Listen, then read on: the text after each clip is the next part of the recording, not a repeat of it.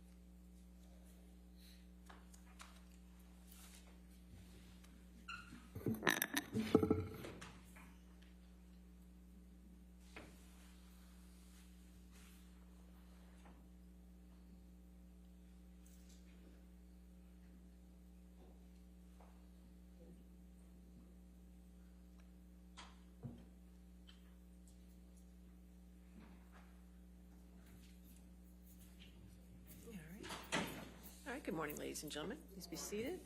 All right, your next witness. Yes, good morning, Your Honor. Mr. Depp calls Officer Tyler Hadden. And ladies and gentlemen of the jury, the first part of the testimony you will hear is questioning by Ms. Heard's counsel, and then we'll let you know when Mr. Depp's counsel takes over the question. All right, thank you. By deposition. Thank you.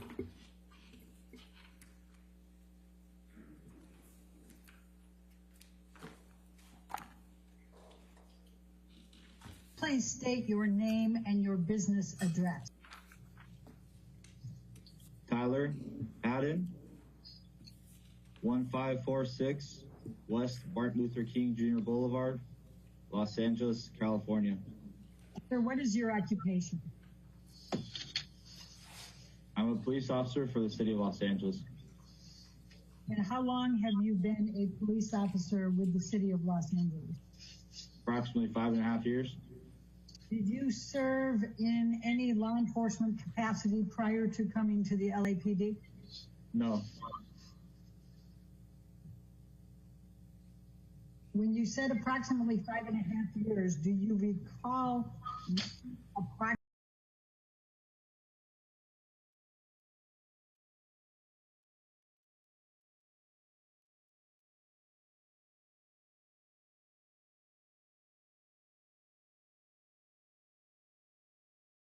you attended after you became employed by the LAPD Your Honor, in November of 2015? Could we turn I that began the volume? academy in 2015, that November.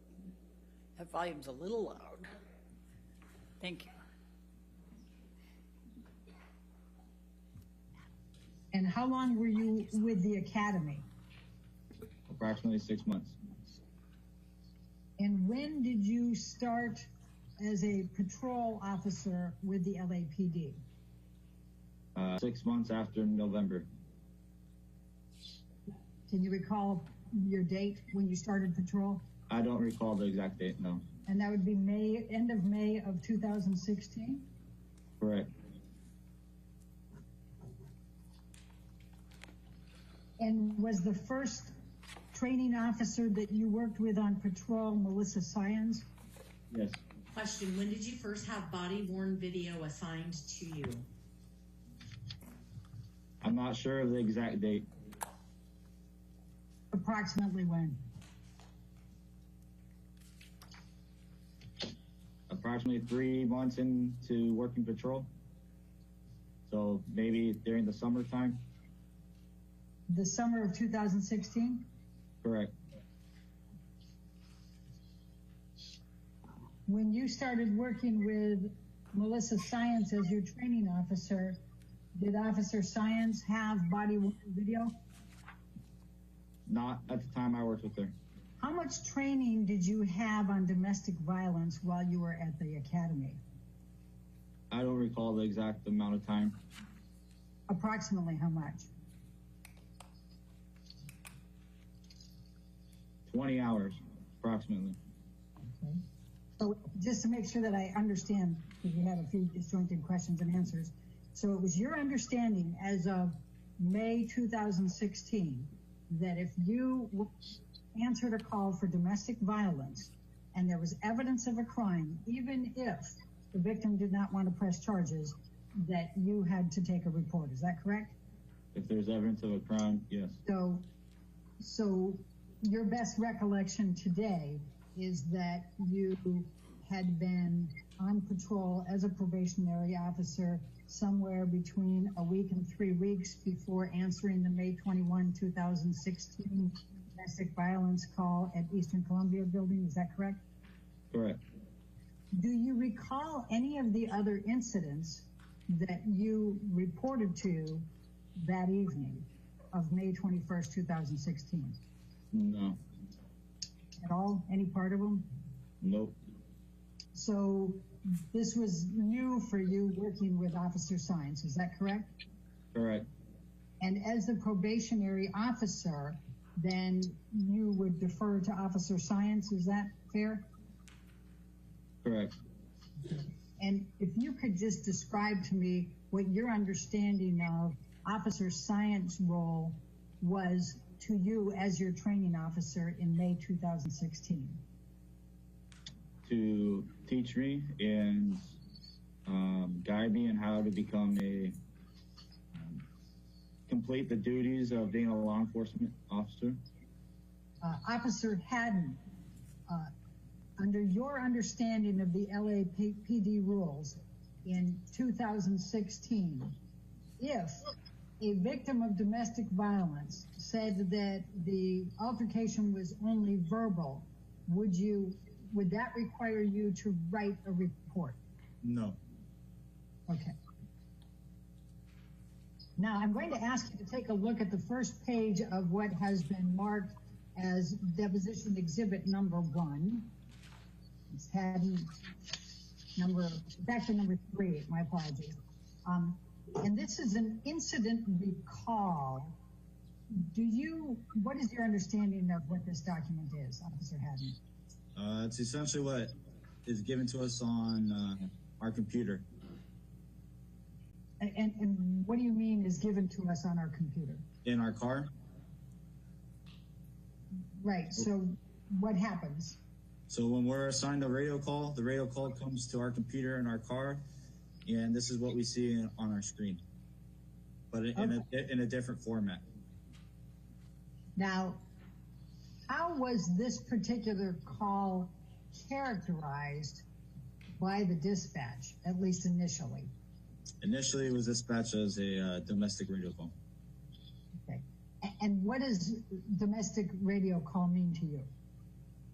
That there's some type of, whether it's disagreement all the way up to a violent crime that's occurred between two people that are in some type of relationship or have some children in common. So, Officer Hadden, this comes out into the system, and it's accessible by all of the LAPD black and whites that are on patrol that night, correct? Yes, whoever is logged in and working that night, I could look up any division's radio calls if I wanted to. And then it has a DS and then ER after stat. What does that mean? DS means dispatched. ER means we're en route. So at 8:46 and 37 seconds p.m., your vehicle was en route to 849 South Broadway, correct? Correct. Do you recall how far away you were? I do not recall. And then it says primary unit, PD 1A1-W3. What is that? That's my call assignment. So the PD is police department. 1A1 is my car assignment. W3 means I work watch 3. Okay. Then we have at 20:57, which is 8:57 p.m., that is AS. What does that mean? At scene. Like we're there. All right. So you arrived at the scene at 8:57 p.m., correct? Correct. What did you do then? We walked to the location.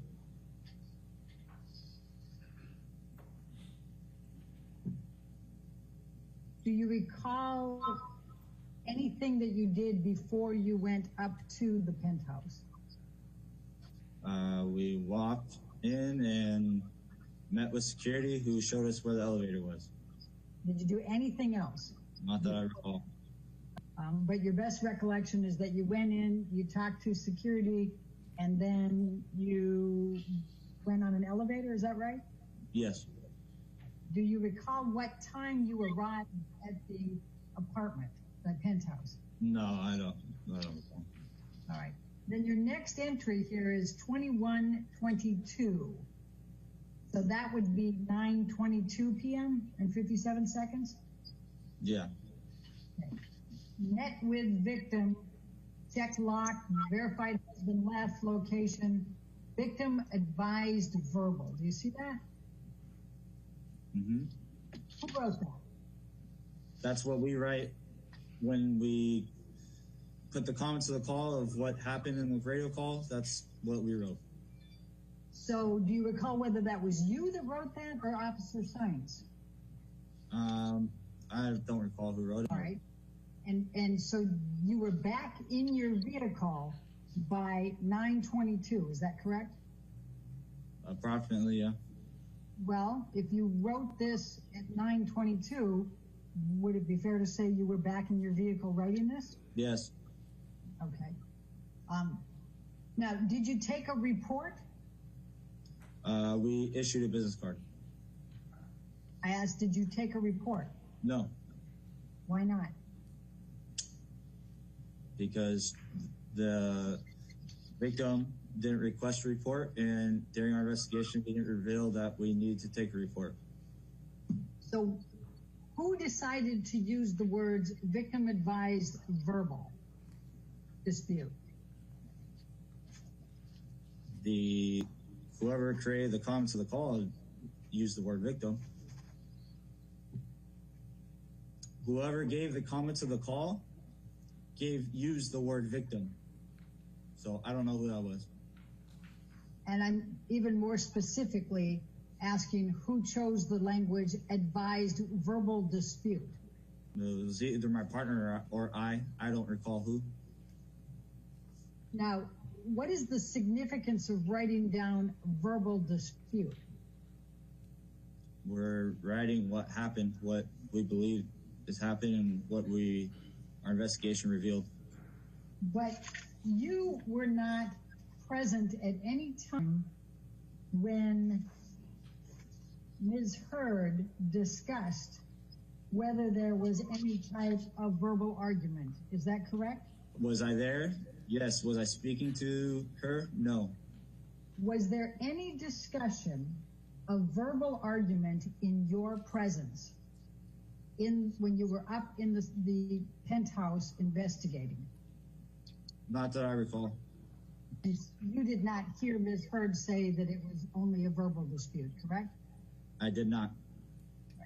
Now, I asked you a little earlier if it's a verbal dispute, whether that triggers having to write a report. And you indicated that it does not. Am I accurately characterizing that? Correct. Okay. Now, here, in addition to the victim advised verbal dispute, says and refused to give any further information.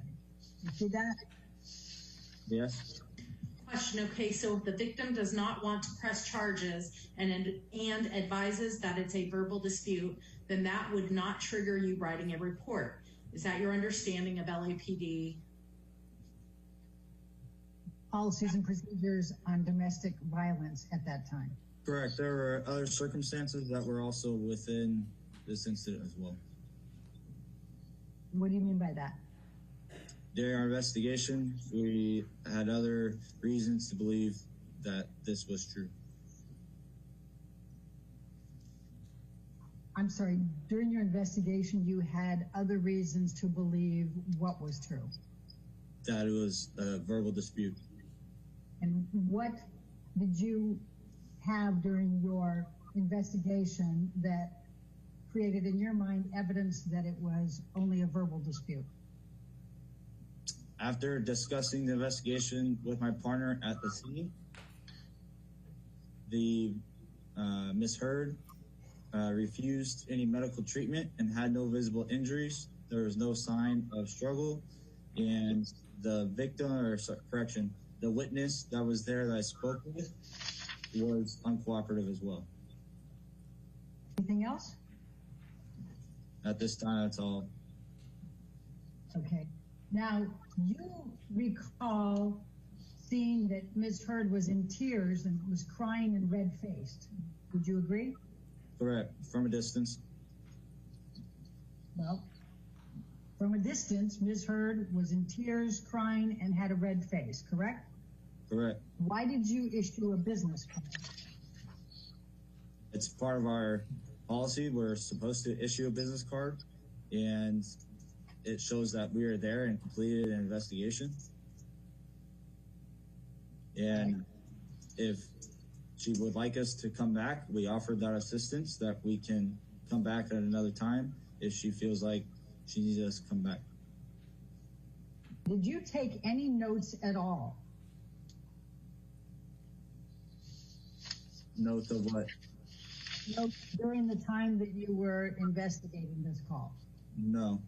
Did you take any notes after you got back down to your car about the call? No. Did you take any pictures? No. Did you record anything? No. Would it be fair to say that on 5/21/2016 at 9:22 p.m., you and your training officer, Science, considered this incident closed? I said, yes, that is correct. At that time, we pressed enter and the call went off my screen, meaning it was completed. Did you ever have anything come up on your screen again relating to this incident that evening? Not that I recall. All right.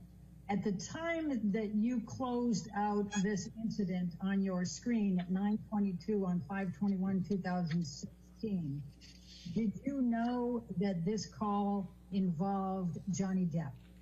No. Did you, at the time that you closed this out on your screen, did you recognize Amber Heard? No, I had no idea who she was. And is it fair to say that you considered these people to be, quote, just citizens, end of quote? That's correct.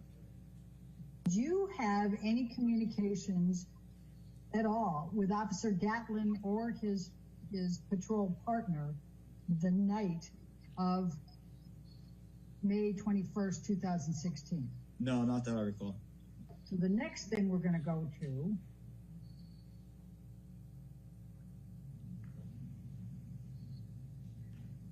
is the CAD summary, which is at page 12 of exhibit number 3. And this is a CAD summary report, and it also has the name DFAR report at the top, and it's for 5/21/2016, and says specifically Officers Hadden and Officer Sines. Do you see that? Yes. Typically, when you would arrive for your shift, was there a period of time that you would do things maybe at the precinct or whatever before you get into your vehicle and log on and go forward? Yes. All right. What typically would you do back in 2016? I would change, put on my uniform, and then I would have a roll call where we'd be given our assignments, and then we would stand in line, check out our equipment, check out our car, and then we have to go put our equipment in the car, and then wash the car, vacuum the car, gas the car, and then go and find out if there's any radio calls pending. Okay. And so how long would it typically take for you to do all those things, from putting your uniform on through the time you start checking for radio calls? I'm not sure, approximately an hour. All right. How many people, how many police officers, patrol officers were part of that roll call? I don't know the exact number. I would say approximately 30. Okay. And when you said you had to stand in line to check out your equipment, was it all 30 of those patrol officers that would get in line and check out their equipment? Yes, and supervisors. Okay. And what equipment were you checking out that night? A shotgun, a less lethal shotgun, mics for our cameras inside the car, pouches for our mics, batteries for our radios, keys for the cars, taser. I think that's about it right now. Do you have a recollection of there being cameras inside your car back on May 21, 2016? Yes, I believe so. Now, when you arrived at the penthouse, you saw that there was a female holding and embracing Ms. Heard, correct? I believe it was when I was leaving the location, when we were getting ready to leave. Okay. Now, you believed that Ms. Heard was uncooperative because she was being emotional, crying, was refusing that she was hurt, and she didn't know initially whether she wanted to file a report or not, and then she didn't want to file a report, correct? Correct.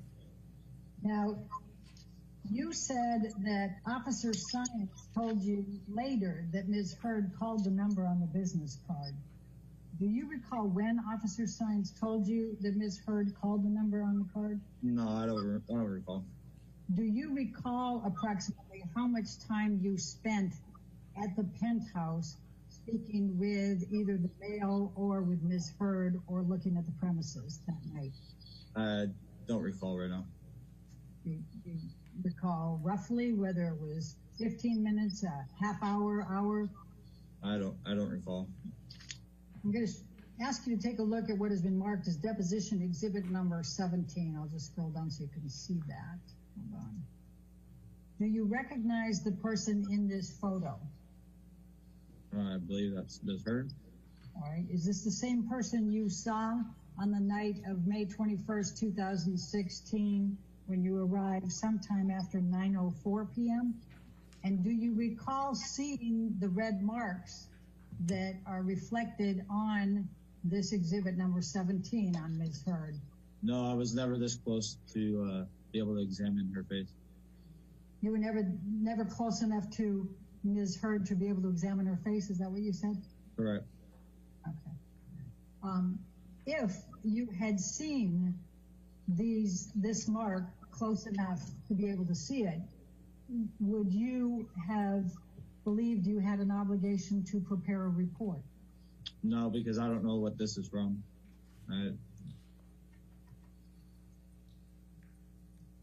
Would you agree it's a red mark on her face? I'll ask you.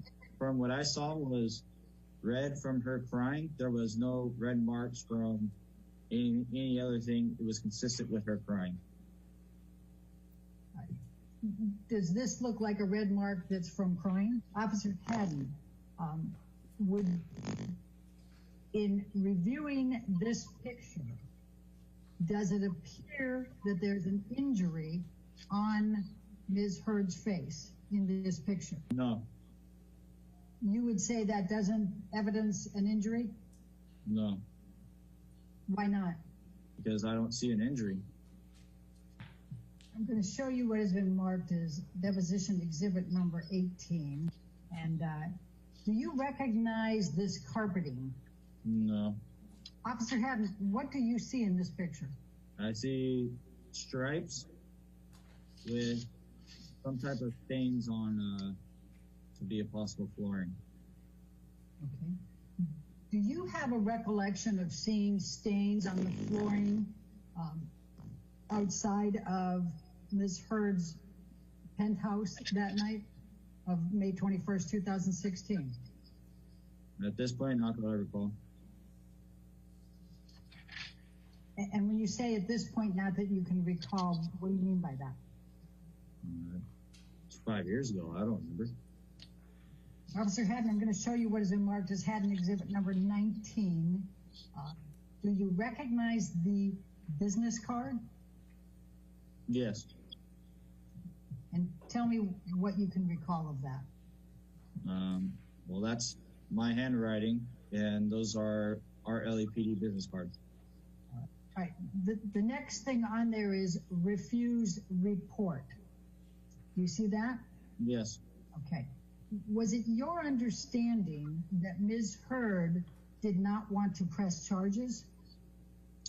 She spoke with my partner, and that's what my partner advised me. Okay. Were you ever in the room when Ms. Heard either, quote, refused report or refused to press charges? I believe we offered her one final chance before we gave her the business card if she needed medical treatment or a report, and she declined at that time, and that's when we issued this business card. And what did you mean by report? An official investigative report. Is that the victim's choice to write, whether you write an official investigative report? Yeah. A citizen can ask for a report for anything, essentially, with LAPD. But do you have an obligation as an LAPD patrol officer to write a report if you see injuries or property damage? If there's evidence of a crime, yes. And when you say if there's evidence of a crime, would injuries and property damage constitute evidence of a crime? If there's evidence of a crime, yes. Okay. Is there something different about what you're saying than what I'm asking? Well, I'm trying to understand when I say if you see evidence of injuries and property damage, is that evidence of a crime in your mind? Yes, if the person didn't do it themselves. I mean, I can damage my own property and it's not a crime. Okay. Did you have any reason to believe that Amber Heard created any injuries to herself or to the property at the time you were there on May 21st, 2016?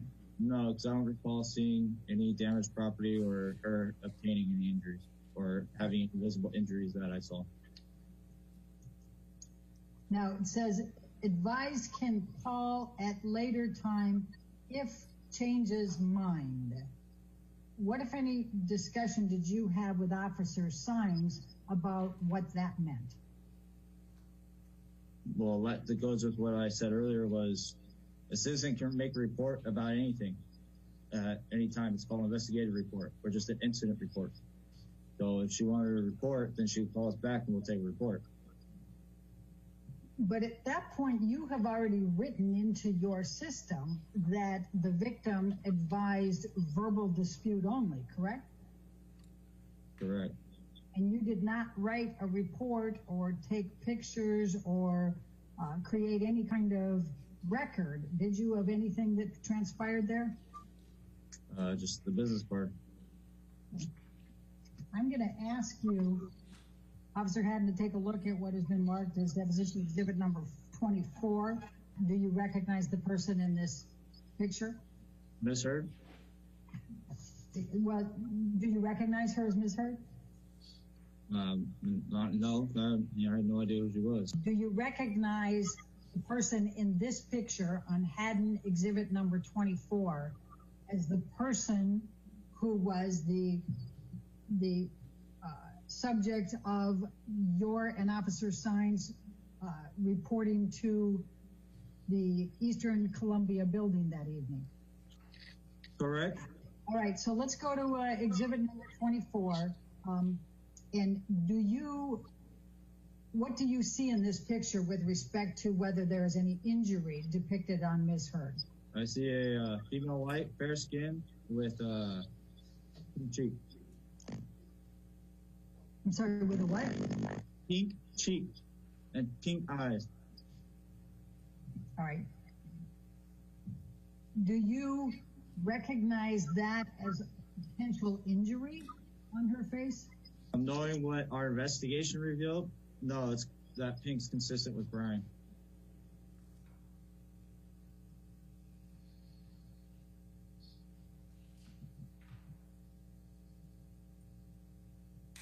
What do you mean by what your investigation revealed?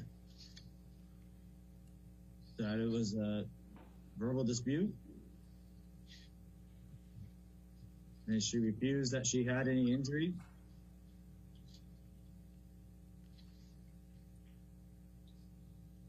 And just so we're clear again, you were never in the presence of Ms. Heard when she at any time said it was only a verbal dispute, correct? Correct. Now, would you as a police officer investigating, if you saw this, what's depicted in this picture, would you believe that you need to investigate further? Yeah, I would need additional information. Just because I see a female with pink cheeks and pink eyes doesn't mean that something happened. They should be sad and crying that their dog died. Did you engage in any further investigation? No, the only investigation I did was part of speaking with my partner, and then Speaking with the witness. With the witness, the next door neighbor. And what did you discuss with the witness, the next door neighbor? I tried to obtain information of what occurred. What did you ask?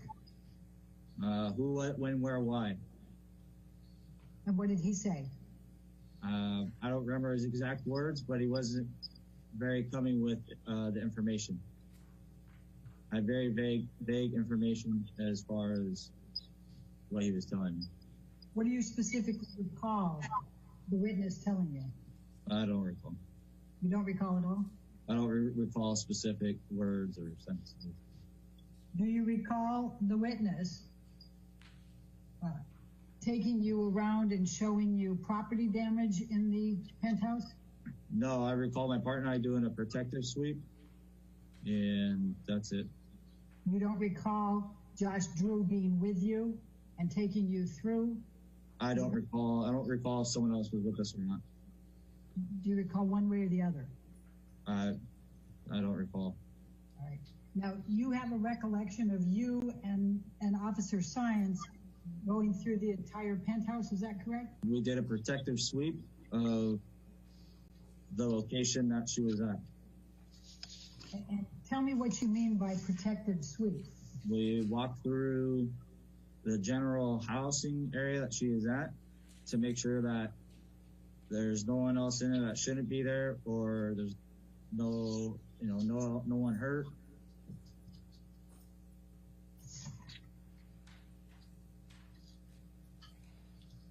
Do you recall how many rooms you went through? No, I don't.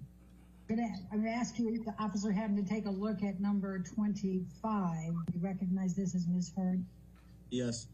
All right. And do you see any injuries depicted on this picture? No. I'm going to show you what has been marked as exhibit number 26. Do you recognize this as Ms. Heard? Yes. Okay. Do you see any injuries in this picture? No. I'm going to ask you the same question. Exhibit number 27. Do you recognize this as Ms. Heard? Yes. And do you see any injuries in this picture on Ms. Heard? No. I'm going to ask the same questions. Officer Hadden, I'm going to ask you to look at Hadden exhibit number 28. Do you recognize this as Ms. Heard? Yes. And do you see any injuries depicted on Ms. Heard's face in this picture? No. I'll show you exhibit number 29. Do you recognize this as Ms. Heard? Yes. Do you see any injuries on Ms. Heard in this picture? No. Now, you indicated that you and Officer Sines went through the apartment, correct? Correct. We did a protective sweep. Protective sweep. And in doing the protective sweep, you did go in the room, correct? Well, I mean, I don't know exactly where we went, but we walked around what she claimed was her living quarters. Would you agree that if Ms. Heard displayed injuries at the time that you reported to her residence after the domestic violence call, that you would have had an obligation to prepare a report? If there was injuries or a complaint of pain, yes. I'm sorry, injuries or what? Complaint of pain?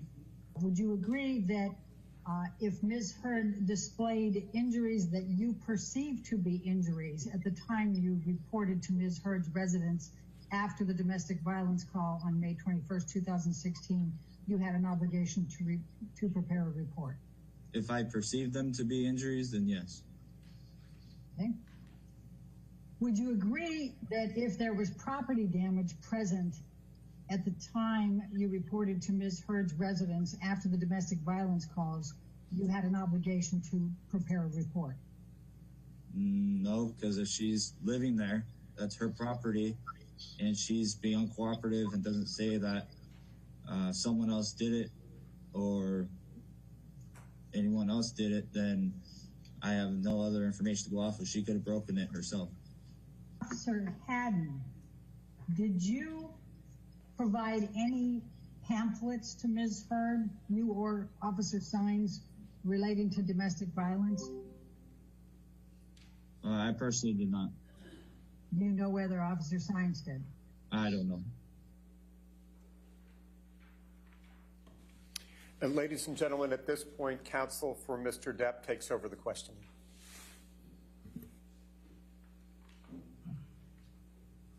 Did you see Ms. Heard's face on the evening of May 21, 2016? Yes, On how many occasions did you see her face? I believe 2. And the first time you saw her face, how close to her were you? I don't recall exactly. I think it was approximately 10 feet. Did you perceive any, did you have any problems with your eyesight at that time? Objection. No. Did you have 20/20 vision as of May 21, 2016? No, I wear contacts though, so I can see perfectly fine. Were you wearing your contacts that evening? Yes, Did you have any trouble seeing the contours of her face the first time you saw her that evening? no, Did you perceive any signs of injury on her face or anywhere else on her body that was visible to you? no.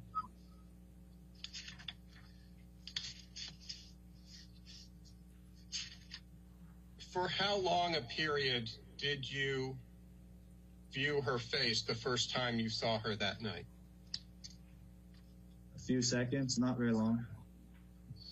And how much later was the second time you saw Ms. Heard?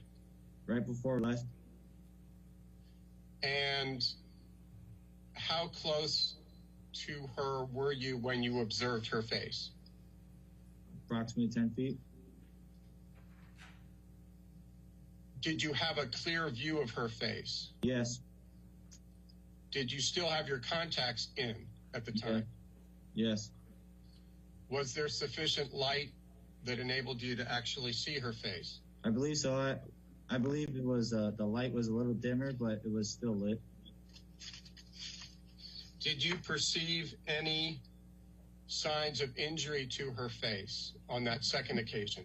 No, Did you see any swelling of any kind on her face, either during the first time you saw her or the second time you saw her that night? no, Did you see any marks on her face, either the first time you observed her that night or the second time you observed her? just the redness, which was consistent with her crying. Did you see any time that night any indication of any bruising on her face? No, Did you see at any time that evening any indication or any sign whatsoever of any injury to her face? no, And going to your, was it the security, what was the term you used? The security sweep, is that correct?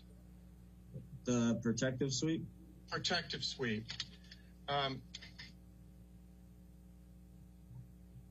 During your protective sweep, was your access barred to any part of the penthouse? My access what? Sorry. Did you have free access to the penthouse? The witness that was there, he kind of, I believe he guided us kind of through the place. I don't know, wherever he guided us through. Did you see any broken glass anywhere in the penthouse where you did the protective sweep? Not that I remember. Were you looking for any signs of a disturbance? Yes. Why were you looking for signs of a possible disturbance? Signs of or any evidence that a crime has occurred. Is that standard procedure, a police procedure? Yes. And why do you look for potential signs of vandalism or disturbance to property in the course of a domestic violence allegation or possibility? Just because that tends to happen when some type of domestic altercation occurs between two people. Did you see any sign of any kind of property damage or vandalism that evening? Not that I recall. Did you see any signs of spilled wine on the Objection. floor? Not that I recall. If they were visible or a complaint of pain. Do you recall some questioning from Ms. Heard's counsel, Ms. Bredehoft, about a man who led you through the penthouses on the evening of May 21, 2016? Yes. Did you describe him as uncooperative? Yes. Let me ask another question. Was he cooperative with your inquiries that evening? No. What do you mean by that? I attempted to gather information of who the husband was, and what occurred, and where he possibly went, so we could interview kind of all the different parties. And he wouldn't even give me a name of who the husband was. And how long did you interact with that person who in fact is Josh Drew? I'd say approximately 5 to 10 minutes. Did he report to you in words or substance that any domestic violence had occurred? I don't recall any exact verbiage he said. Did he report to you in words or substance any vandalism? No, not that I recall. On the evening that you and your partner got a call to the penthouse on May 21, 2016, were you and your partner in a particular hurry to close out this incident? No.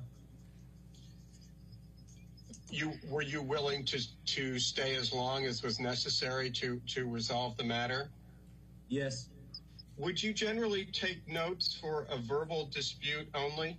When we disable the call and we get rid of the call, we leave our comments of what occurred and what we did in that call. Would you generally write a report for a verbal dispute only? No, unless it's at the request of one of the parties.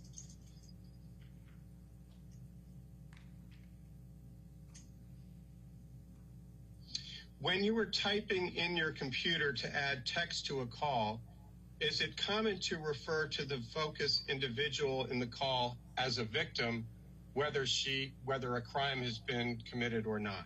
Yes, because that's how the call was broadcasted and created. Ladies and gentlemen, at this point, counsel for Ms. Heard completes the questioning. Now, there was another woman that was present as well, correct, that night? I believe so, yes. Do you remember testifying earlier that at the end she was holding and embracing Ms. Heard? Yeah, I believe she was sitting on the couch with her when we left. Did you interview that woman? No, she was with Miss Heard when my partner was speaking with her, I believe. I never spoke to her.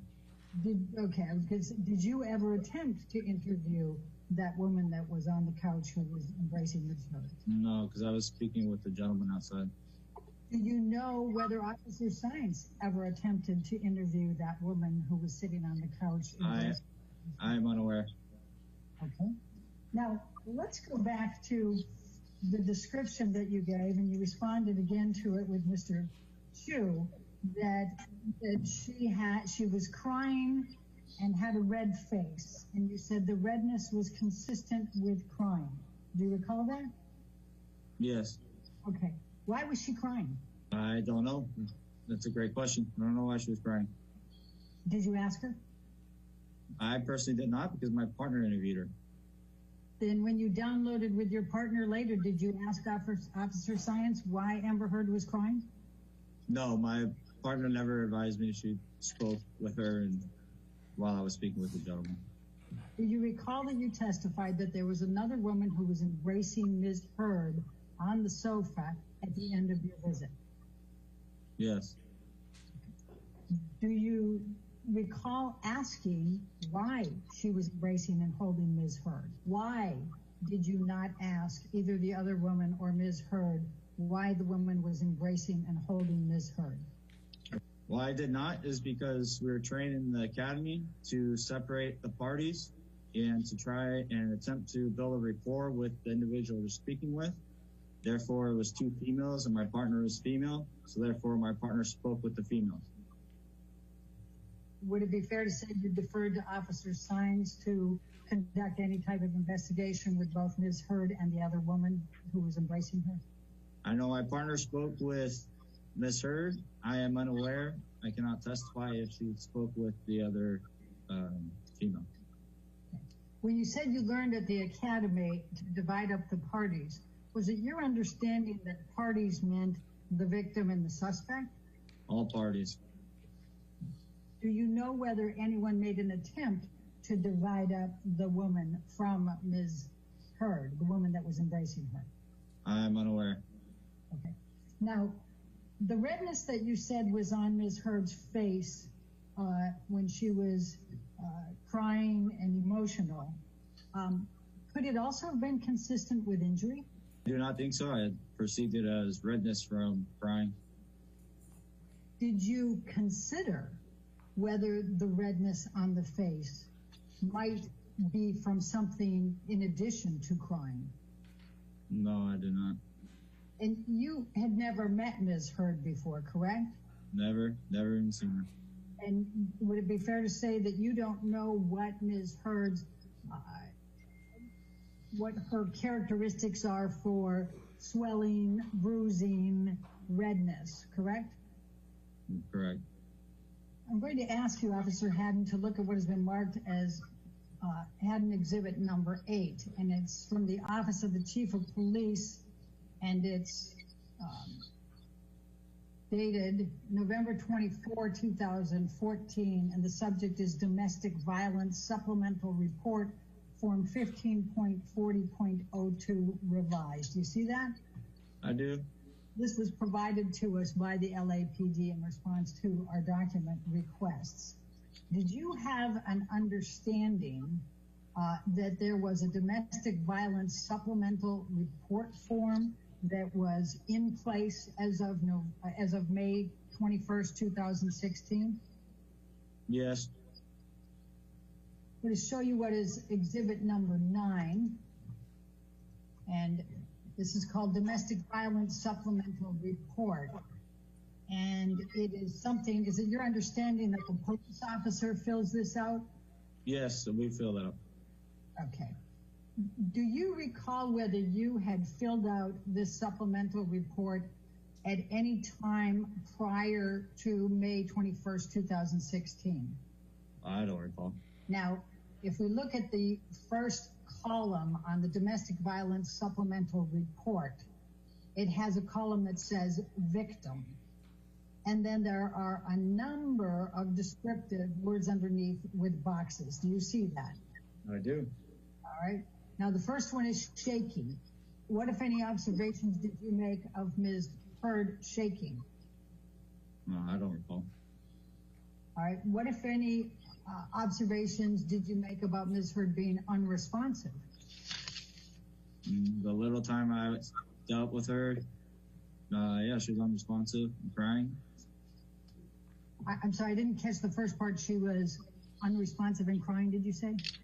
Yes. Okay. And I guess you've answered the third one here, that she was crying, correct? Yes. All right. And what, if any, observations did you make whether Amber Heard was scared? I didn't. You didn't what? I did not observe. I'm sorry. Are you finished with that answer? It sounded like it was a half. I just want to make sure you were. Yeah, I did not observe her being fearful. Okay. But Ms. Heard did not want to file a report, correct? Correct. She did not want to press charges, correct? Correct. And she did not want to tell you the name of her husband, correct? I don't know because I didn't talk to her. Well, do you recall testifying earlier that Ms. Heard was uncooperative? Yes, she was uncooperative with my partner. All right. And do you recall testifying that Ms. Heard was uncooperative because she was emotional, she was crying, she wasn't sure whether she wanted to file a report or not, and she was not, then she said she did not want to? Yes, that's what she had spoken with my partner about. Do you know why Ms. Heard did not want to file a report, or did not want to press charges? No, I did not. Officer Hadden, I'm going to show you what has been marked as deposition exhibit number 10, and I'm going to have you looked at it. It starts out with Field Notebook Divider Domestic Violence Laws, LAPD Form 18.30.02. And it has the date. This is date of January 31, 2010 at the bottom with the footnote. I'm going to just direct your attention here to case preparation, and this is relating to domestic violence laws. Case preparation says, note the complainant's emotional and physical condition. Do you see that? Yes. Okay. And then ensure all evidence is gathered and preserved, e.g. bloodied clothing, damaged bones, damaged property. You see that? Yes. Okay. Did you or Officer Sines provide any kind of notes relating to Ms. Heard's emotional and physical condition on May 21, 2016? No. Did you or Officer Sines ensure all the evidence was gathered and preserved, including the damaged property? I said no, and all these things would have been documented if there was a report. All right, let's go to the next bullet point. It says, ensure photographs are taken of injuries or lack of injury to complainant and accused, both the day of and day after. Did you take any photographs to show a lack of injury? No. Did you take any photos to show a lack of damage? No. All right. And then this next one is ensure photographs are taken of the scene and damaged property, etc. So I've already asked you that one, so let's go to the next one. Canvass location and interview all witnesses, including children, neighbors, law enforcement. Did you do that in this instance? Yes. Who did you interview? I spoke with the gentleman. All right, anyone else? No, that's it. Now, there were 2 females present in addition to Ms. Heard, were there not? Yes.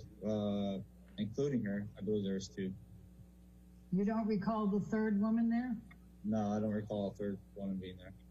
All right. Did you ask if there was anybody else that was present who had witnessed any aspect of this? I don't recall exactly, but... Let's go to exhibit number 11. So what did you determine this call was after your investigation? Dispute, a verbal dispute. It's not against the law to argue. I argue in my life. So you decided that there was only a verbal dispute, therefore it didn't constitute domestic violence? From the information or lack of information I was able to receive from the witness and the information my partner gathered, yes. Is it your understanding that a police officer can be brought up on charges of misconduct if they engage in neglect of duty? Yes. All right. Is it also your understanding that a police officer can be brought up on misconduct charges at the LAPD if they violate department policies, rules, or procedures? Yes. And is it your understanding that a police officer can be brought up on charges of misconduct if they engage in conduct which may tend to reflect unfavorably upon the employee or the department? Yes. All right. Thank you. Your next witness is by deposition also. I assume you need a few minutes to switch that out, or are you ready to? We're ready. Well, actually, I think we still have Oh, I think that's right. Okay, well, we go ahead and, it's early, but let's go ahead and take a morning recess for 15 minutes so we can take care of that and get it set up with the next deposition, okay? So don't talk to anybody and don't do any outside research, all right?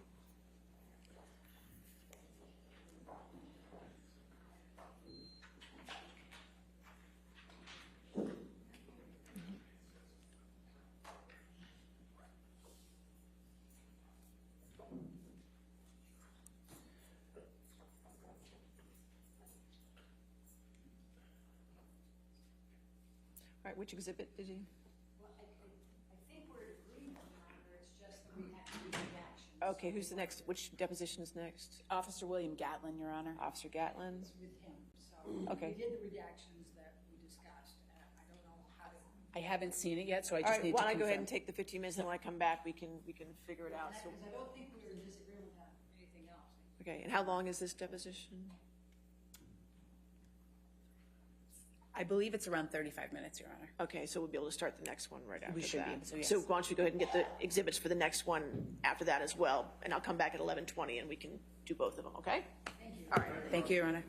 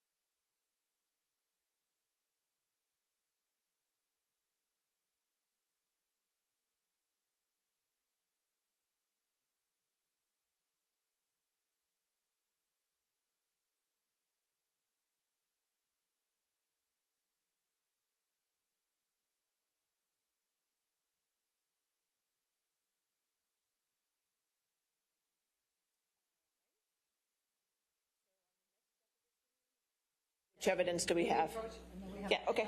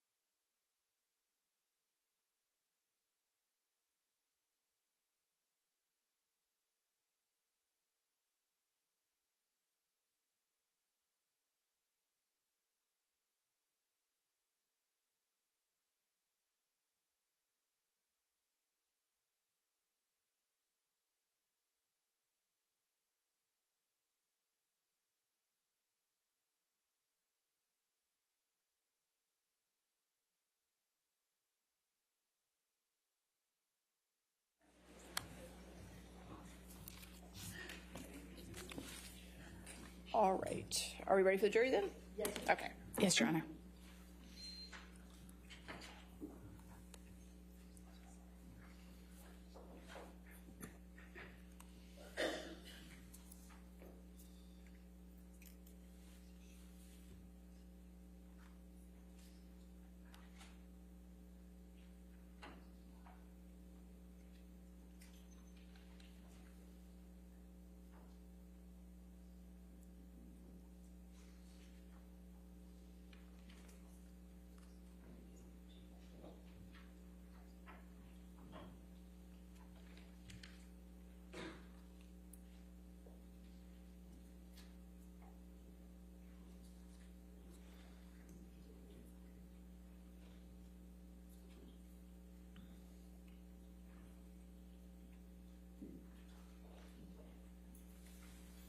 All right, thank you. All right, your next witness? Okay. Officer Gatlin. Can you just spell the last name for me and for the court reporter? Gatlin. Okay, thank you.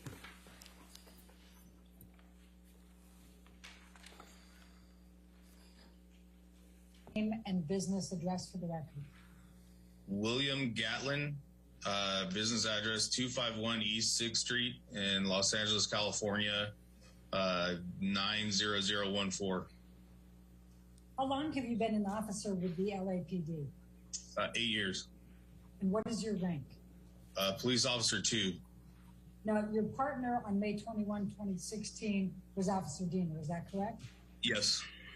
You were wearing your body cam on Yeah. May 21, 2016? Yes. When were you first assigned body cams?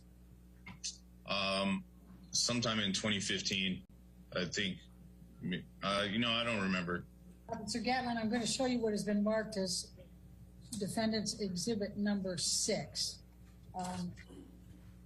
And I'm going to go ahead and go down to the second page.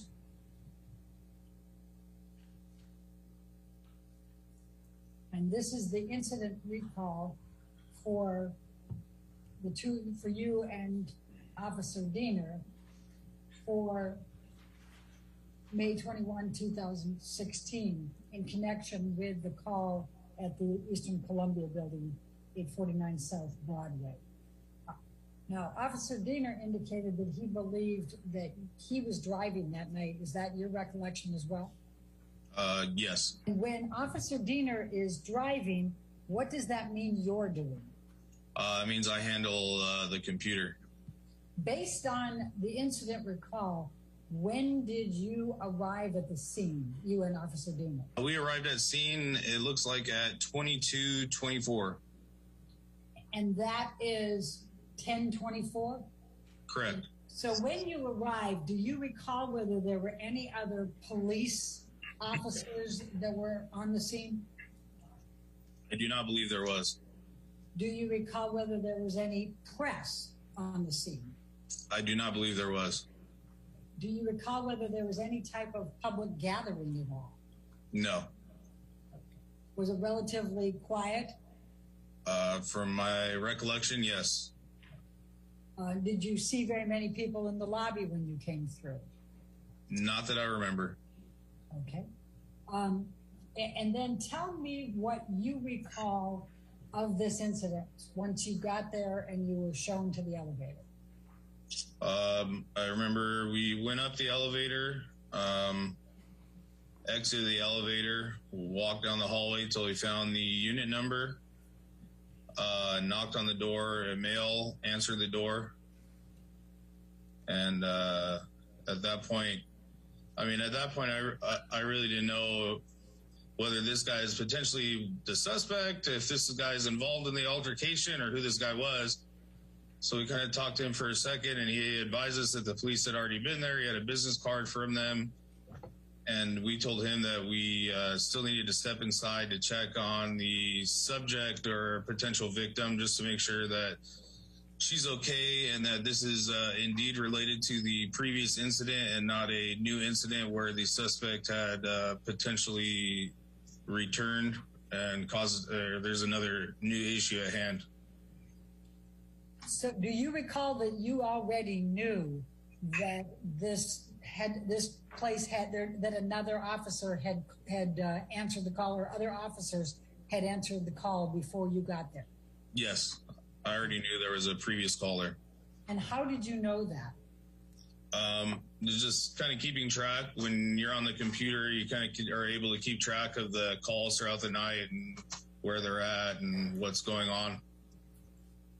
And did you know that Officer Sines and Hadden had been the ones who had answered the call earlier? I believe so. Okay. Did you speak with Officer Sines or Officer Hadden before you went to the Eastern Columbia building? No. I'm going to take you down to the same exhibit, the page that's Bates stamp numbered LAPD 11. And I'm going to ask you, this is a TOMSG data log. Do you recognize this document? I've never seen this before. I've never seen one of these documents before. All right. Do you have a recollection of receiving an administrative message at 22:22:30, which would be 10:22:30, saying incident 4756 is the same incident as yours, 1A1 handled earlier, doubt she called back, probably just delayed response?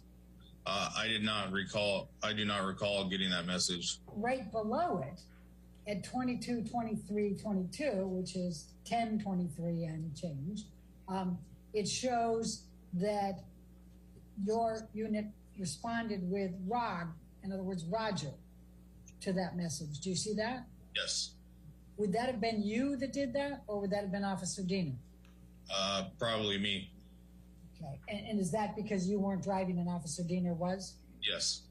Okay. So does this refresh your recollection of what had been communicated to you and why you knew that someone had already answered this call earlier? Yes. Are you familiar with the term cycle of violence? Yes. Well, typically, do you make arrests on domestic abuse calls? Sometimes we do, and sometimes the other party is no longer at scene, and we would just take a report. Okay. Are there times where they just refuse to cooperate and you just left?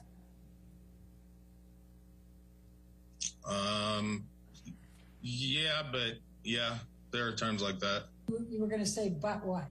I guess like the totality of the circumstance based on just because someone's uncooperative doesn't automatically mean that we'll just leave. If we're, observe some kind of injuries, or if there's a third party witness that's cooperative, that could lean in, where even if the victim's uncooperative, that we would still take some sort of action.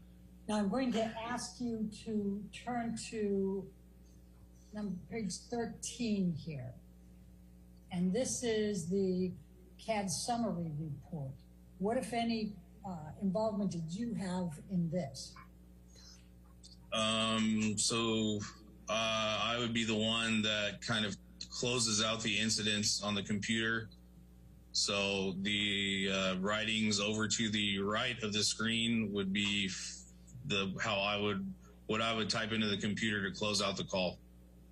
And so you would have typed in related to previous incident, verbal argument only, checked residence? Yes. Who told you that it was a verbal argument only? Based on the knowledge I had of the previous call, I'm able to see potentially how they closed out the call, and I could have seen it from there. So you could have gotten this from A1A. 1A1. 1A1, yeah, their report, Officer Sines and Officer Hadden, and then just repeated it here. Yes. Okay. Do you have any recollection of anyone in the apartment up in Penthouse 3 saying that there had been a verbal argument only? Not to my recollection. Well, let me just jump back to the events of May 21 for a moment. Were you aware that that was the apartment of Johnny Depp and Amber Heard? No. When did you first become aware of that? I don't remember. Are we talking months, days, hours? It was a couple days. And do you remember how you learned of it? No, I don't. And did you know who Johnny Depp was at that time? Yeah. And were you a fan of Johnny Depp's as of May 21, 2016? I guess I liked a couple of his movies. I don't know. I'm not like rushing out to go see him or anything. I don't know. Are you a fan of Johnny Depp's today? I can remember the last movie I saw of his. Did you know who Amber Heard was as of May 21, 2016? I was aware that there was an actress by the name of Amber Heard, but I was not totally familiar with her or any of her work. When you saw the name Amber Heard on the incident recalls, did it register with you that she was an actress? No. Did you recognize Amber Heard when you came to the apartment on May 21, 2016? No. How close did you come to Amber Heard while you were in the apartment?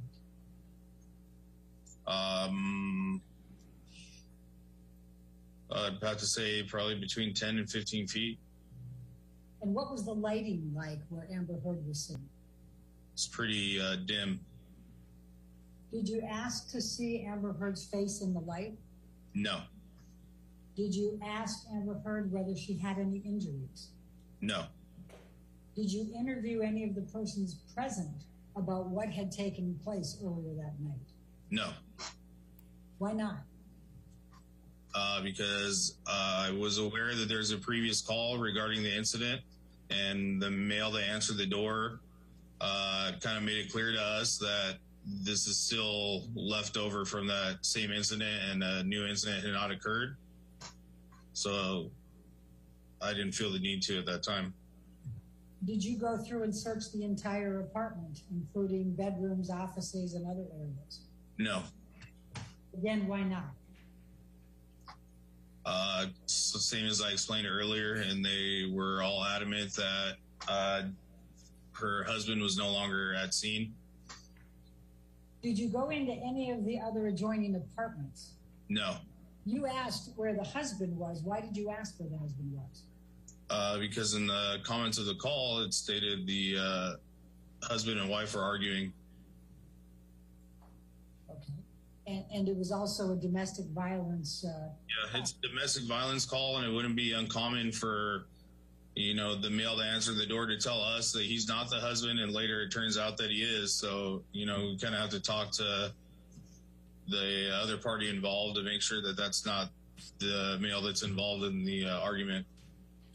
Did any of the four people that were in the apartment identify Johnny Depp as that male? No. Was there any effort by any of the people in that apartment to get you to press charges or investigate further? No. Would you say the people were reluctant to even have you come into the apartment? It felt that way. And what occurred that made it feel like that to you? That they didn't want to they didn't want you in the apartment. Just the way that the male was acting to answer the door. He kind of just said, "Oh, let me just go grab the business card from the previous call." And then even still, when we had went inside, it didn't seem like anybody was particularly eager to talk to us. I'm going to ask you to take a look at Exhibit 1, Defendant's Exhibit 1.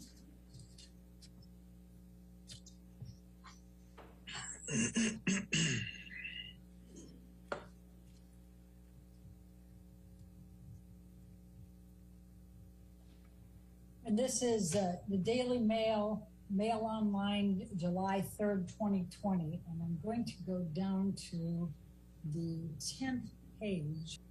What, if any, evidence did you observe when you went to the penthouse on May 21, 2016, that Amber Heard and her friends were attempting to concoct an abuse hoax to set up Johnny Depp to be accused of domestic violence? None that I can recall. What, if any, evidence did you see of Amber and her friends spilling wine and roughing the place up? None. And what, if any, evidence did you see that Amber and her friends had concocted and gotten their story straight and were relaying them to you when you arrived? None. Did Amber or her friends at any time while you were at the apartment on May 21, 2016, claim that Johnny Depp had committed domestic violence of Amber? Not to me, they didn't. Did you see them do that to Officer Diener? No. What, if any, efforts did Amber Heard make to come over and to show you any evidence of injuries? None. And what, if any, effort did Amber Heard or her friends make to try to show you any type of property damage? None. And what, if any, evidence do you have that Amber or her friends placed a second call to 911? I don't have any evidence that it was one of her friends. I just know that there was a second call placed. Well, actually, if I can recall, I think it said that her friend was on the phone with her and heard her arguing with her husband. Who said that? I believe that's what the incident recall said. Did you ever provide a sworn deposition saying that you saw no evidence of a crime at the penthouse before today? No.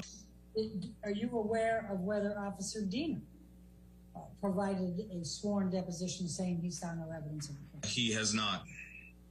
Now, this call came in at 20:30, which is approximately 8:30 regular time, PM, right? Yes. Okay. And then a little bit further down, just 7 minutes later, comes a duplicate call that appears to come from the New York Police Department. So Yes. there were roughly 7 minutes of each other, correct? Yes. Did you see that when you were looking back at trying to look at the history? I believe I saw all of this. Did you see in any of the incident recalls or any of the documentation that you reviewed that the officers, Officer Science and Hadden, reported to the scene, left the scene, closed out, and then another call was made to come to 849 South Broadway? Yes. What did you see? The second call created was the one that we had received. And it says, this is 2209, which would be 1009, right, roughly? Yes. It says, teletype from NYPD ICAP. Female stated she was on the phone with her friend. She began screaming at her husband. Subject, Amber Heard. Husband, Johnny Heard. Male, 53 years old, 5'11", NFD, NFI. Do you see that? Yes. Okay. But that's New York Police Department. And back here, it says New York Police Department, correct? Correct. Okay. But after you communicated down here,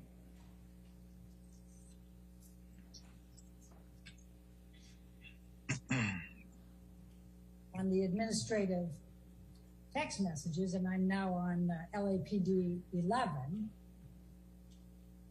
this is 2222, you now know it's the same incident as yours and 1A1 handled earlier. Doubt she called back, probably just delayed response, correct? Yeah, this is just a message from another unit. So, I mean, just because they're basically just sending me a message that it's related, you know, it doesn't mean that it's exactly the same call. By the time you showed up at the door of Penthouse 3 at the Eastern Columbia building, you already knew that Officer Science had handled this call, and you were just double checking to make sure that the perpetrator wasn't there and that everybody was okay, correct? I was aware that Officer Science had handled a call at that location earlier, but it doesn't mean that I treat it as if it's handled already. We still have to get there and speak to them and make that determination that it's not a completely new incident. Okay. And you did that, right? Yes. And you put in the system for this call.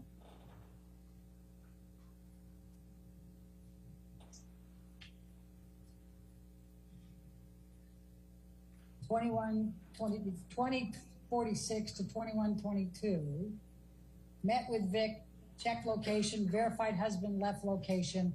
Victim advised verbal dispute and refused to give any further information. Actually, that was Hadden and Sons, right? That wasn't me. I didn't put that in. And then what you put in, that was why I couldn't find it. You put in 2217, and I'm sure you weren't there till 301, but we talked after some dates about that. You put in related to previous incident, verbal argument only, checked residence, correct? Yes. Okay. And your putting verbal argument only was based on what you had reviewed with Science and Hadden, correct? Yes. I'm going to show you what has been marked as defendant's exhibit number 2, and it's a picture, it's a portion of a video clip from the ECB building, and it has 5/21/2016, and the time is 22/28/14. Do you recognize the person in this picture? Yes. And who is in this picture? Officer Diener. I'm going to ask you to take a look at defendant's exhibit number 3, and that's reflecting a video clip again, and it's dated 5/21/2016 and says 22/28/15. Do you recognize the person in this? Yeah, that's me and Officer Diener. I'm going to show you now the video cam footage. I've got the 2 from yours and from Officer Diener, so I'm going to go through and show those to you.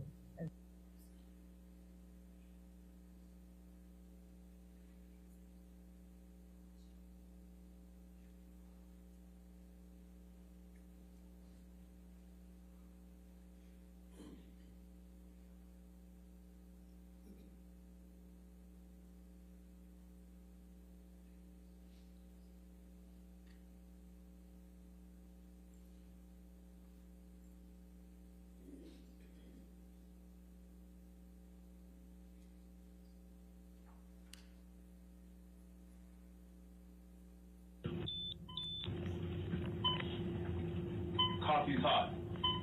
Burning up. Word round to penthouse 3. Penthouse. Be advised, we're stepping out onto the penthouse floor.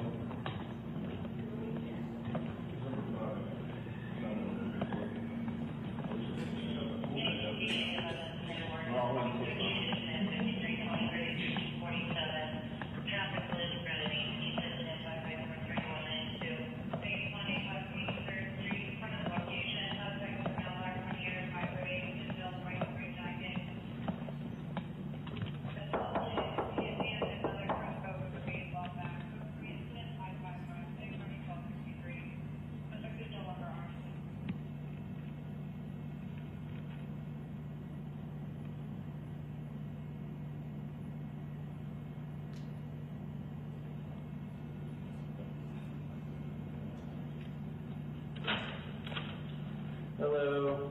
Officers. How you doing? Doing all right. You guys had somebody come out here earlier already? Yes, we did. Oh, okay. I can't remember their names offhand. We have the card inside. Cyan, maybe? Yeah, we got another call. I don't know if it's related to the same call from earlier or if somebody called again. Probably. We just need to check. One of you guys know someone in New York or something? Yeah, she probably called twice. Okay. Yeah. You just talk to your wife or just make sure it's Oh, it's not my wife. okay. Whoever Different conversation. Oh, okay, yeah. Well, whoever it is, I'm gonna step out. We just gotta check on and make sure they're all good. I'll go get the business card from the cops. Yeah, I don't know. Just because we got another call and we came again, we still gotta make sure. Give me 1 second. Back up, please, back up. Can we just come in and just check? We just need to make sure everybody in here is okay and then we. I called twice. Yeah. I don't know if she called twice or whoever called, but we just got another notification. So. We just need to come in and make sure that everybody's okay. Yeah. They're all good? Nobody else is in here? No. Okay. The other officers came by and checked the apartment and the other apartment as well. Yeah. It must have been like a double call. Okay. Who's Amber? You, okay. And Johnny Is definitely not here. is not here? Okay. Left probably like 2 hours ago. Okay. Yeah. All right, cool. Everything's all good then? Now it's, yeah. All right. Thank you. Well, if you guys need anything else, just call us back. Okay, thank you very much. You have a good night.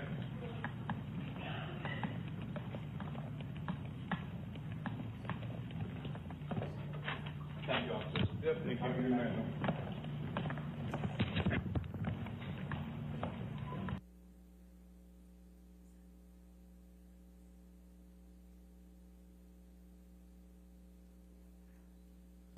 So this one is defendant's exhibit number 4.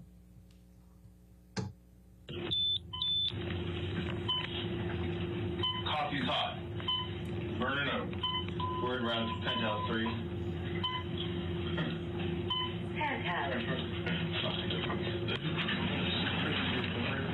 Before we go further, can you show you now that you're putting verbal and says 22, 28, 15. Do you recognize the person in this? Yeah, that's me and Officer Diener. I'm going to show you now the video cam footage. I've got the two from yours and from Officer Diener. So I'm going to go through and show those to you. As we go. So this one is defendant's exhibit number 4.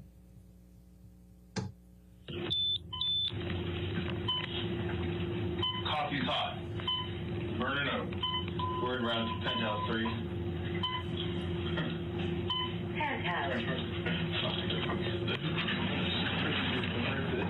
Be advised, we're stepping out onto the penthouse floor.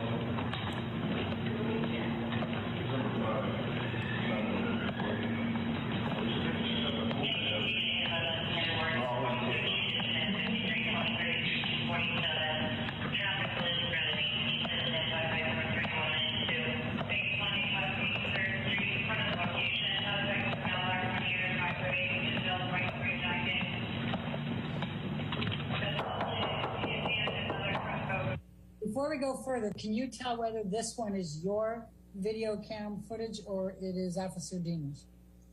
This appears to be Officer Diener's. And so that's you over here? Yes. Can you tell whether it's you or Officer Diener that's saying Officer Signs? I cannot tell. Okay. How did you know that it was Officer Signs who'd been there?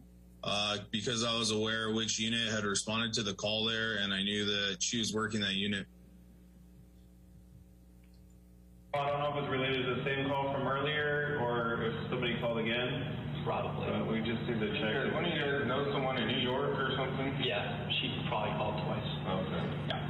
You just talk to your wife just to make sure. Oh, it's not my wife. Okay. Whoever. Different conversation. Oh, okay. Yeah. Well, whoever it is, step out. We just gotta check on them, make sure they're all good. I'll go get the business card from the cops. Yeah, I don't know. Just because we got another call and we came again, we still gotta make sure. Give me 1 second. Now, would you say, and I'll represent this as Josh Drew, and he's already provided testimony. Would you say that Josh Drew was discouraging you from even coming into the apartment or seeing Amber Heard? Yes. Yeah. I don't know if she called twice or whoever called, but we just got another notification. So It must have been today. we just need to come in and make sure that everybody's okay. Yeah, They're all good. Nobody else is in here. no. The other officers came by. All right. Officer Gatlin, can you tell which one of these people is doing the talking, of these 3 girls, women? I can't tell for certain, but it appears to me it's the girl in the middle. That's the one that's leaning forward with the white shirt. Do you know which one of these is Amber Heard? From this view, I can't tell. All right. Do you know what color hair the person that's the most forward, that's in the middle, has? I can't tell from this. Okay. Can you tell what color hair the woman, the furthest right is? It's in front. I can't tell. It looks like her head is in a shadow. Okay. Can you tell what color hair the person that's middle but in the back? No, same. Everything looks like the tops of their heads are in shadows. All right. And you believe that the one to the left is Amber Heard? No, I believe that that's the one that's doing most of the talking. I checked the apartment and the other apartments as well. Yeah, okay. It must have been like a double call. Okay. Who's Amber? Okay, and Johnny Is Did you see anybody acknowledge that they identify themselves as Amber? It looks like it was the girl sitting furthest away from me, or furthest away from the camera. Okay. And how would you describe the lighting in there? Pretty dim and dark. You said earlier you thought you were 10 to 15 feet away. How much would you estimate now that you are looking at this on body cam? How far away are you from the three women? I would still say it's in that range. Did you get a clear look at any of these three women? I can't remember. And did you ask to have any of them come out into the lighting so that you could take a better look at them to see if potentially they might have injuries? No. What perception did you have about the level of cooperation of these four individuals with your answering this call? Pretty low level of cooperation. Okay. Now can we bring up exhibit number 5?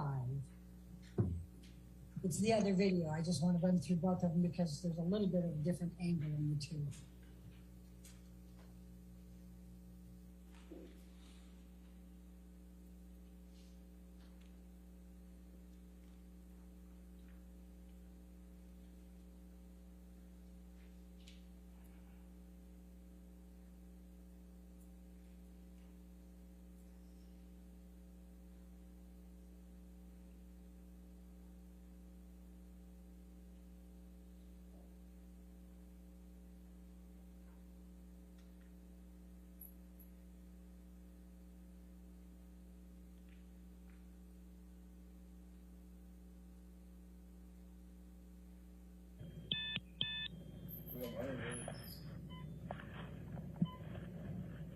Coffee's hot. Burn it up. We're in route 10 house 3.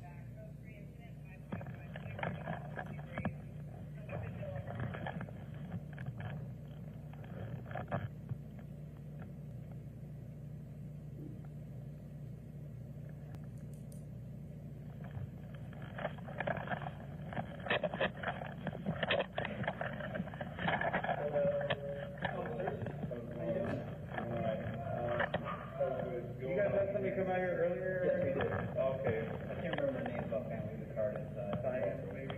Yeah, we got another call. I don't know if it's related to the same call from earlier or if somebody called again. Probably.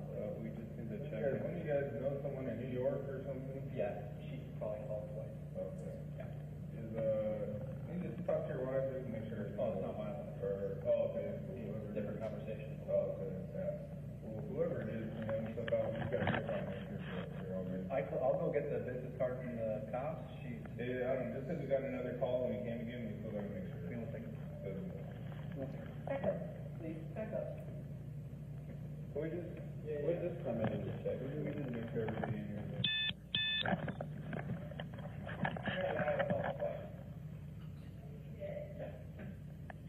don't know if you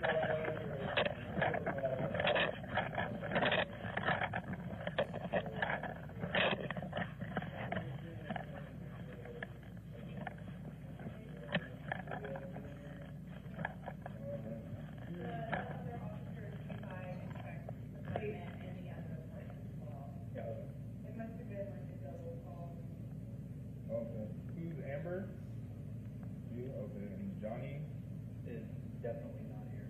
is not here? Okay. Probably like 2 hours. Okay. Yeah. All right, cool. Everything's all good then? All right. Well, if you guys need anything else, just call us back. Have a good night.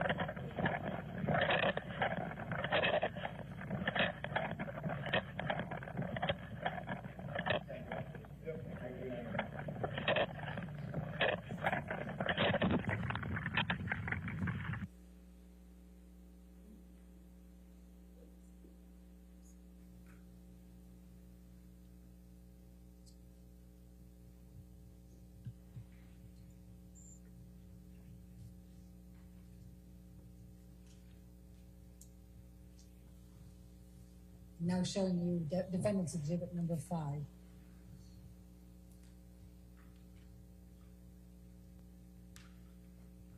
And let me just stop you for a minute. Does this appear to be the video cam from your video cam? Yes. Coffee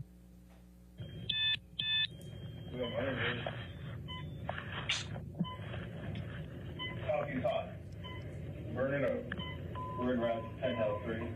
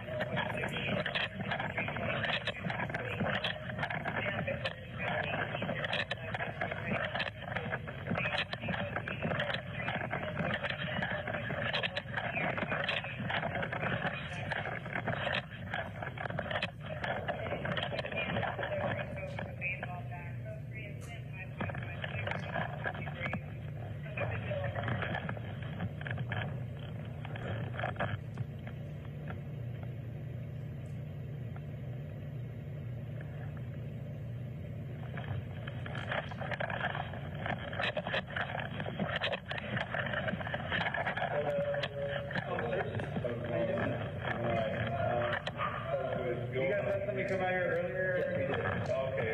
I can't remember their names offhand. Leave the card inside. Yeah, we got another call. I don't know if it's related to the same call from earlier or if somebody called again. Probably. We just need to check. One of you guys know someone in New York or something? Yeah, she probably called twice. Okay. Yeah. You just talk to your wife just to make sure it's Oh, it's not mine. okay. Different conversation. Oh, okay. Yeah. Well, whoever it is, stuff out. You guys can find make sure you're all good. I'll go get the business card from the cops. Yeah, I don't know. Just because we got another call and we came again, we still got to make sure. We will take it. Back up. Please, back up. We just come in and just check. We need to make sure everything is. I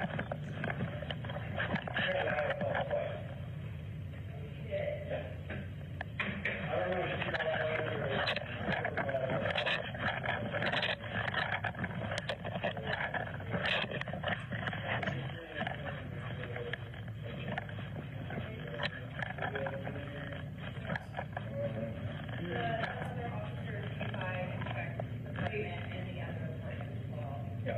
It must have been like a double call.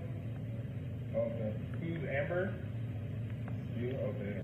So I'm just stopping here again on these 3 women. You had indicated before the woman that's leaning forward here that she's in the middle. Is that correct? It appears that way. And you think she's the one who did most of the talking, correct? Yeah, right now she was the one talking. Okay. And you believe that Amber is the one in the back behind her? Yes. Are you able to see the right side of Amber's face? From this camera view, it looks like she's kind of facing straight towards me. So I would have been able to see the right side of her face from there. Would you have been able to see it clearly? Due to the low lighting, probably not very clearly. Okay. Johnny is definitely not here. He's not here? Okay. Probably like 2 hours. Okay. All right, cool. While we're still there, can you tell how much hair Amber has covering the right side of her face in the pictures? No, it looks like from this camera view, most of the time, like half of her head is blocked from the woman in front of her. Can you tell whether she's wearing any makeup? No. Everything all good then? All right. Well, if you guys need anything else, just call us back. Have a good night. Do you recall looking for any injuries in the faces of the three women? No.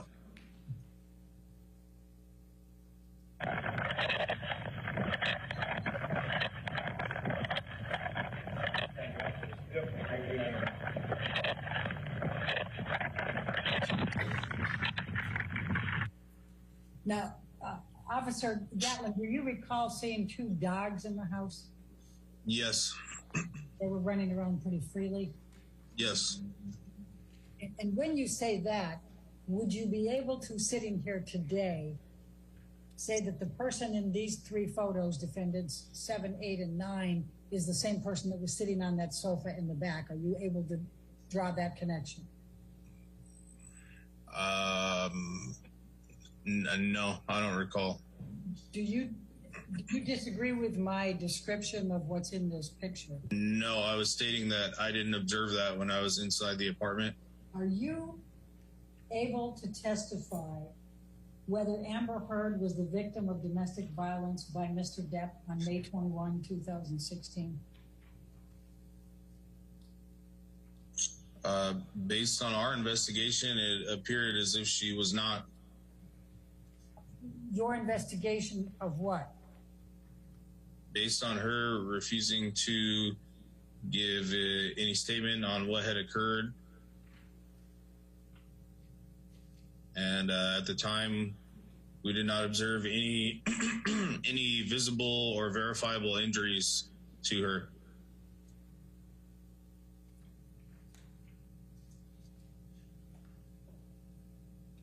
Anything else? Not that I can recall. Right. So did you interview any of the three other individuals in the apartment? No. Did you ask any of the individuals to give you a statement about what transpired? I believe the female that was sitting in the middle of the three told us that everything was fine and that the other officers had already conducted an investigation on the incident prior to our arrival. Did you ask that individual to give you a statement? Outside of that, no. Did you take that individual aside and try to interview her without the others present? No. Why not? As I just stated, everybody there had told us that the officers who had responded a couple hours before us had conducted the investigation, and this is our call is still stemming from that incident, and there had been no change in the circumstance since then. Do you know whether Officer Sines and Officer Hadden took any of the individuals aside and interviewed them? No. Did you at any point ask Amber Heard to come forward and examine her in the light to see if she had any injuries? No. Did you take a flashlight just to see if she had any visible injuries to her face or her body? No. Did you ask Amber Heard if she had any injuries? No. I'm asking whether you're in a position as a police officer to testify under oath that Johnny Depp did not commit any abuse of Amber Heard on May 21, 2016. I don't believe I'm in the position to testify whether he did or did not, because I was not there when the incident potentially occurred. Okay. And you didn't conduct your own independent investigation, correct? Outside of the female telling us that everything was fine, and the male that answered the door had told us that the other officers had already came and talked to everybody, and she told us they checked both the two apartments So I felt at that time sufficient that, as I stated, there's no change in the circumstance from the previous call. So we did not go further into investigation. And that's the extent of your investigation, correct? Correct. Did you do that night on May 21, 2016? Did you do anything other than what we have looked at on the video camera in connection with investigating whether Johnny Depp committed domestic violence with Amber Heard on May 21, 2016? No. Do you know whether Johnny Depp committed domestic violence of Amber Heard on May 21, 2016? No.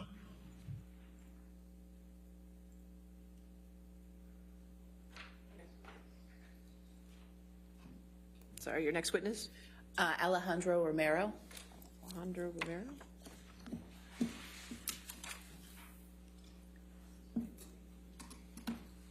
And if I might, Your Honor, this is another one that begins with questioning by counsel for Ms. Heard and later on switches to questioning by counsel for Mr. Depp. Okay, thank you. Romero, will you please state your name and address for the record? My name is Alejandro Romero. I go by Alex. What is your current occupation? I work at the front desk of the Eastern Columbia building. And is that for the Action Property Management Company? That's correct. How long have you been employed at the Eastern Columbia building? Approximately 13 years. And could you please describe what kind of work you do for the Eastern Columbia building? Most of it is just access control, and I deal with a lot of residents regarding their packages and food deliveries. Okay. And have you done that pretty much the whole 10 years? That's correct. I'm going to take you back to 2015 and 2016 for a moment. How many people would you say would go through the building on any particular day in that time? I'm talking tenants and visitors.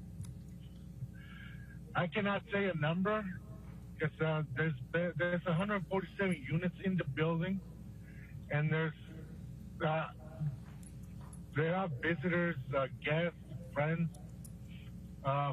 Actually, we used to send delivery people up. We don't send it anymore because of the COVID. But I cannot tell you a number. There's thousands of people probably. Have you ever met Johnny Depp? I saw him a couple of times.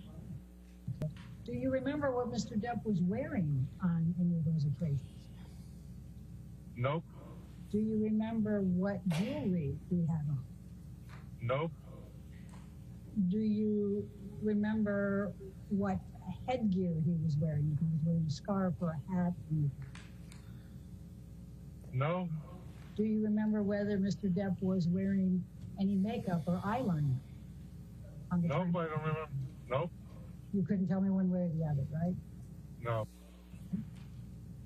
Do you know whether Mr. Depp had ever been physically violent with Amber Heard? And by this I mean hitting, punching, throwing objects at her, kicking her, headbutting her.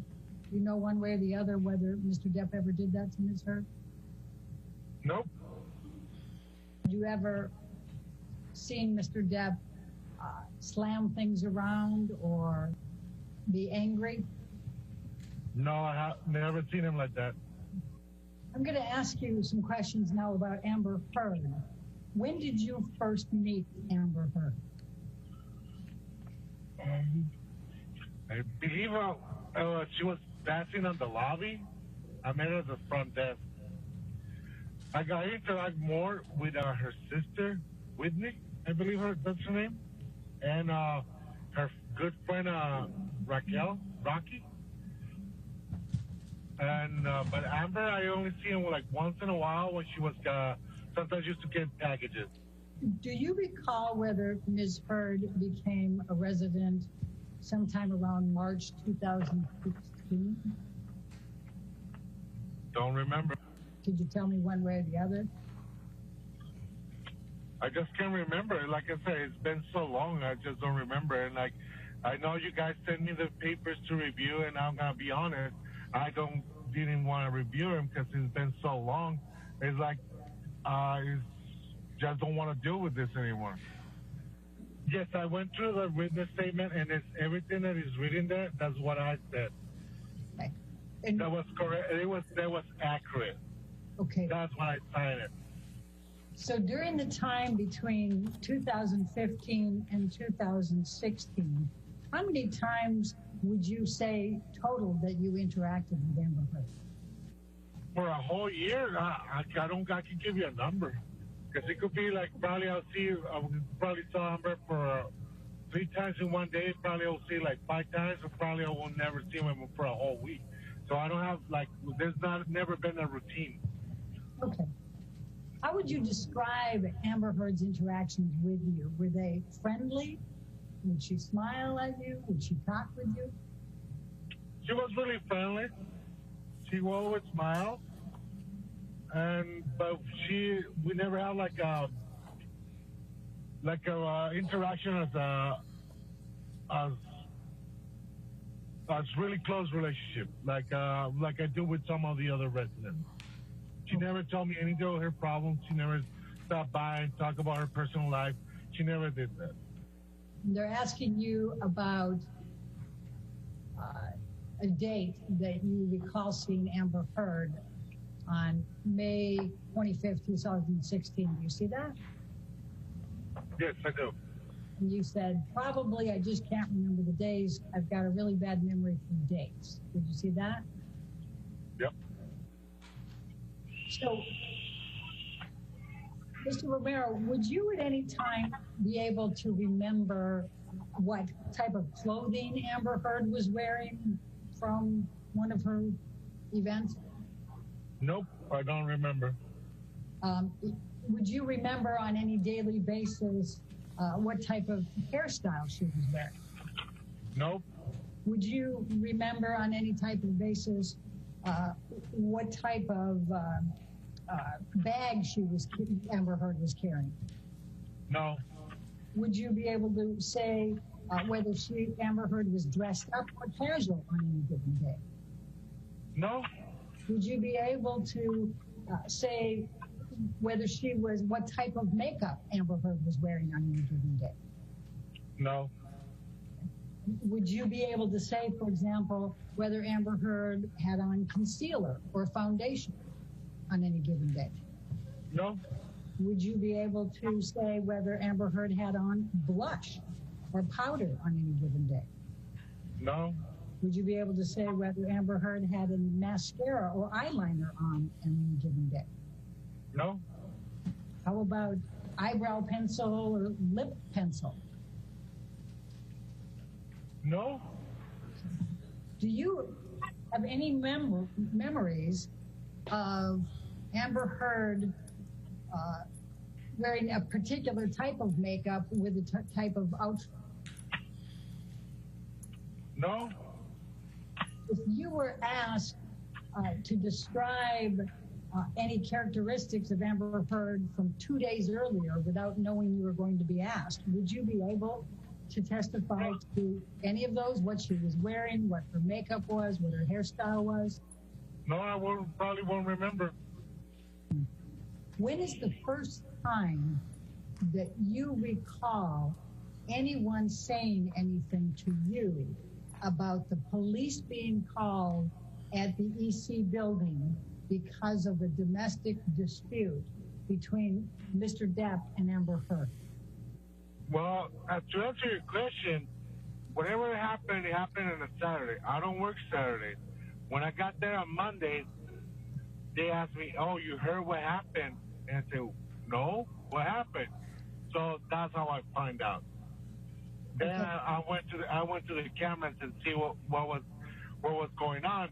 Then as soon as I saw Johnny Depp on the camera on the elevator, just walking back and forward on the camera in the elevator, and I said, "Okay, I know that was Tim," and that's all I knew.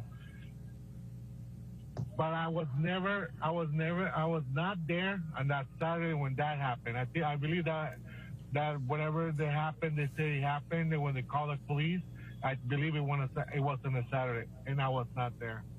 Okay. Do you recall who told you that on that Monday following the Saturday? Okay, Don, as a matter of fact, I think it was one of the residents that they approached to me, and they said there was a lot of noise because the person was working out on the gym that's next to the penthouse. They heard a bunch of noise, and that's it. And that's why I checked the camera. And when I looked at the cameras and I saw Johnny, like I said, was just walking back and forward in the elevator. And I said, like, okay, all right, okay, no, I'll try to figure it out. And I didn't say anything more. I turned off the camera, and that's it. So the first part of that, somebody was working out and heard noise? Someone was working out on the gym and heard the noise. They heard a lot of noise on the hallway. Because it's really rare to hear anything because most of the time the penthouse level is really quiet. Okay. Do you remember who the person was in the gym that heard a lot of noise in the penthouse that night? That's correct. I do remember the person. Who is it? I remember the person. It's been a resident in the building for a long time. I just don't remember. I don't remember her name. And where is the gym in comparison to the penthouse that's owned by Mr. Depp? Like I said, Johnny Depp owns all the penthouse on below the clock. The gym of the Eastern Columbia building is just in front of one of the penthouses. You actually could see it through the window. You can see the gym through a window of the penthouse, or you can see the penthouse through a window of the gym? You could see the gym through one of the windows to the penthouse, and it has a patio that leads to the gym. Penthouse has a patio that leads to the gym. Okay. And this tenant, if you think of her name while you're, even if we're asking other questions, please let me know. This tenant, this is a resident there, right? That saw this? Yeah, I believe her name is Shauna. And so she told you she heard a lot of noise. That's correct. Did she describe anything, voices, any objects, anything like that?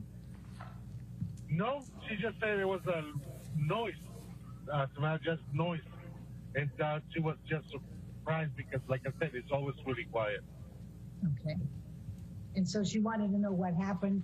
And so you went to the video cameras to look at video. How did you know when to look for them? Because she got the time. She got the time that she was working out. That's what I figured out to track the time on the camera and looked. And then when as soon as I saw, like I said, Johnny Depp walking back and forth in the elevator, I turned off the camera and I figured out, okay, this is what happened. I figured out if we one and two together, so I was okay. When you said you figured out what happened after you saw Johnny Depp in the elevator, what did you figure out had happened? I figured out that's why they call the cops, the police. Because why? Because of the noise that was on the penthouse level.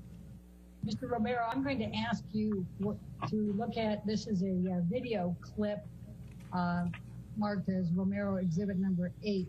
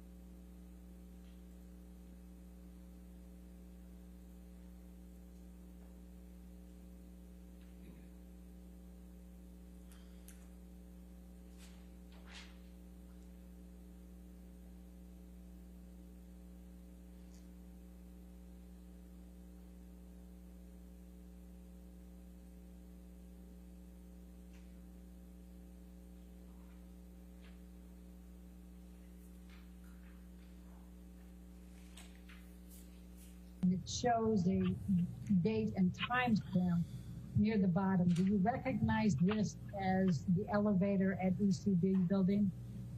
That's correct. Mr. Romero, you're nodding. Is this the video that you remember looking at after Shauna told you that she heard the noise that night? That's correct.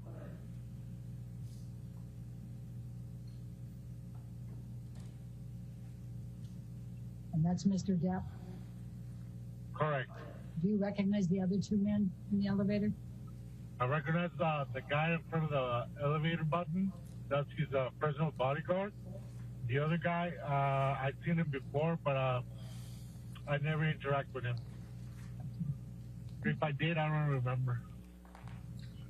You said he looked agitated. Yeah, he looked agitated. Like he was walking back and forward. He took his jacket. His body language was different than before. Most of the time, he's really calm. He's just like really happy person. Like this is the first time I saw him like that. And then you go to the next, so then you say Wednesday, May 25th. At approximately 10:30, Ms. Heard walked into the lobby accompanied by Ms. Raquel Pennington. That's the person you called Rocky earlier. Do you remember her? Yes, that's correct. Okay. And you said that Ms. Heard approached you to ask you for the key to her unit, which you gave her. And you said we did not discuss anything else at that time. Correct.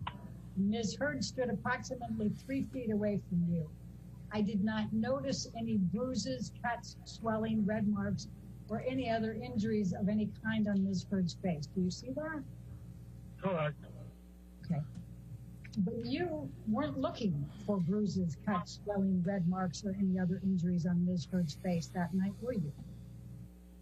I was not looking for any marks or bruises or anything. But it's something like that, it will be really noticeable. But I guess, I wasn't not looking. I was more focusing on what my job duties was, like getting the key. And also I gave them the key and they were talking about, I told her, you know what, your dog, I was talking with Raquel because her dog got out of her unit. And that was one of my concerns. I would tell her, you know what, I saw your dog was outside. You didn't want me to get too close to it. So it's still out there. On the penthouse area, the dog will be fine because it's not, like I said, it's always really quiet. And Mr. Depp owns everything up there, so it'll be fine. So that was one of my concerns. That was my job. I was just taking care of that. I was not trying to say, oh, let me see your face. No.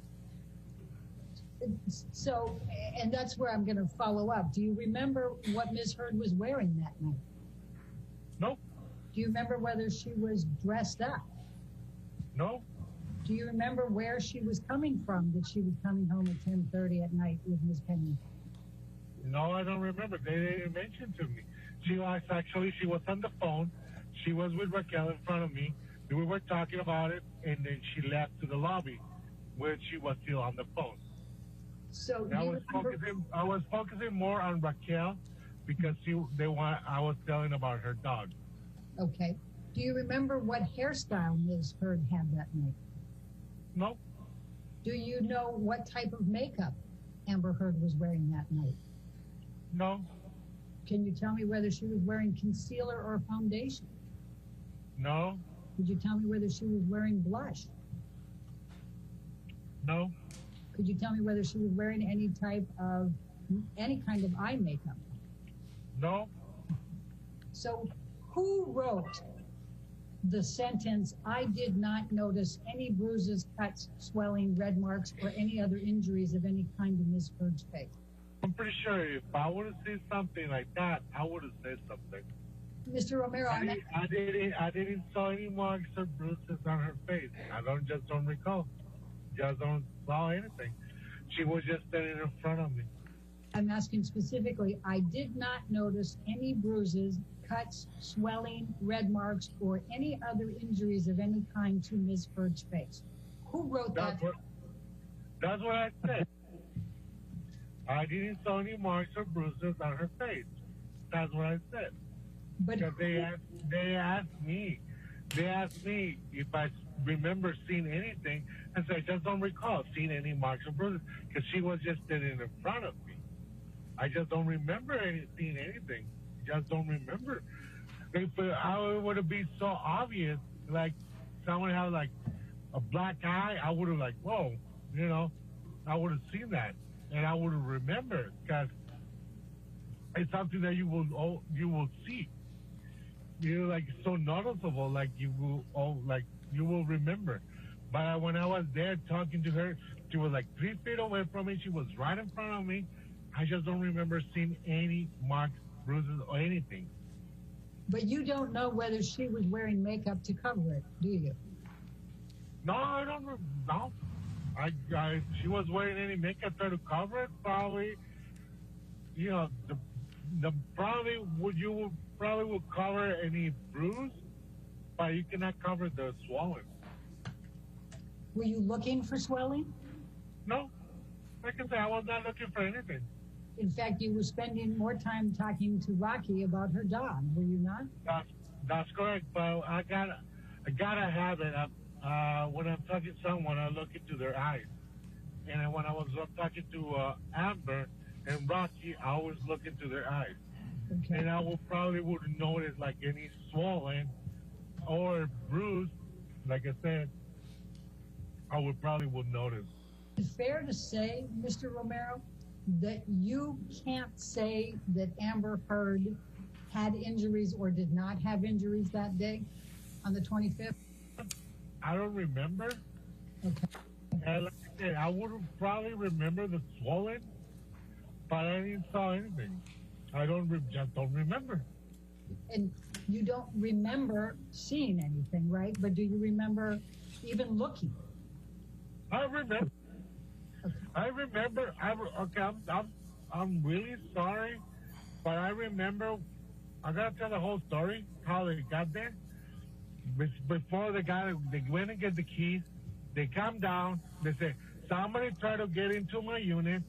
There's scratches on my door.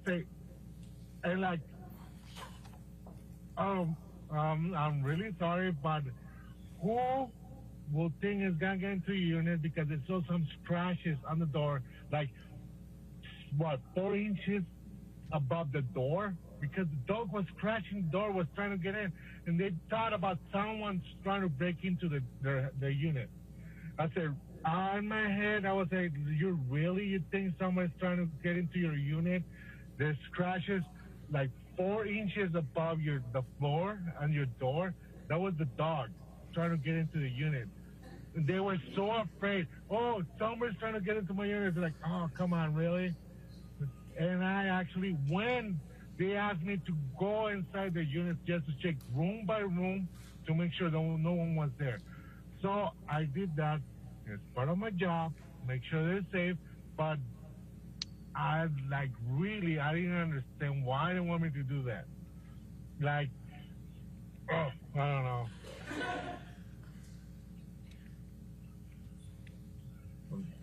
I just so stressed out because of this. I just don't want to deal with this anymore. I'm tired.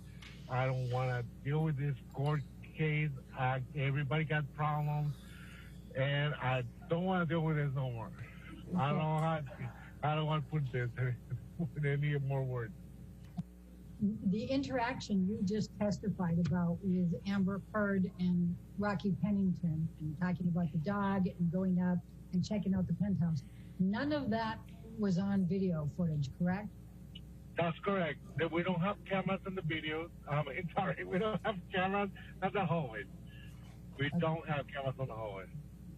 I'm going to show you what has been marked as Romero Exhibit Number 1. It's a deposition that was taken of you on July 19, 2016. Now, that's approximately 2 months after the May 21, 2016 incident. Do you recall giving that deposition? 16, probably I did. I just don't remember. Okay. I'm going to take you to page 35.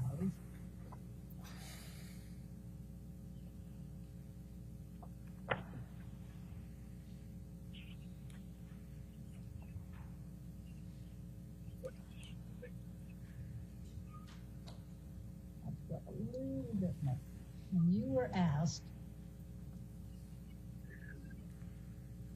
this is the same incident that you're talking about now, okay? And it's talking about, okay, you spoke with Amber at the front desk, later saw her in the lobby, later went upstairs with her.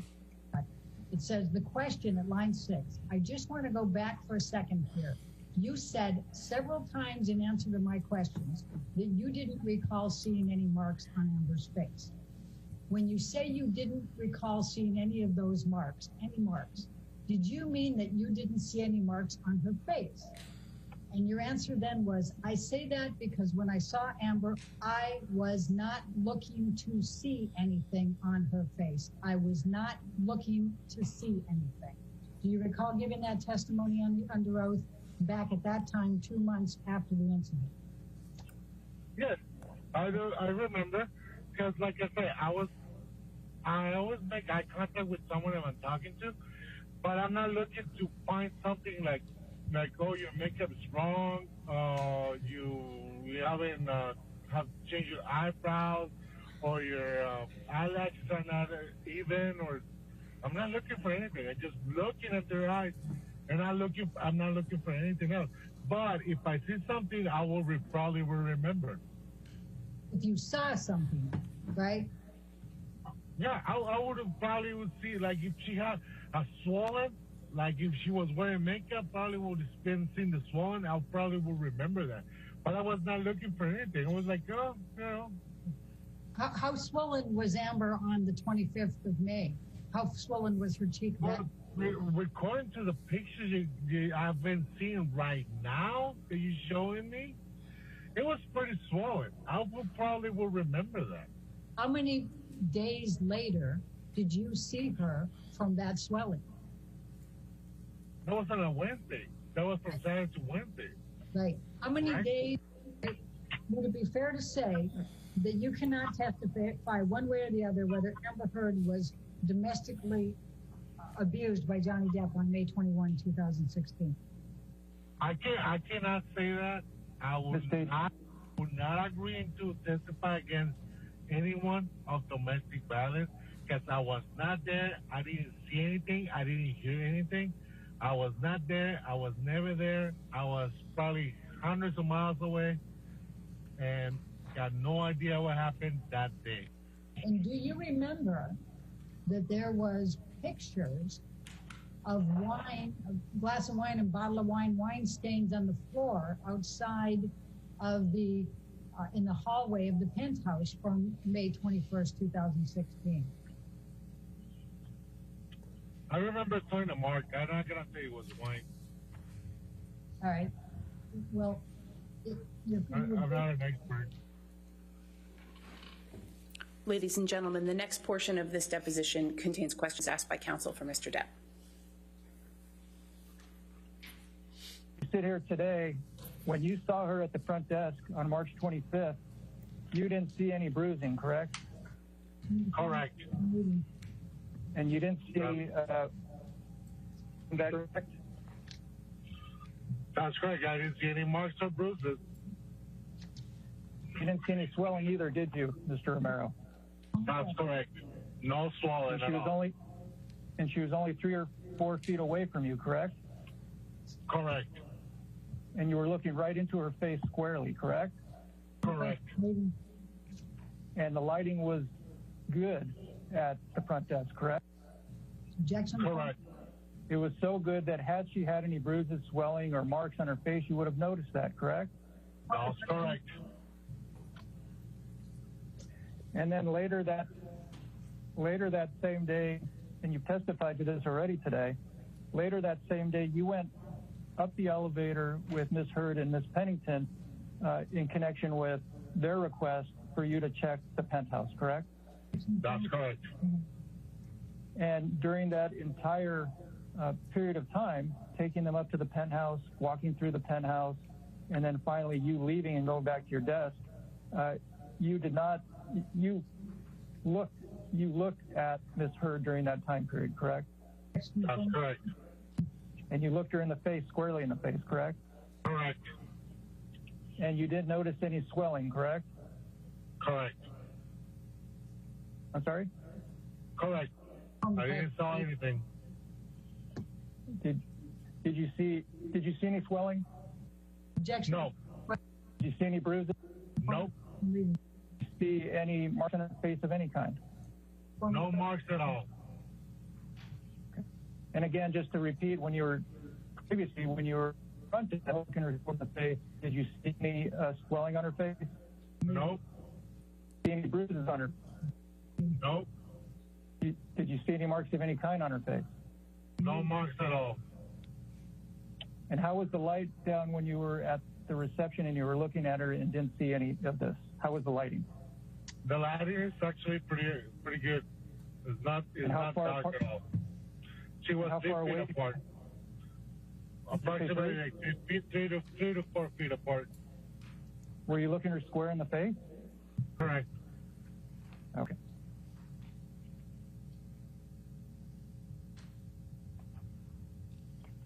And when you were up in the penthouse and you were looking her square in the face, how far apart were you from her then? We actually were pretty close to each other. She was probably just next to me. She was telling me, like, go into this room, so I need to pass right in front of her. And do you recall seeing any bruises, swelling, redness, or any marks on Miss Heard's face on May 24th, 2016? I don't see anything. Ladies and gentlemen, at this point, the remainder of this deposition of this witness contains questions by counsel for Ms. Heard. I'm going to talk a little bit about the video clips that Mr. Depp's attorney showed you. I'm going to ask you, first of all, Mr. Presidio showed you a number of video clips from May 24th. Do you recall that? May 24th? Yes. Yep, that's Tuesday. But in fact, you don't recall seeing Amber Heard on May 24th, correct? I don't remember. I don't even remember what I got for breakfast. Okay. Well, let's pull up exhibit number 1. Let's stay on page 17. That's a good place. This is your deposition from July 19, 2016. Do you recall that? 19? Yeah. Okay. And that's... That was 3 in the morning. Okay. And it said here, did you work, so Saturday was the 21st. Did you work that day? No. Did you work Sunday, May 22nd? No. Did you work May 23rd? Yes. On May 23rd, while you were working, did you see Amber at any time? I don't recall seeing her. Question, did you work on Tuesday, May 24th? Yes, I did. And on Tuesday, May 24th, at any time did you see Amber? I don't recall seeing her. Do you remember that being your testimony 2 months after the events? Yeah. I just don't recall. I just don't remember. Okay. And then while we're here, now, Mr.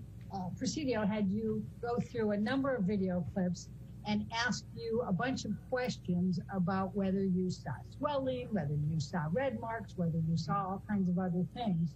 But in fact, I'm going to ask you, and tell me if you need me to bring up the videos and replay them. Can you tell me what type of makeup Amber Heard was wearing in any of those videos? No, I can't tell you. I didn't even know she was wearing any lipstick. Can you tell I don't me? know. Can you tell me whether Amber Heard was wearing concealer in any of those videos? No. Can you tell me whether Amber Heard was wearing any foundation in any of those videos? No, I can't tell you. Can you tell me whether Amber Heard was wearing any blush in any of those videos? No. Can you tell me whether Amber Heard was wearing any powder in any of those videos? No, but she looks really pale. Well, do you know what shade of concealer or foundation or powder Ms. Heard uses or used at that time? No. Okay. So you don't know whether Ms. Heard was wearing makeup in every one of those video clips, correct? Correct. I want to try to move along. So the incident was May 21st, 2016. You saw her the night of May 25th, correct? Correct. You said that you saw Amber Heard hundreds of times while she was there. Did Amber Heard treat you well, and was she friendly to you in each of these hundreds of times? Yes. I'm not going to say no because she was really always nice. All right, this is my last. Be nice. All right, this is my last question. You testified in response to Mr. Presidio's questions that you testified truthfully in all of these occasions. Did you testify truthfully to everything that you testified in response to my questions today? That's correct. All right. I did.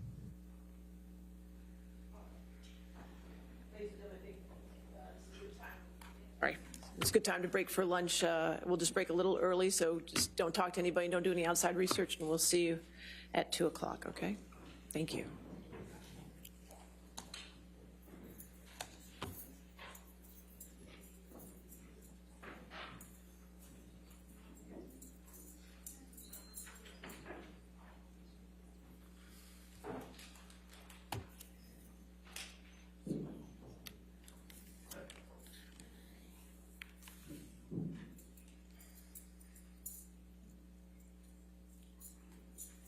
All right.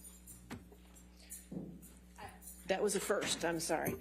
I will say, Your Honor, that is the most bizarre deposition. Okay, all right, I was just gonna say, I've just never seen that before. I've seen a lot of things, but I've just never seen that. He started driving that. Yeah, that did it. All right, so we will come back at 2. Is there anything preliminary before we get to the next deposition? You'll work through them, and then if I come back at 2, we should be able to take care of it pretty quickly? Yes. Okay, all right, great. We'll come back at 2 then. Thank you.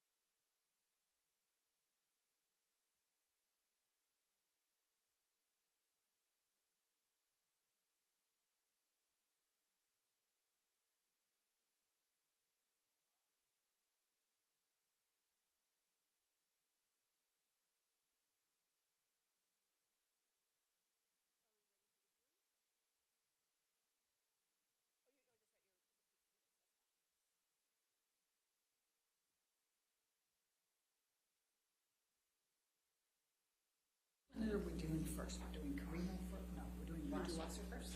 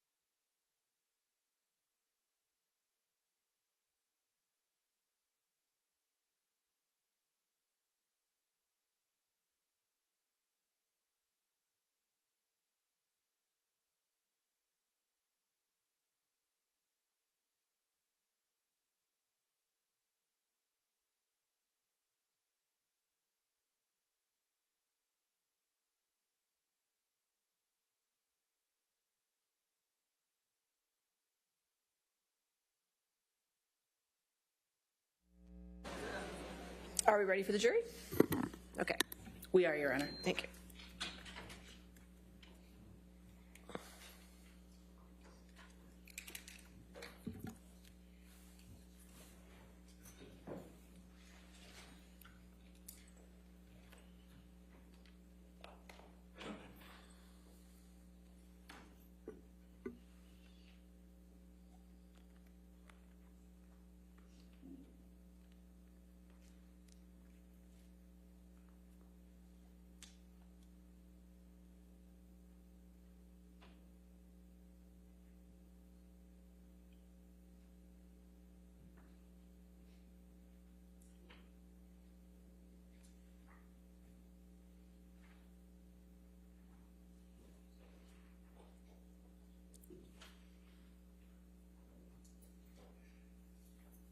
All right, thank you for your patience, ladies and gentlemen. All right, your next witness. Plaintiff calls Christian Carino, Your Honor. Christian Carino. And as with a number of the other depositions, this one will start with questioning by Ms. Heard's counsel, and at some point switch over to questioning by counsel for Mr. Depp. All right, and how do you spell the last name just for me, just in case? C-A-R-I-N-O. Thank you.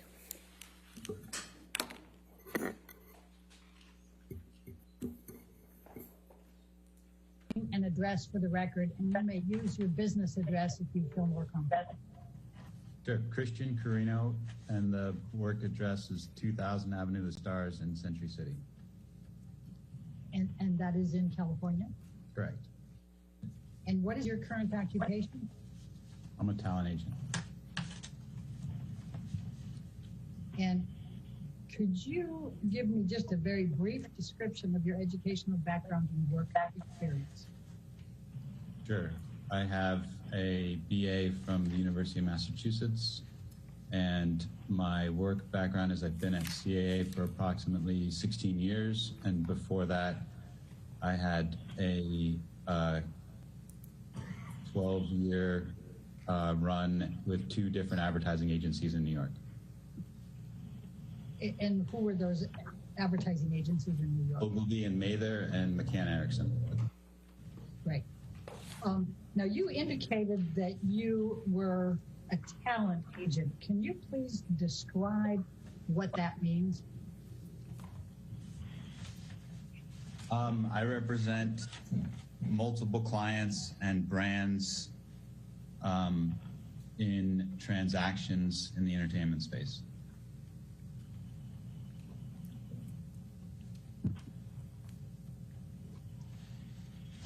And when you say in the entertainment space, what are you including?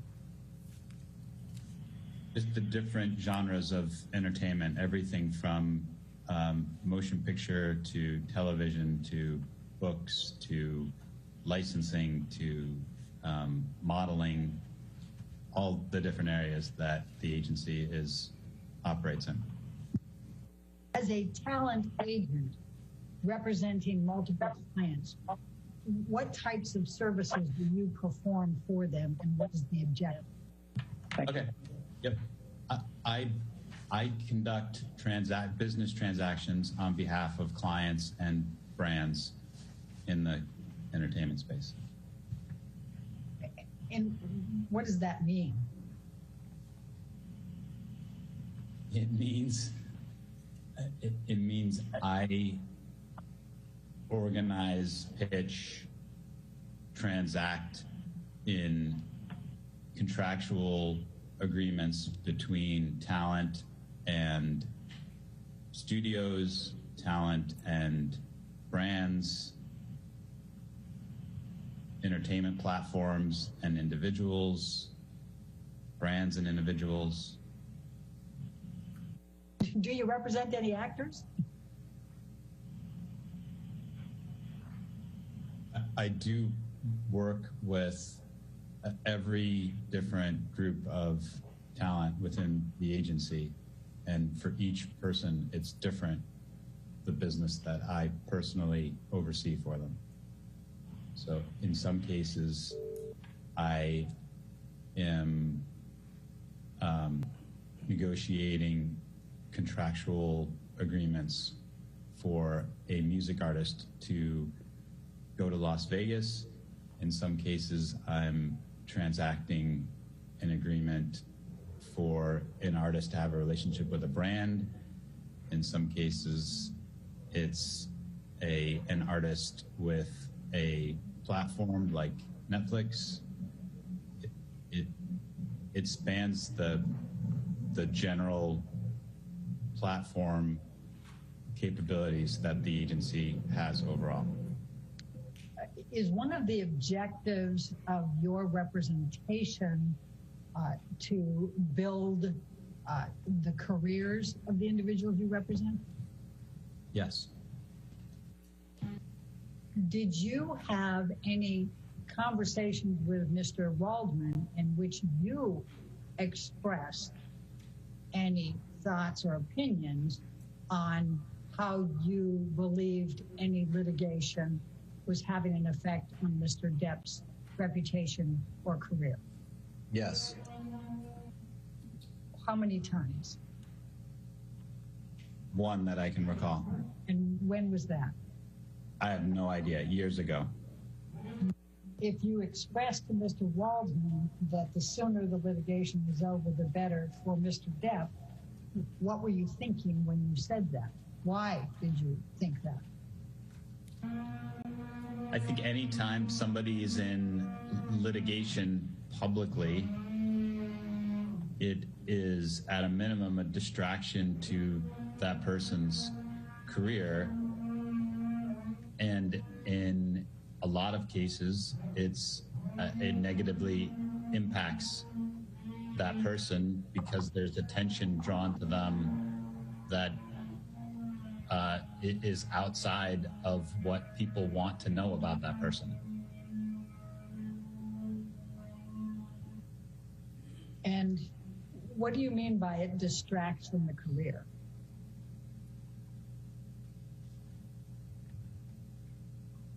I mean that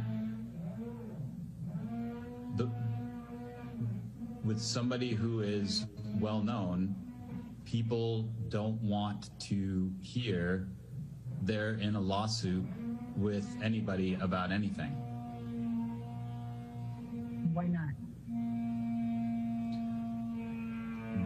Because that's just not what they want to know or hear news about people.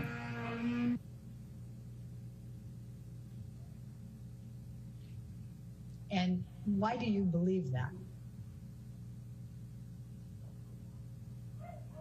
Based on my experience in this world for the past 16 years.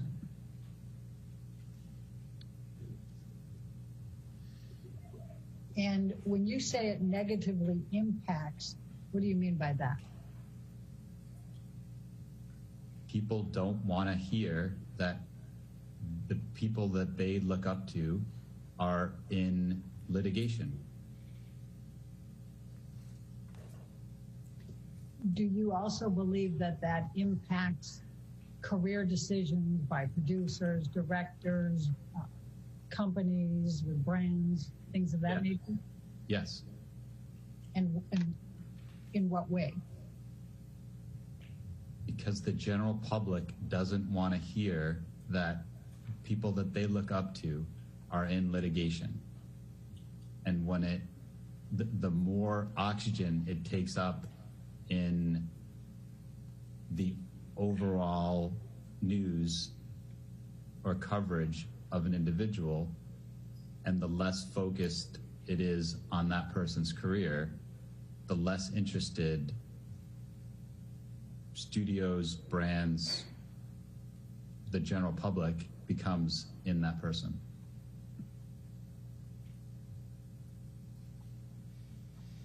And therefore less opportunities? Yes. When you expressed to Adam Waldman that your opinion that the sooner the litigation was over for Mr. Depp, the better, what did Mr. Waldman say? To be honest, I don't recall exactly what he said, but something like, we're get this over with as fast as we can. Mr. Carino, I'm going to ask you to take a look at what has been marked as Carino exhibit number, we'll keep it labeled 4. Do you believe that the Mandel lawsuit posed a distraction to Mr. Depp's career?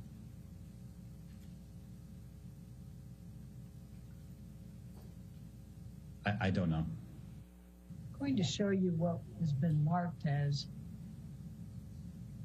Carino deposition exhibit number 5. And as you can see here, it's an article June 21st, 2017, the Hollywood Gossip. Do you recall that coming up during that time frame, that issue? No. Have you read or heard of the Rolling Stones? Yes. Have you read or heard of GQ? Yes. Mr. Carino, I'm going to ask you to take a look at what has been marked as Carino deposition exhibit number 2, and it's Rolling Stone publication on June 21, 2018. Do you see that? Yes. Do you ever read this article? Parts of it. Are you aware of whether this article in the Rolling Stone, June 2018, that's reflected in Carino exhibit number 2, impacted in a negative way Mr. Depp's reputation or career? Elena, I don't think it's possible to ask anybody that question without having done research among the people who read a specific article. If you're asking my opinion about whether an article like this or this particular article, in my opinion, would have a positive or negative effect on somebody's, career, I could potentially answer that. But as to definitively whether an article has or has not had an impact on somebody's career, nobody can answer that question without research. Specifically. Mr. Carino, I think we were just going to start looking at the Carino exhibit number 3. This is an article that was published in November of 2018. Do you recall reading this at some point? What publication is that? This is GQ. I probably read part of it, but I don't remember. You had any direct contact with Ed White or his company? Yes. What is the nature of your contact with Ed White and his company? Payment on deals where Johnny was owed money. Bill collecting. When you say bill collecting, was it collecting on your behalf, or was it trying to collect from studios or companies? The latter. And so what would your involvement be in those circumstances?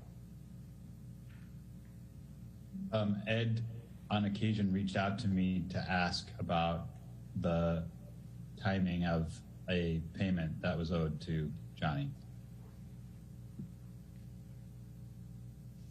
All right. And were you able to answer those questions? I think in all cases, I just referred him to somebody who worked for me to find out what the payment schedule was. Other than these occasions where Ed White would reach out to you to ask when timing of payment, did you have any other connection or communication with Ed White or his company in connection with Johnny Depp? No. Were you familiar with Jake Bloom? Yes. Do you know whether Mr. Bloom ever represented Mr. Depp? Yes. And what was your understanding of the nature of that representation? He was his lawyer. Did you ever talk to Jake Bloom? Yes. On how many occasions did you speak with Jake Bloom relating to Mr. Depp? I have no idea. Was it pretty frequently? What does that mean? Well, was it more than 10? Are you asking me if I had approximately 10 conversations with Jake over the duration of our relationship? Yes. I actually asked if you had more than 10. I wasn't asking you if it was exactly 10. Okay. I mean, I'm guessing that it was probably less than 10 in total. Was Mr. Bloom still representing Mr. Depp when you started representing Mr. Depp? I believe so, but I'm not sure. And when did you start representing Mr. Depp? I believe it was in late 2016. Mr. Carino, are you looking at something to be able to refresh your recollection? I am. What do you have in front of you? A note that I made to myself of the date of when Johnny was a client, and I think I wrote down October 2016. Do you have a recollection of the context of your discussions with Mr. Bloom? Yes. My recollection of the conversations I had with Jake were in regard to getting Johnny and Jake to meet and work out whatever the issues were around their disagreement.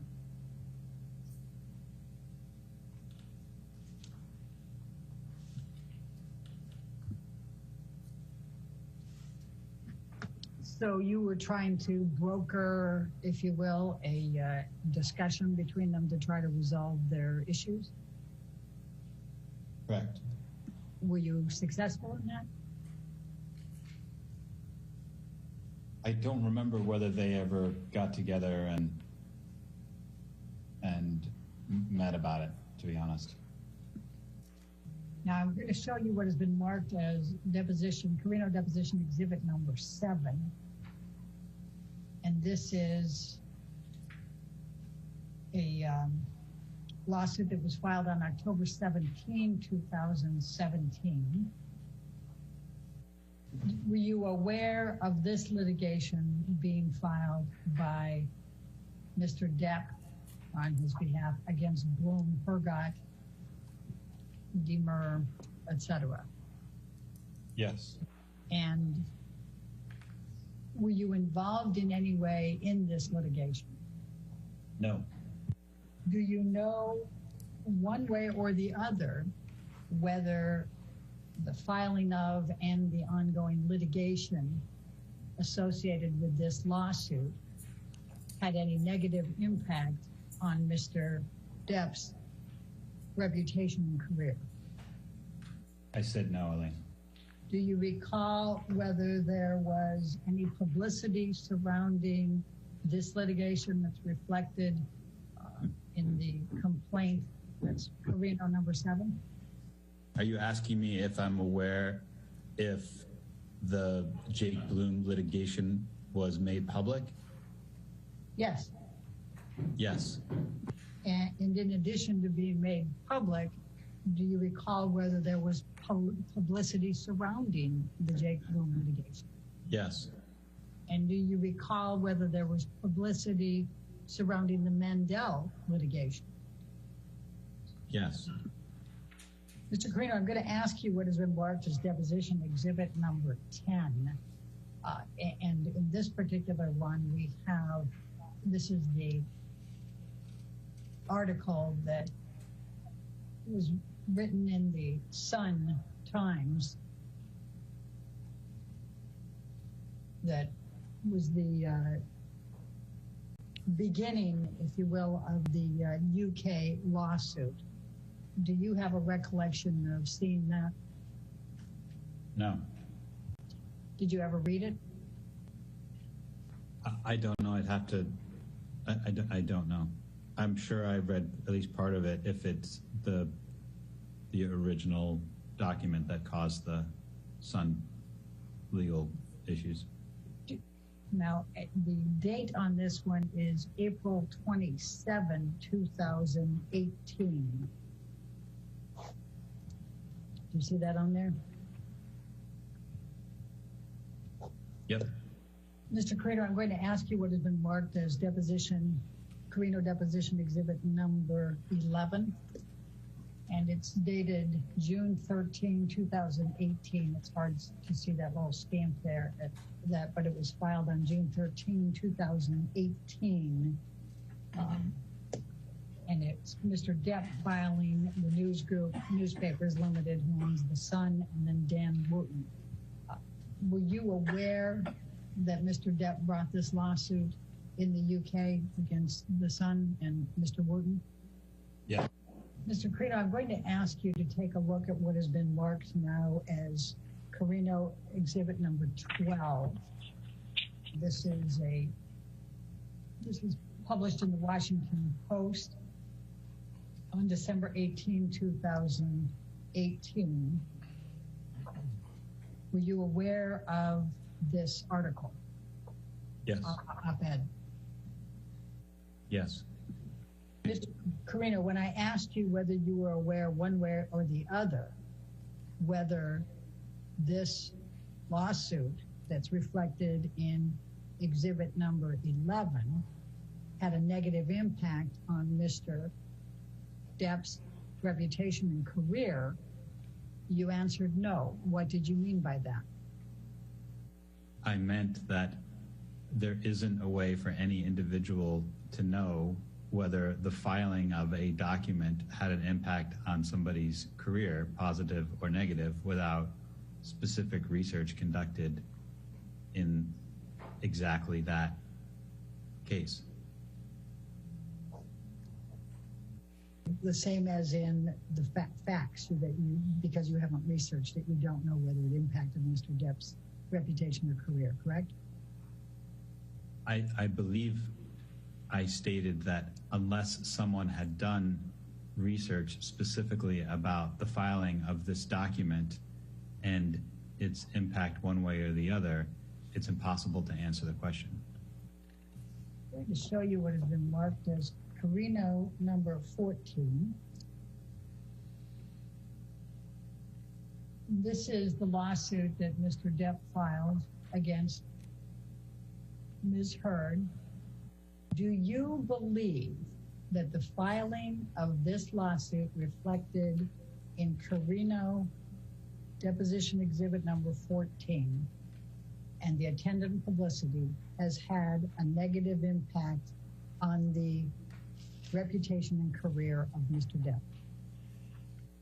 No. And why not?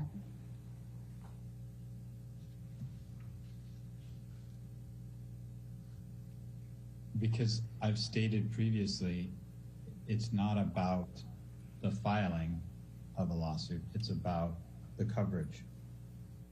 I mean, you're asking me what my opinion is of what Johnny's reputation is today. Is that what you're asking? Yeah. My opinion of what Johnny's reputation today is one of the finest actors of his generation. In your opinion, has Mr. Depp's reputation changed at any point from October 2016 to the present? If you're asking me if what I defined as his reputation has changed in terms of his being viewed as one of the best actors of his generation, I would say no.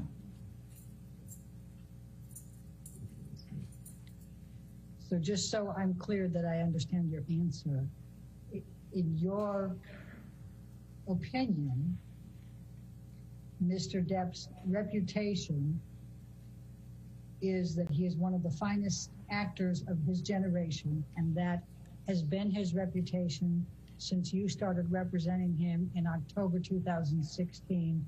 It still is today, and it hasn't changed during that time frame. Is that correct? The view on his acting ability has not changed. Well, I'm taking your definition of reputation. You said what they are known for. So I'm taking that specific definition, and I'm asking, is there anything other than that Mr. Depp is one of the finest actors of his generation that he is known for that has changed between October 2016 and the present?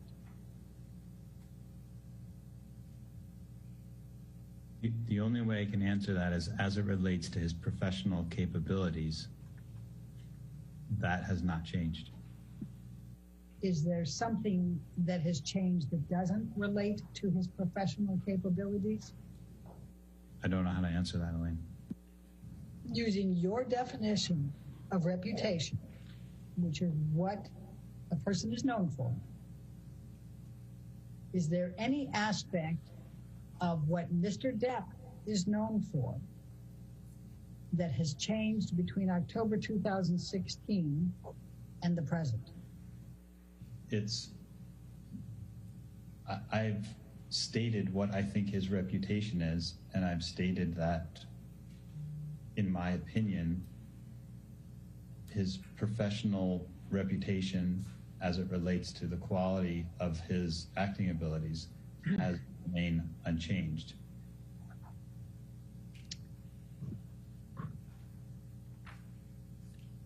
Do you make any distinction between personal and professional reputation?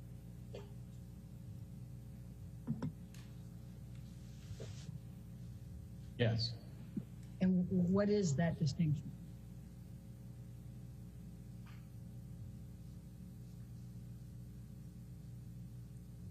The difference between what somebody does on screen and off screen.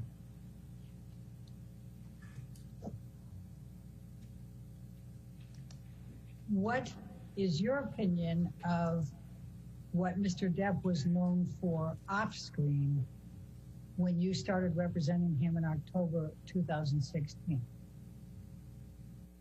I think what he was known for off screen was a shroud of mystery of who he was, because he was not visible to the public.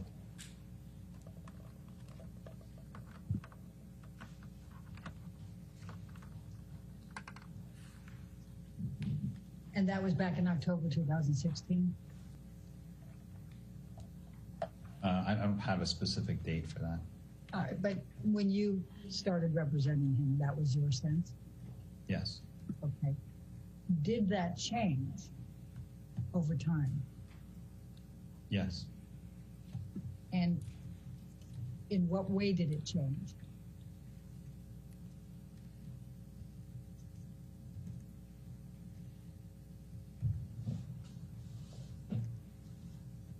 It changed with the exposure of that came with the lawsuits.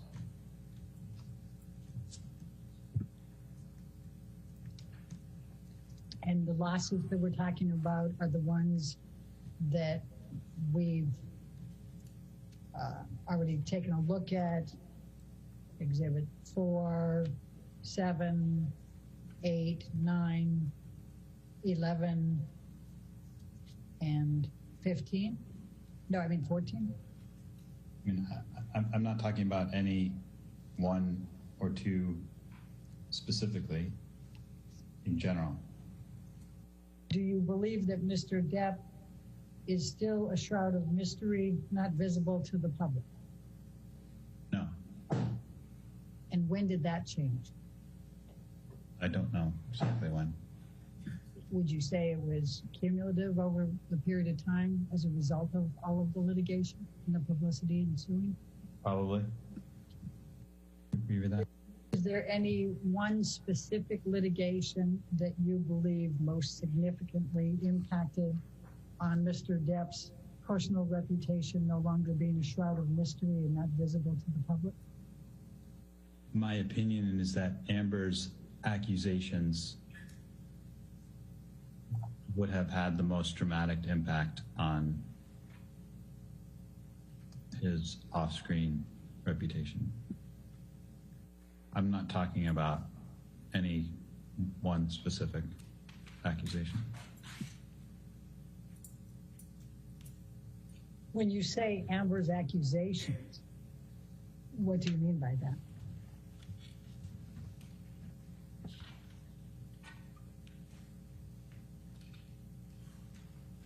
I mean the things that she's accused Johnny of doing, both in that have been made public.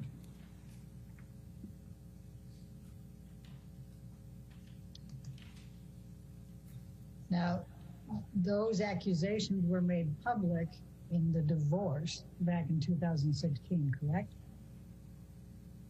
I don't know exactly how or when they were made public. Given that you believe Amber's accusations would have had the most dramatic impact on Mr. Depp's off-screen reputation, would Amber have been filing the divorce action and obtaining a domestic violence restraining order have had a dramatic impact on Mr. Depp's off-screen reputation? I think the only way I can answer that is by saying I don't think filing for divorce would have any impact whatsoever. And I'm actually not familiar with the lawsuit to get the restraining order, so I don't know exactly what's in there. But if that was based on claims of or accusations of abuse, then that, in my opinion, would have a negative impact on Johnny's off-screen reputation. Mr. Carino, we were talking about Amber's accusations and your view that those would have the most dramatic impact on Mr. Depp's off-screen reputation. And you were talking about her accusations of domestic abuse and violence, correct? Yes. Were you aware that the Dan Wooten article published in The Sun included specific accusations by Amber Heard of domestic violence and abuse by Mr. Depp? The Sun case, is that what you're asking about? Yes. Well, yes. First the article itself that was in the paper, the why is J.K. Rowling genuinely happy about employing Mr. Depp, the wife beater? Yes. Okay. And you're aware that the litigation, the lawsuit, including the particulars of the claim brought by Mr. Depp, included the accusations by Amber Heard of domestic violence and abuse by Mr. Depp, correct? Yes. Given that the Mandel lawsuit included accusations by Amber Heard of domestic violence by Mr. Depp against her, are you able to say how much of Mr. Depp's off-screen reputation was impacted by the Mandel lawsuit? No. Now, you were aware that the op-ed by Dan Wooten in The Sun included accusations by Amber of domestic violence against Mr. Depp, correct? Yes. Are you aware, one way or the other, how much Mr. Depp's off-screen reputation was impacted by the complaint that was filed in this case that contained Amber Heard's accusations of domestic violence and abuse by Mr. Depp? No. Are you aware of how much Mr. Depp's off-screen reputation was impacted as a result of the op-ed in the Washington Post from Amber Heard? No. Are you aware of how much Mr. Depp's off-screen reputation was impacted by the accusations included in the Waldman tweet on May 2020 of the op-ed? No. Are you aware of any role or opportunity that Mr. Depp lost as a result of the op-ed by Dan Wooten in the summer? No. Are you aware of any role or, and when I'm saying opportunity, any kind of business opportunity that Mr. Depp lost as a result of the particulars of claim that Mr. Depp filed? No. Are you aware of any role or business opportunities that Mr. Depp lost as a result of the op-ed by Amber Heard in the Washington Post? Okay. Are you aware of any roles or business opportunities that Mr. Depp lost as a result of the Waldman tweet from May 2020 relating to Amber's op-ed? No. Is there any other role or business opportunity that Mr. Depp has lost since you started representing him in October 2016? And I'm saying, I would say his, I would say yes. what? The Pirates, the next Pirates movie. Do you remember which one that was? 6, 7, I'm not sure what the number is. It's 6. I think Pirate 6 is the one that's yet to come out here. And why, what is your understanding of why Mr. Depp lost Pirate 6?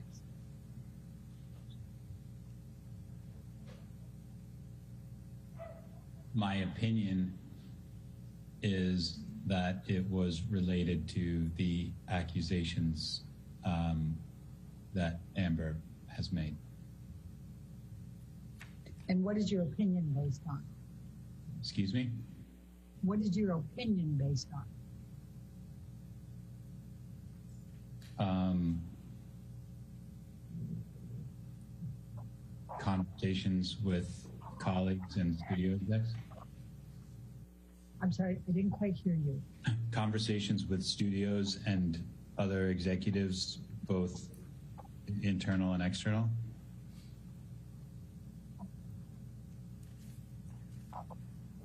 When you say related to the accusations that were made by Amber Heard against Mr. Depp, are you talking about accusations of domestic violence and abuse by Mr. Depp?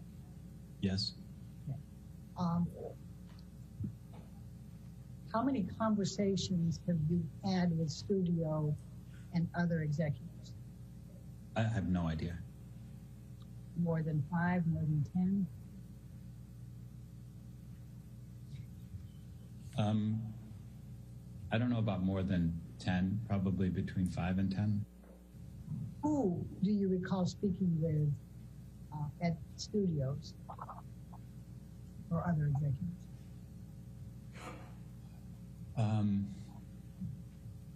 Jerry Bruckheimer, probably mostly Jerry, and then colleagues at CAA.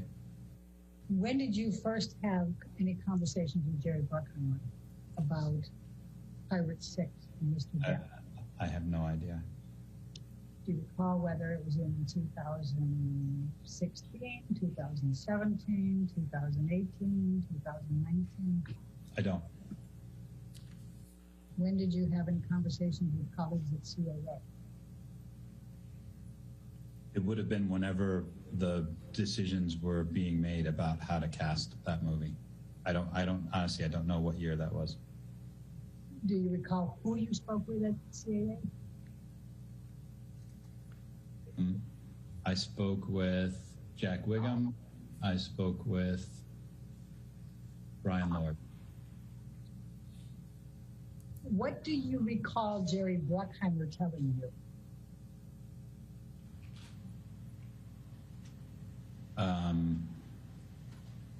I don't recall the specific conversations, but the nature of it was that the studio was having difficulty employing him.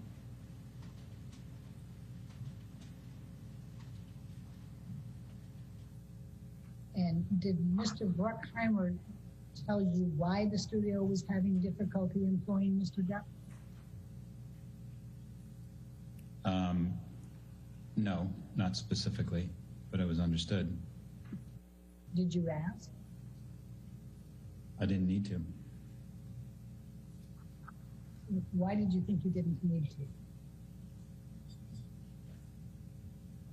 Because everyone was aware of what was garnering the attention of the studios and determining whether or not he could be employed. When you say everyone was aware, how do you know that? I don't know. I just knew. Can you tell me who everyone is? Can you tell me who anyone is? The people who would have been involved in making that decision. Well, if I'm understanding you correctly, and please correct me if I'm wrong, the only person at Disney that you spoke with about pirates and employing Mr. Depp was Jerry Bruckheimer, correct? Yes. All right, and you spoke between 5 and 10 times with Mr. Bruckheimer, and he did not say in any of those conversations the reason we're not employing Mr. Depp is because of Amber Heard's accusations of domestic violence and abuse by Mr. Depp, correct? That's correct. Mr. Carino, when we went off for the break, we were talking about your discussions with Jerry Bruckheimer and other executives at CAA respecting Mr. Depp not being employed further at Disney and likely not pirates. And I think a question came up right before the break. And so I just want to make sure that I have clear, did you talk with anyone other than Jerry Bruckheimer at Disney about Mr. Depp not being employed again at Disney or Pirates? No. Okay. And was I correct that you, in a certain understanding, you had somewhere between 5 and 10 conversations with Mr. Bruckheimer relating to this topic? Probably less than that. I talk to Jerry regularly, but probably not that many on this topic. Okay. And was there anyone else at Disney that you spoke with at any point about Johnny Depp being considered for pirates or not being employable by Disney? No. Okay. And is that true to the present? Yes. Okay. And the other discussions that you had, those were all with executives at CAA? Yes. And that was Brian Lord and Jack Wiggum, correct? Yes. Anyone else? Not that I can recall, no. Okay. You had indicated that you believe that everyone was aware that the impact of Amber's allegations were at the heart of this. I just want to make sure that we're clear, since we were just talking about this before the break. Jerry Bruckheimer did not say specifically what it was that caused Disney to decide not to continue with Johnny Depp and Pirates 6 or in other matters, correct? Correct. Well, and I'm trying to reach that it was understood. I'm trying to discover any facts that would have led you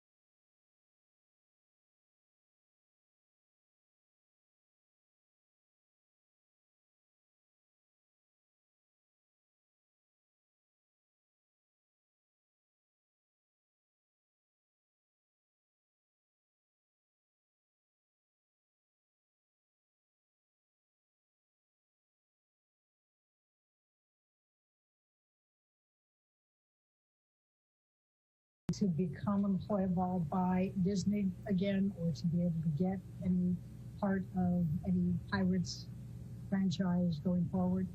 No. Why not? Because in cases like this, there is nothing anybody can do. It is the directive of the studio and they have the sole right to make the judgment whether they can continue to employ somebody or not. And your understanding from your discussions with Mr. Bruckheimer is that Disney had made the judgment to decide that they could no longer employ Mr. Depp. Is that correct? Yes, but not solely based on conversations with Mr. Bruckheimer. It was cumulative with the internal and external conversations. What did Mr. Lord say that led you to believe that Disney had made the decision, the judgment that they were not able to employ Mr. Depp at Disney? Just that the decision had been made. What did Mr. Wiggum say about Disney making the judgment of whether they would not be able to employ Mr. Depp further? Same thing. Okay. Just that they made the decision. Correct. Were you aware of any problems on the set with Mr. Depp during the filming of Pirates 5? Were you aware of Mr. Depp engaging in alcohol and drug use, being tardy, any of those issues during the filming of Pirates 5? I'm aware of him being tardy, but he's been tardy on everything in his entire life. Were you aware of whether that was troublesome to Disney during the filming of Pirates 5? I think it's troublesome to everybody, but everyone has learned how to produce a film to deal with it. Working around Mr. Depp? Yes. Do you know whether there was anyone on the set of Pirates 5 who wasn't willing to deal with it and was quite irritated by it? No. Were you aware that the filming had to be shut down for a period of time after Mr. Depp injured his finger? Yes. Were you aware of any disagreements between Mr. Depp and Disney, including Mr. Bailey and others who were on the project, about artistic differences? In other words, where Mr. Depp thought something should be this way or something should be that way, and they didn't agree with it? Yes. Okay. What is your understanding of that? There was a difference of opinion on how the film was edited. And what is your understanding of what Mr. Depp thought it should be edited to? I don't know how to describe the difference between the Disney edit and Johnny's preferred edit. I think Johnny told me about it, talked about it a little bit. Do you know how well Pirates 5 did at the box office? Not exactly. Do you know whether it was more successful or less successful than earlier Pirates franchise movies? I think it was slightly less than. It wasn't the most successful installment of that franchise. Do you know whether Mr. Depp has a pay or play clause that would pay him even if he was not in the subsequent Pirates 6? In 6? Yes. I don't think he does. Have you or anyone at CAA on behalf of Mr. Depp made any efforts with Disney to find any roles for Mr. Depp since he filmed Pirates 5? My efforts were probably primarily around Houdini, which at one point was a film, but other people at CA for sure did, yes. Who were they? I would start with Jack Wigham.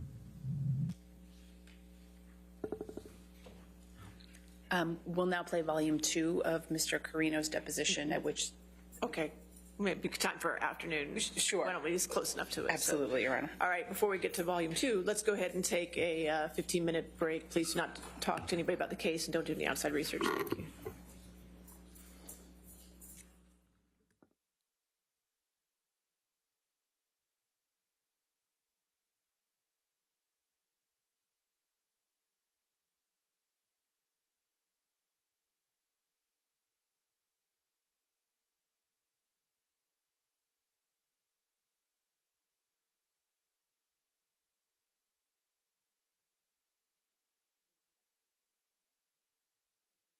All right.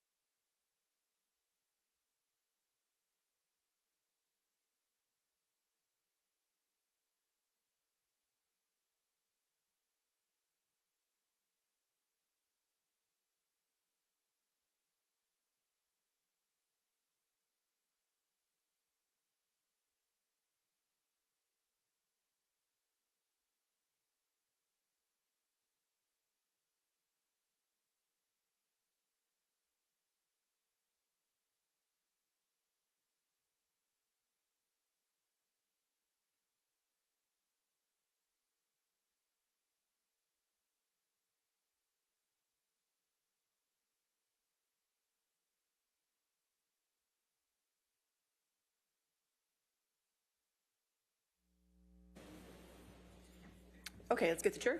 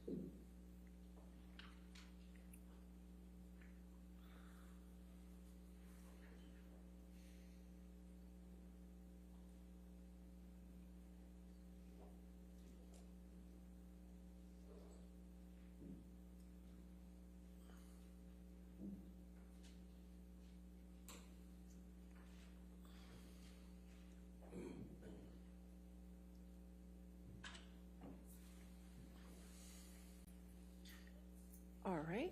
You want to continue with this witness then? Yes, thank you, Your Honor. We'll now play volume 2 of Mr. Carino's deposition, which is the questioning from counsel for Mr. Depp. Okay, thank you. You're aware that this litigation involves a dispute between Johnny Depp and Amber Heard, correct? Correct. And you know both of those individuals, correct? Correct. Who did you meet first? Amber. When did you meet her? I don't know exactly when, but probably within the first few years of being at CAA. Okay. So can we, as an estimate, say 2005, 2006 time frame? Sure. I don't actually know, but sure. But it was pretty early on at your career at CAA? Correct. And describe for me the events of your meeting her. She was represented theatrically at the time by an agent named Warren Zavala, who has since left CAA, and he brought her down to my office because he wanted me to represent her with him, specifically in the commercial space. And what do you mean represent her in the commercial space? Help identify business opportunities for her with brands. Okay. So not as an actor? Correct. And did you take on that representation? I did. And at some point in time, you did consider her a friend, as in addition to you two working together. Is that right? Yes. And in that regard, did you and her do anything social? Yes. And can you describe for me generally what types of activities you two would do together as friends? We would go to dinner, go to events together, just hang out at each other's residences. And at some point in time, did you consider Mr. Depp a friend? Yes. And how did that relationship evolve? And I'm just talking about you and Mr. Depp becoming friends. I spent a fair amount of time with both of them together, and at some point started to spend time with him on my own as well. I see.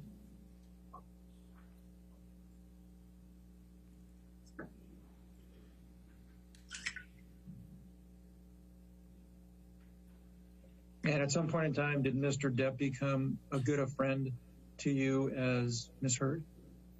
I'm yeah. Sorry. Let me re-ask that also. Did you consider, at some point in time, did you consider Mr. Depp a friend to the same degree you considered Ms. Heard a friend? Yes.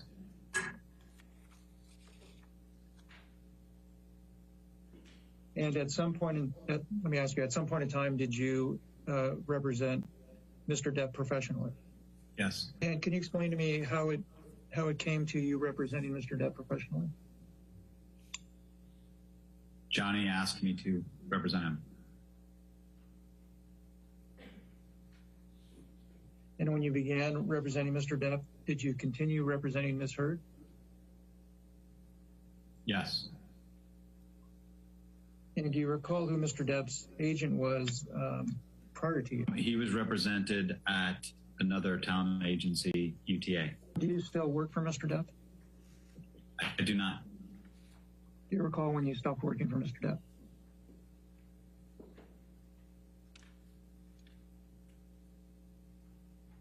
Within the past 2 years. And can you describe the circumstances of you no longer working for Mr. Depp?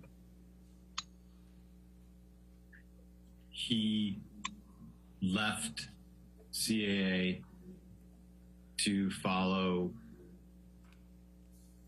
an agent who left CAA to become part of a founding group in a new management company. And who is that person? Jack Wiggum.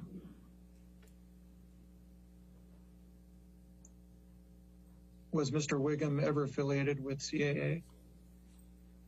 Yes. Okay. And say that when Jack Wiggum departed CAA, Johnny went with him? Yes. Okay. And when Mr. Depp left CAA, did you remain friends with him? No. Okay. Well, I should probably first ask, at some point in time, did your friendship with Mr. Depp end? Yes. And when was that?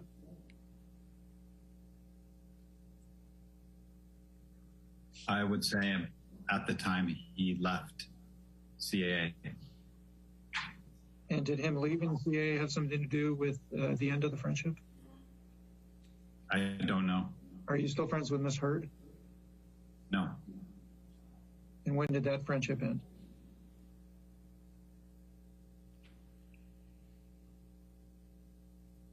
Probably when the legal disputes started.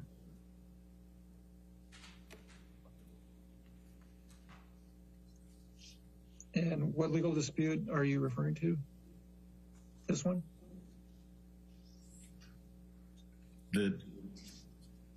I'm not sure which one was first, but one of the disputes between Johnny and Amber. Okay. But your friendship with, you're not referring to their divorce, correct? Correct. Okay. So you remain friends with both of them through their divorce. Is that accurate? Yes. Although you're no longer friends with Mr. Depp, do you have any animosity towards him? I do not.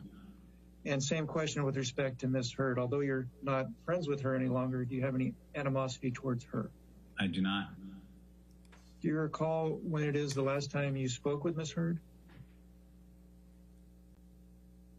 I do not. Would it have been around the same time that your friendship ended with her? I would assume so. Exhibit 16. No, Mr. Carino, you'll see at the bottom here, and tell me if you can see it. Do you see at the bottom, it has a bait stamp number under the yellow tag, CC00070. Yes. Do you recognize this document? And take your time if you need to review it.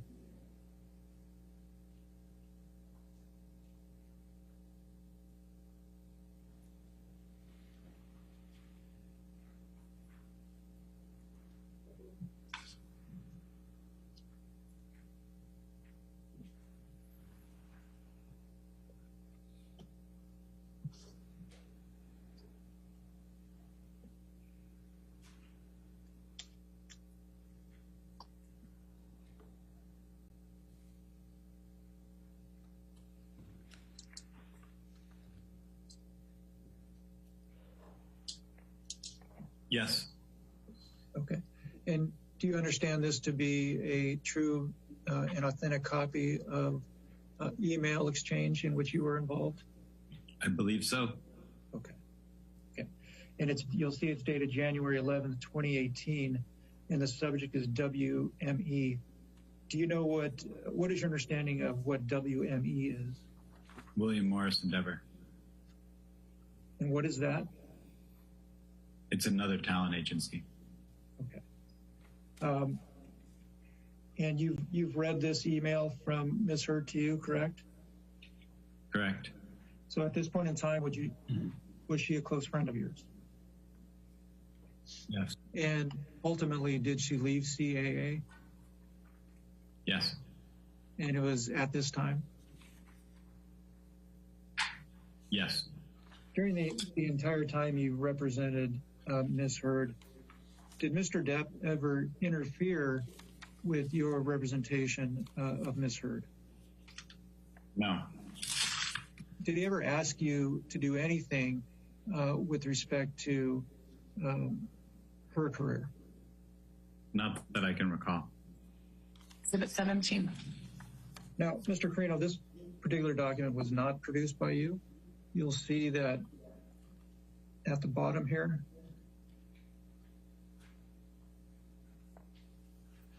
The bait stamp indicates ALH. That means it was produced by Ms. Heard. And this appears to be a text exchange between you and her. It's about a page and a half. If you could take the time to read it, and then I will ask you questions about it. I read it. And you'll see at the top, Mr. Carino, that it's dated July 14th, 2016.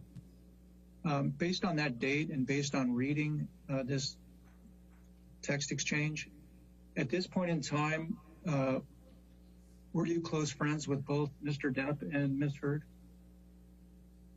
Yes. And having read the text exchange, do you believe this to be a true and correct representation of the exchange? Yes. And to be authentic in that regard?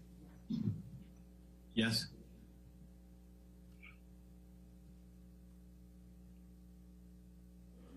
Now, you start the text exchange by indicating JD just surfaced. What is the JD reference? Johnny Depp. And she says, I saw Laurel yesterday. Who is Laurel? Laurel's a therapist.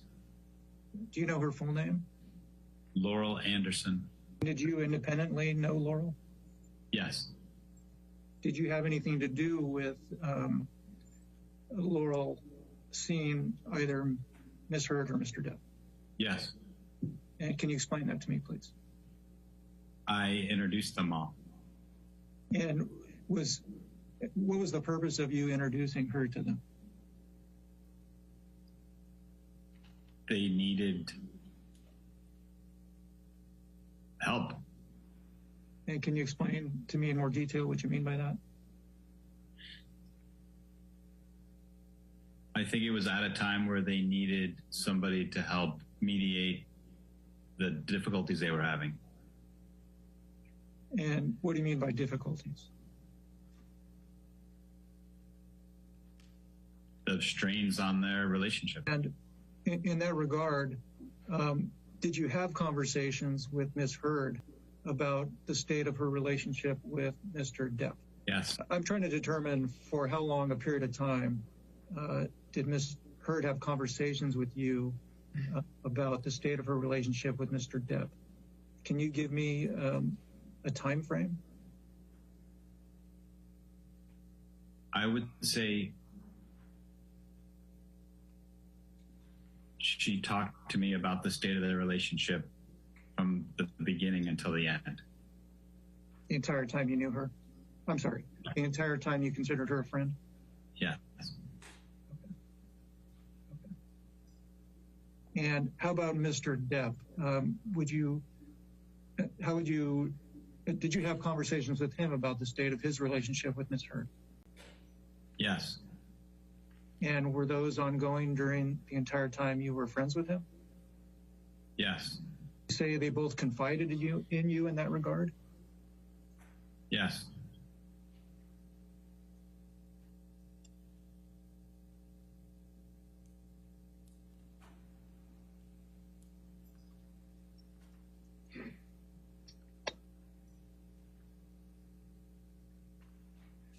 So back to this text exchange.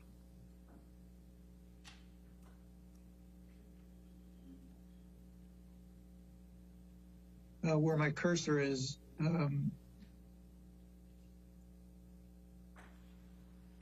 Ms. Heard says to you, yeah, she said that Johnny and I need to talk directly. Do you know who Ms. Heard's referring to there? Laurel. That was your understanding after reading this? Yes. And then you ask her, do you want to do something tomorrow? She says, yeah. She says, IDP, I do. You say, okay. And then you say, what is safe to do? Do you want to come to my place for dinner? What did you mean by what is safe to do? It meant avoiding paparazzi. Okay. And then she says, it's so fucked up. I just want to tell him that what they are telling him isn't true. What was your understanding of what she meant by that sentence? I don't recall. Mr. Carino, while she's doing that, at the outset of this deposition, I asked you if you recall being deposed about a year ago in this case, and you said yes. Is that accurate? Yes. Okay. What I'm going to show you now is the transcript, a portion of the transcript from that deposition. And who is Mr. Bruckheimer? Jerry Bruckheimer is the producer of the Pirates franchise. And who is Mr. Wiggum? Jack Wiggum was an agent at CA who worked with Johnny. Okay. And who is Mr. Lord? Brian is one of the managing partners of CAA and also worked on Johnny Depp. And what was your understanding of why the Pirate 6 job was not offered to Mr. Depp? Leo, you're asking my opinion? Yes. Because of the accusations that Amber had made. And what I'm about to show you, Mr. Carino, is an article in the Washington Post authored by Ms. Heard. You're going to notice that the article will be presented sideways. So you'll have to tilt your head a bit to review it. 719. Do you, first, Mr. Carino, why don't you take control and just scroll through the document. It's just a couple pages.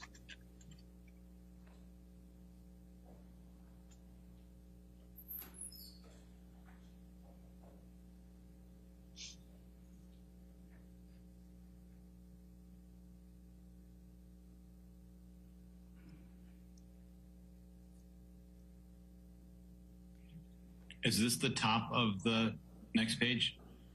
Yeah, when there's a jump like that, it's just at the top of the next page.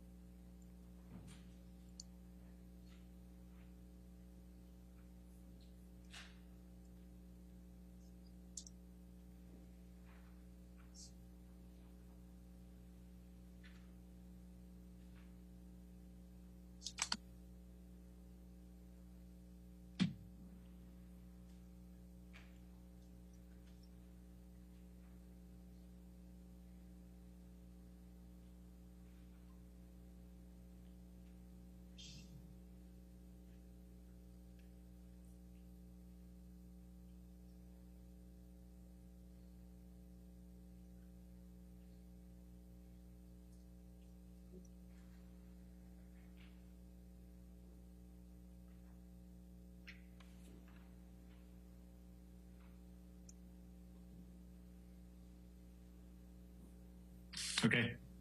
Mr. Carino, have you seen this document before? Yes. Do you know who wrote this document? Yes. Who wrote this document? Amber. Amber Heard? Yes. And do you see there on this first page of the document, it actually indicates that it's written by Amber Heard on December 18th, 2018? Yes. And do you understand that this document was authored by Ms. Heard and published on December 18th, 2018? Yes. And do you recall reading it at the time it was published? No. Mr. Carino, I'm showing you an email exchange in which you were involved. It's just this one page. I'll blow it up so you can review it. Take a second to review it, please.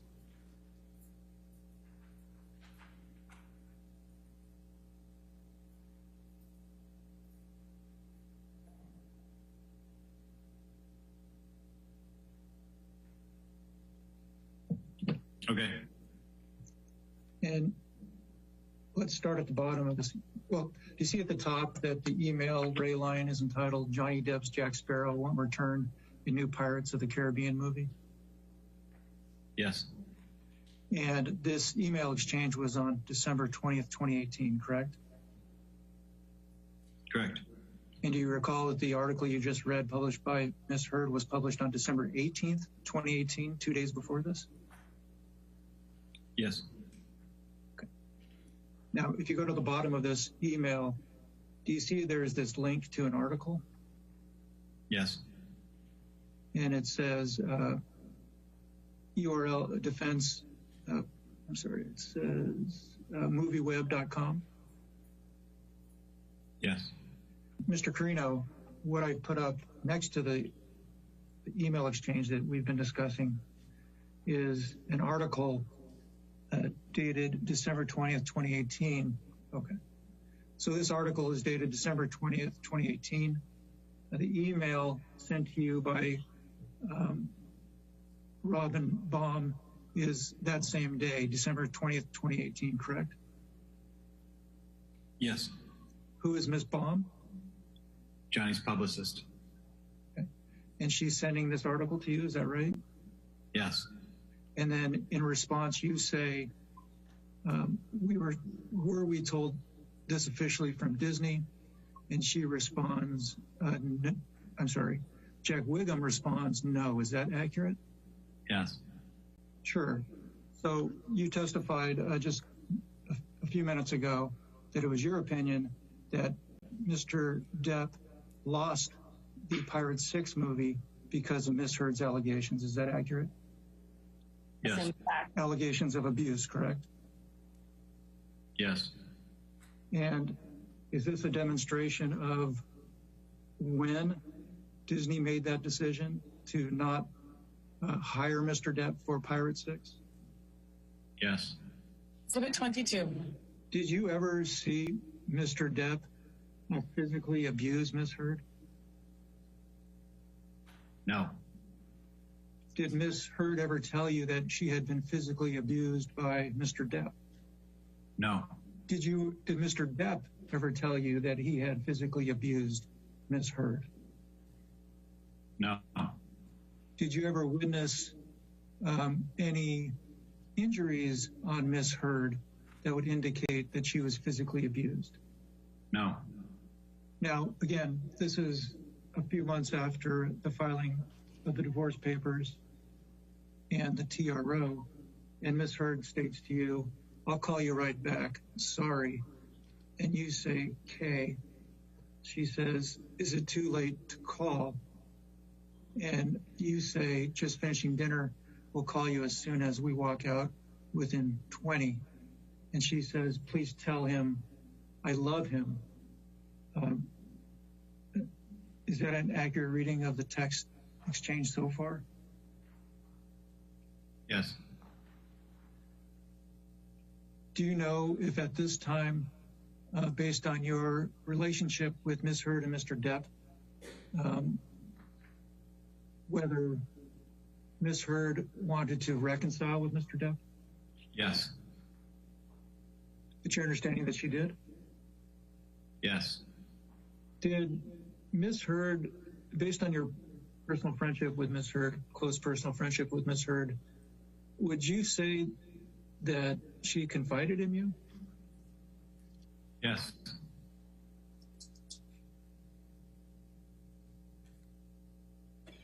And what about Mr. Depp? Yes. Mr. Carino, at some point in time, after Ms. Heard filed those divorce papers in May of 2016, did she make any requests of you to intervene in the relationship between her and Mr. Depp? What do you mean by intervene? Assist in, let's start with assist in communications between the two. Objection. Same objections. Can you explain to me what transpired in that regard? Walk me through. At some point around that time, she wanted me to arrange for them to get together in person. And what did you do after that was requested of you by Ms. Heard? I talked to Johnny about it. What happened after that? He was reluctant at first and then agreed. And then what happened after that? I mean, this is a long time ago, but I remember there was a fair amount of discussion about the TRO and how we would deal with that because nobody wanted Johnny accused of violating the TRO as an outcome of that meeting. And I don't remember exactly what we did, but Amber at some point warranted that she would never accuse him of violating the TRO to do the meeting, and I set the meeting up.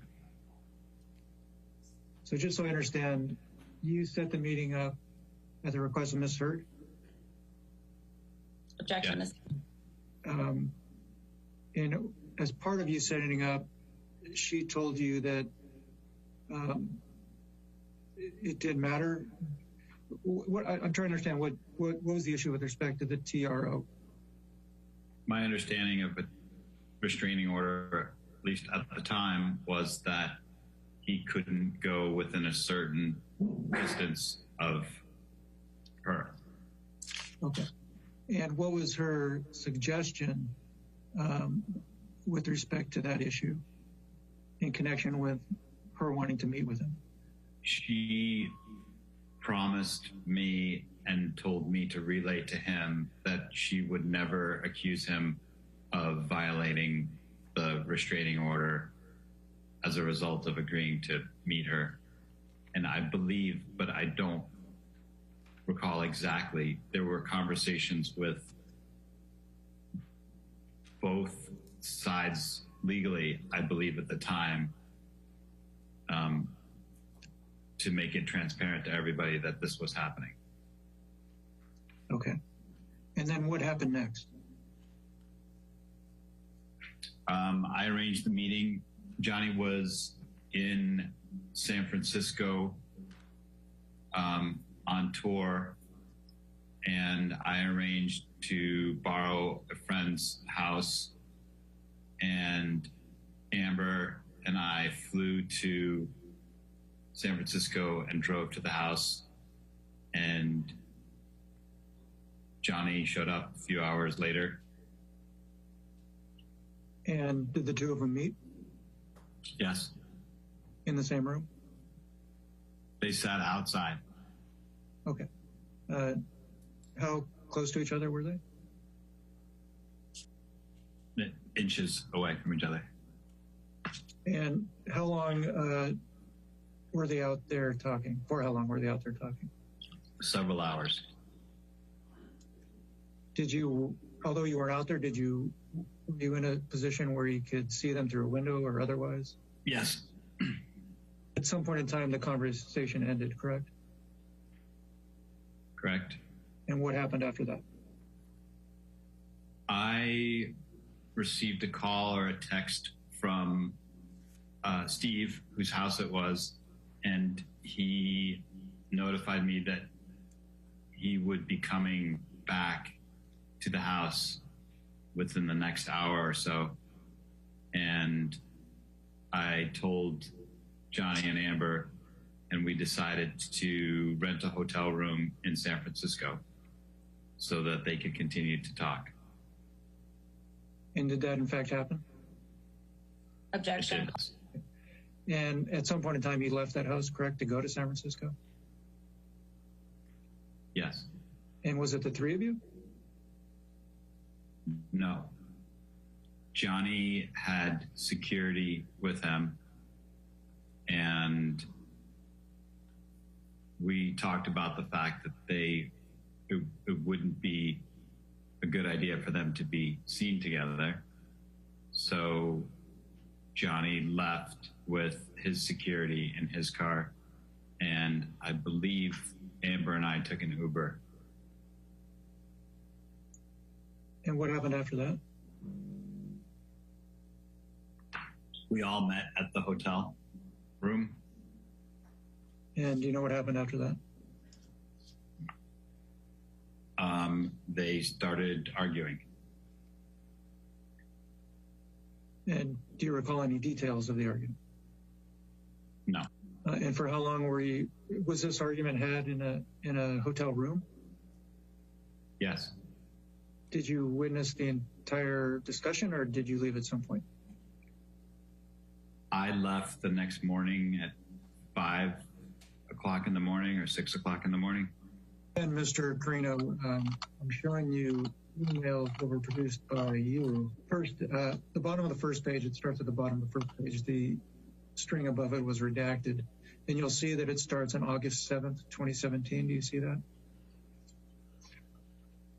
August 7th, 2017, yes. Having read it, can you determine who you're speaking with in this text exchange? Amber. Oh, hang on, let me ask you this. Do you know whether or not Ms. Heard ever had a relationship with Mr. Elon Musk? Yes. She did? Yes. So again, it's dated August of 2017. And she says, dealing with breakup, I hate when things go public. See, I'm so sad. Having reviewed the document again, do you have an understanding of what she's referencing there? I believe she's referring to breaking up with Elon. You say, seems like a press release. You weren't in love with him, and you told me 1,000 times you were just filling space. What are you saying there? I'm saying, why would you be sad if you weren't in love with him to begin with? And by him, you're referring to who? Elon. Okay. And at this point in time, were you still close friends with Ms. Heard? Looks like that's the case at that time, yes. And did she still, at this point in time, did she confide in you about her relationships? Yes. Okay. And you respond, I'm sorry, she responds, I know, but I wanted time to grieve and recover in my own time. Is she still referring to Mr. Musk there? Do you know? Your understanding. I don't know whether she's referring to Johnny or to Elon in that line. Okay. In this point in time, do you know what her feelings were? What was your understanding? At this point in time, what was your understanding based on your experience with her? What was your understanding of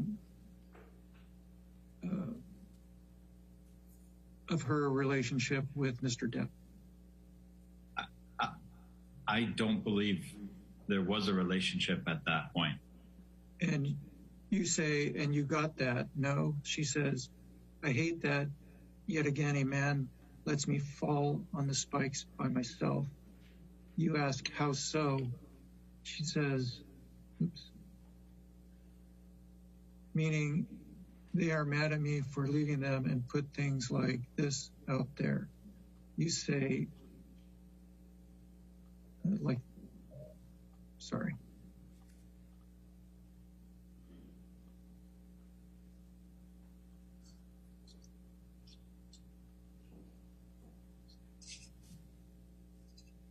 She says like that. You say, you could avoid all this if you stop dating uber famous people. You can be with a big man who isn't famous. What were you relating to her there? I believe what I was saying was, if you don't like being in the press about your personal life, then don't date people that are famous. Sure. You indicated that she moved on immediately after Johnny Depp to date Elon Musk. Is that accurate? Yes. Okay, sure. Do you have an understanding one way or another whether Ms. Heard and Mr. Musk were in fact dating at the time of the San Francisco reconciliation that she asked you to set up? I don't know whether they were dating, but they had definitely spent time together. Do you know how long after the San Francisco attempted reconciliation you gained the understanding that Elon Musk and Ms. Heard were in fact dating? I don't know exactly how long, but not long after. Do you know who or what was your understanding of who she was referring to when she was said, here, I love him? Johnny. Based on this exchange, did you have an understanding at this time whether Ms. Heard wanted to reconcile with Mr. Depp? I believe she did. And at this point in time, she was still a close personal friend of yours, correct? Yes. And at this point in time, did she consider you a confidant in your understanding? I think, yes. Okay, just to authenticate this document again, Mr. Carino, do you see that it's referenced at the bottom, bait stamp CC, indicating that you produced this document? Yes. And having read this, do you perceive this as a true copy of a text exchange between you and Ms. Heard? Yes. Okay. And I will, you see at the very top here, it's dated August 16th, 2017? Yes.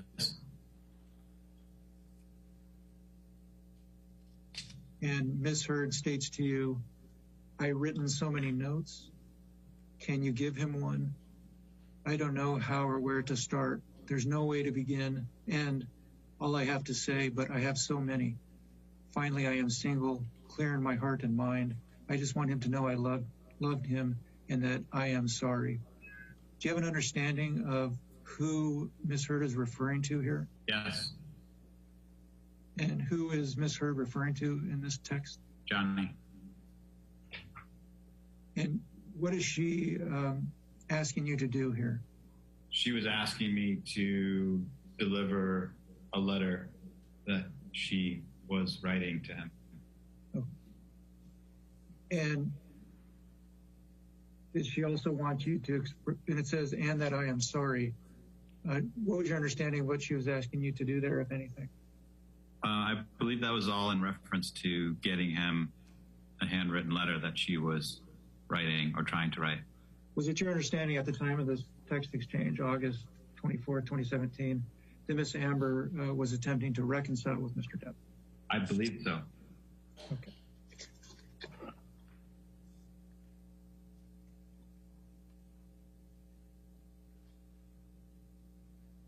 And I know this may sound repetitive, but on August 20, at the time of this text, on August 24th, 2017, you and her were still close personal friends, correct?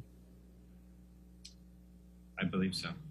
There's not much here at all, Mr. Carino, but I did want you to confirm that this was a document produced by you, correct, based on the bait stamp on the bottom? Yes. And do you see it's dated September 27th, 2017? September 23rd. Oh, you're right. My apologies. It's dated September 23rd, 2017. And it's a text to you that says, God, I miss him. Do you have an understanding of who Miss Heard is referring to there? Yes. And who's that? Johnny. And do you see at the bottom, the date of the text is June 9th, 2018? Yes. Okay. And it says, I text him happy birthday. Do you know who sent that and who the him is? I assume this is from Amber and she's talking about Johnny. You've had a chance to review the whole document.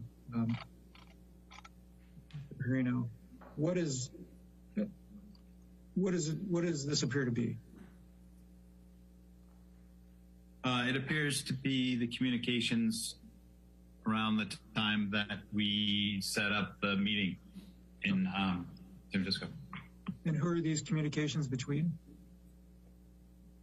Me and Johnny. Okay. And this first bubble, can you tell if the blue is you or Mr. Depp? I think the blue is me.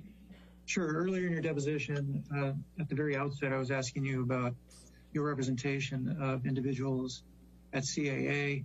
You indicated that you represent individuals that are both actors and musicians. Would you consider Mr. Depp in that pool?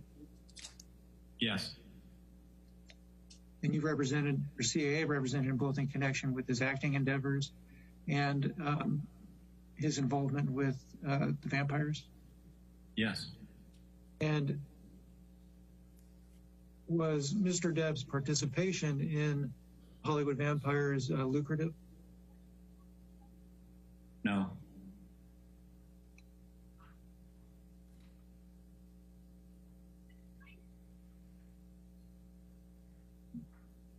Do you know whether or not it was something Mr. Depp enjoyed? Yes.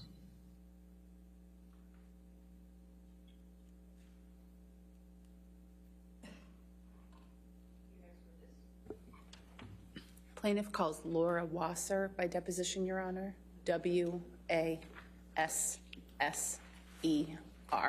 Thank you.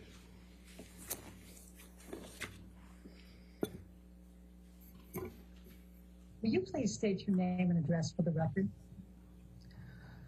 Laura Allison Wasser, Wasser, Cooperman and Mandels, Suite 800, 2049 Century Park East, Los Angeles, California, 90049. Thank you. What is your occupation?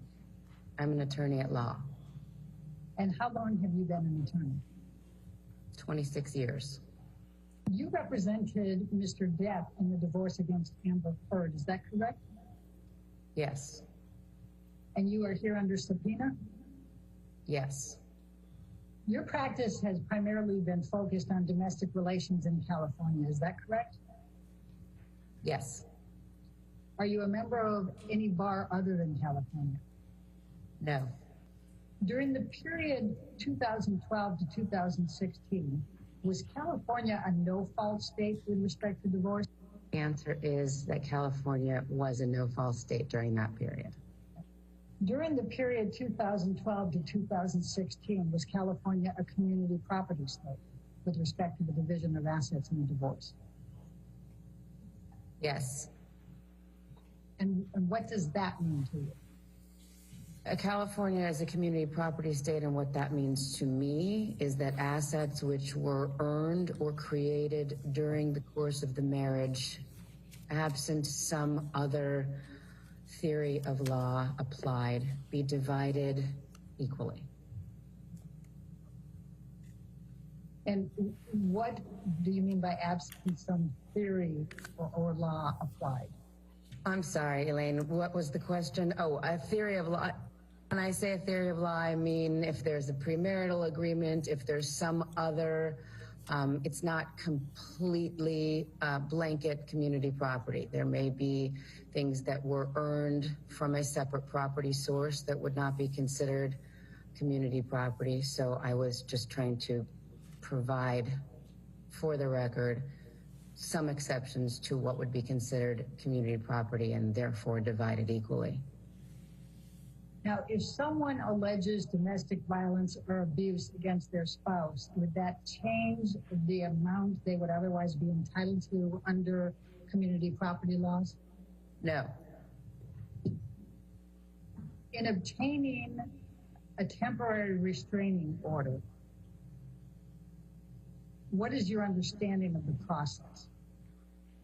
The moving party files generally with 24 hours notice to the person who is being accused of domestic violence, a declaration and forms with the court, and requests a temporary domestic violence restraining order. That will generally last no longer than a 21-day period when the defendant is able to make his or her arguments as to why such a restraining order would be inappropriate. And the temporary restraining order, can it be continued? Yes. When did you first begin representing Mr. Depp relating to his divorce with Amber Heard?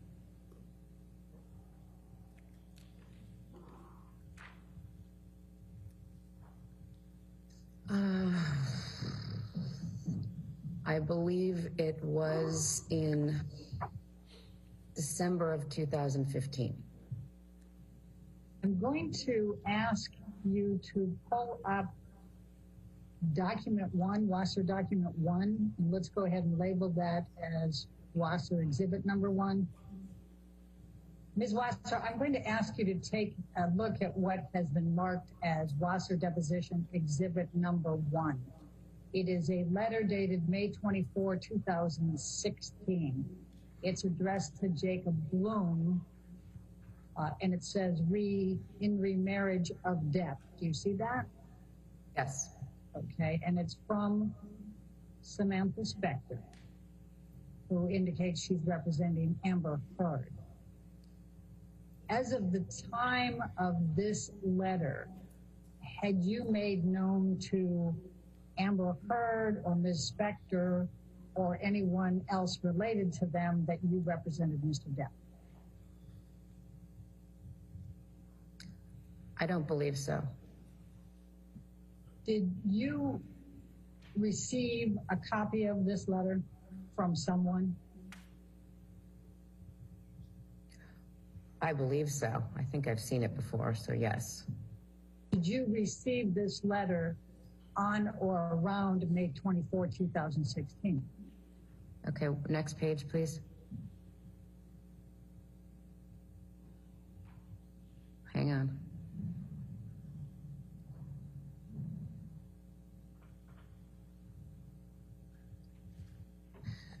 Yes, it was around that time. Around May 24, 2016? Yes. Did you have any communications with Samantha Spector in connection with this letter? Yes. And when you say within days, could it have been the same day, May 24th, the next day, 25th? Possibly. I'm going to direct your attention to the next paragraph. It says, to this end, please have Johnny promptly sign and return by Friday, May 27, 2016, the enclosed notice of acknowledgement receipt form, confirming service of the summons, petition, law, case cover sheet, and blank response. Did you do that?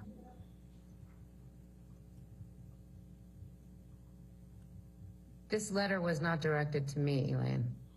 No, I understand it, but it was given to you, correct? I believe so. And you were representing Mr. Depp, correct? Yes. And Mr. Bloom did not represent Mr. Depp in connection with the divorce, correct? Correct. So once Mr. Bloom gave this to you, then did you represent Mr. Depp going forward in communications with Samantha Spector? Once we received this letter, our firm took over with representation of Mr. Depp in the dissolution action. I cannot recall whether or not the request made was done by Friday, May 27th, but I believe that it was. Probably have that notice and acknowledgement of receipt somewhere with a date on it. Now, the next section, I think, is something that you referred to earlier. It said, in addition, we are requesting on Amber's behalf the following, and it says appropriate pendente light support. Did you have an understanding of what that amount might be at the time that you saw this letter? I did not have an understanding of what appropriate pendente lite support would be at that time. Did you ask Samantha Spector? I don't recall. I don't recall our specific communications regarding her requests. Do you recall making any kind of counter to any of these items? All I recall is that without any notice to us, at 8:30 in the morning on the 27th, Samantha Spector and her client went into court and obtained a no-notice ex parte restraining order. Had you had any communications with Samantha Spector prior to her going into court on that Friday, May 27th? Yes. How many communications had you had with Ms. Spector prior, following getting this letter and prior to her going into court at 8:30 on May 27, 2016? I do not recall.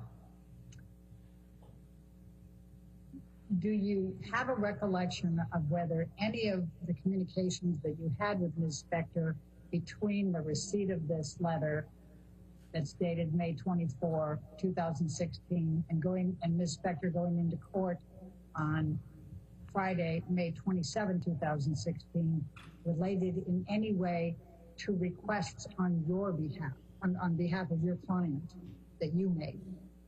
No. You recall having communications with Samantha Spector between May 24 and May 27. You can't recall how many, and you can't recall the specifics of those communications. Is that accurate? It's not accurate.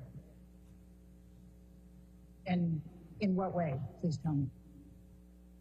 I recall that we had communications between the 24th and probably the 26th. I doubt we spoke on the morning of the 27th before she went into court. I do not know the content of those communications, and I do not know how many communications were had. Now, on the next paragraph, it has a proposal for private retired judicial officers. Ultimately, did you and Ms. Spector talk about using private retired judicial officers, whether it was the list she provided or any others? I believe so, yes. And what do you recall? My recollection is that is in almost all of our cases, certainly those with high-profile clients, we would have liked to take it out of the system. Ms. Spector was not willing to do that with this case. What do you recall Ms. Spector saying to indicate that she did not want to take it out of the public spectrum? I don't recall her saying anything.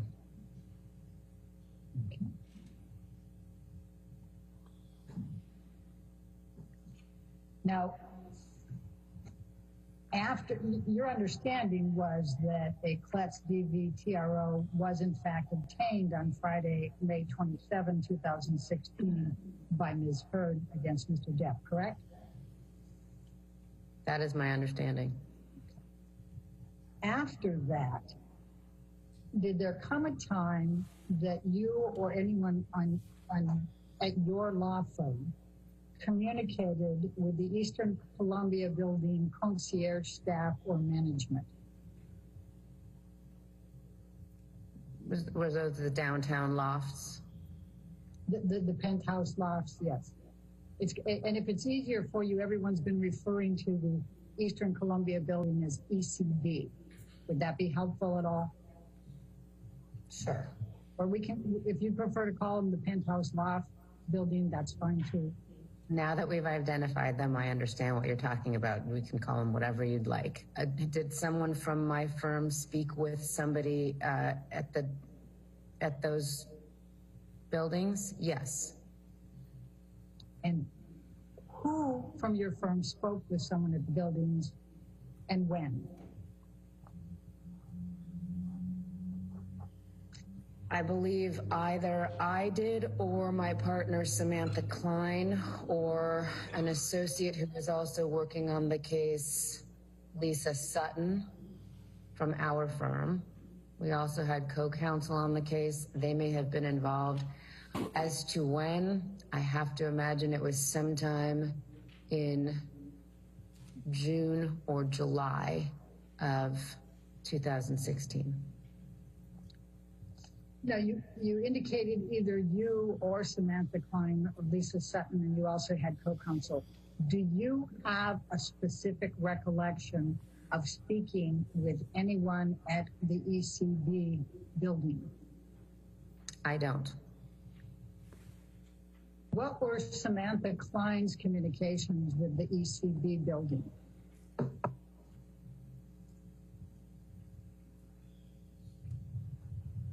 I don't know. What were Samantha Klein's communication with the ECB building? Okay. And her answer was, I don't know. Thank you. What were Lisa Sutton's communications with the ECB building? I don't know.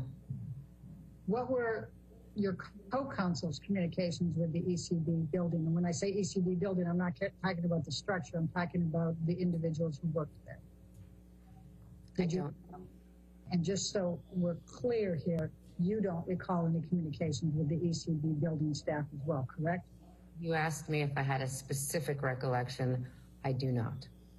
Do you have a general recollection? I believe that at some point we subpoenaed the building's records of the video from the lobby and elevator areas. So I would imagine that the communications would have to do with those subpoenas.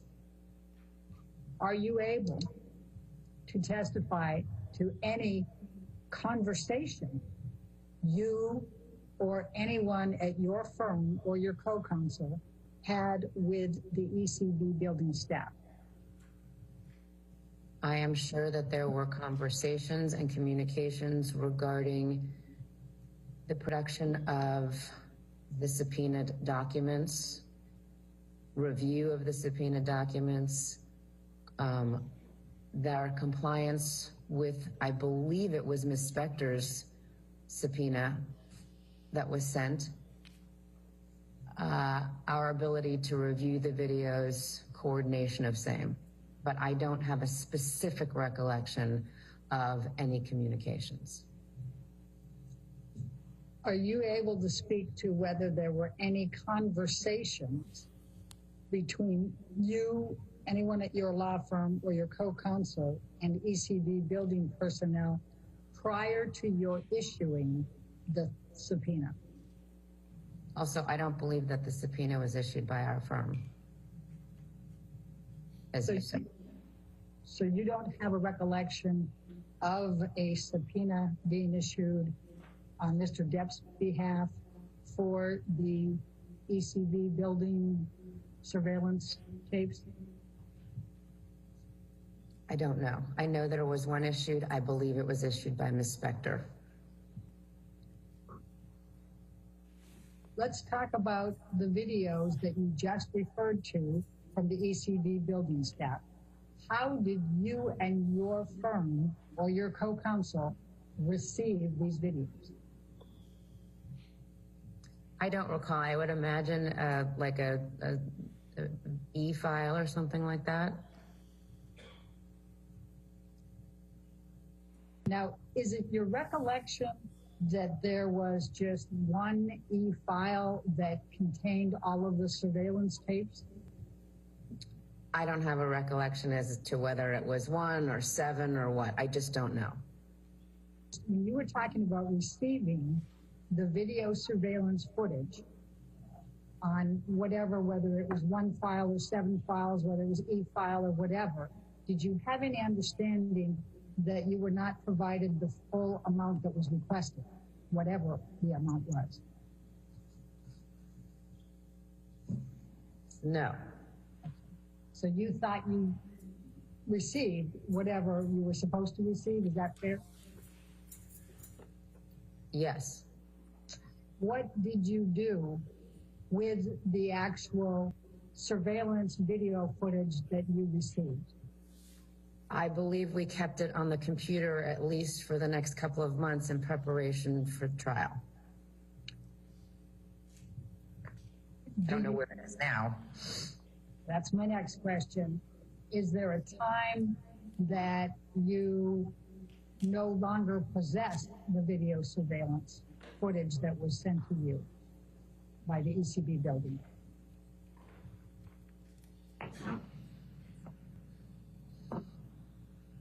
I don't know. Ms. Wasser, I'm going to ask you to take a look at what has been marked as Wasser Deposition Exhibit number 2, and it's a multi-page document, and so I'm going to scroll down a little bit, but you let me know if I'm going too fast here. It's dated June 3rd, and it's to Samantha Klein. She was working with you on the Depp case, correct? Correct. Okay. And it's from Samantha Spector, which you can see there, and we'll show you the signature later. And it's litigation hold preservation of information, including not limited to electronically stored information. Do you see that? Yes. Do you recall receiving this letter? And if you want me to scroll down and let you read each page, I'm happy to do that first. I'm familiar with this letter. I recall receiving it. And did you receive this letter before you received the surveillance footage from the ECB building? I am not sure.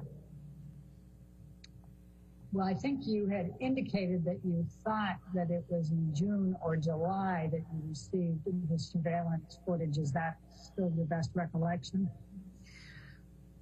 I'm looking at the date and knowing the chronology of the case, it is my best estimate that we received this letter prior to the time that we received the video footage.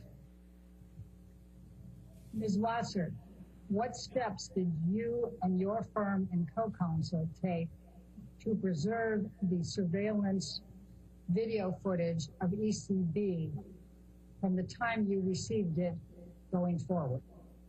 I think the absence of us doing anything to destroy the video footage would be the most I could testify regarding in terms of steps that we took to preserve the video footage.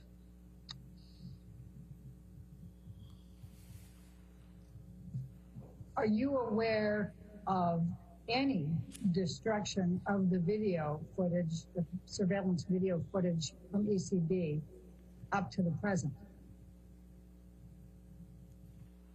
No, we probably still have it. Have you looked for it? No. Have you been asked to look for it? No. I'm going to ask you to take a look at what has now been marked as Watson Deposition Exhibit number 3, and it's dated June 6, 2013, addressed to you, and it's from Charles Harder. Did you have an understanding that Mr. Harder also represented Amber Heard? I did when I received this letter on June 6th. Okay. And did you have an understanding that Mr. Harder was also asking you to preserve any evidence? Yes. Okay. Ms. Wasser, I'm going to ask you to take a look at what has been marked as Wasser Deposition Exhibit number 4. It's dated June 6th as well, and it's to Charles Harder from your phone.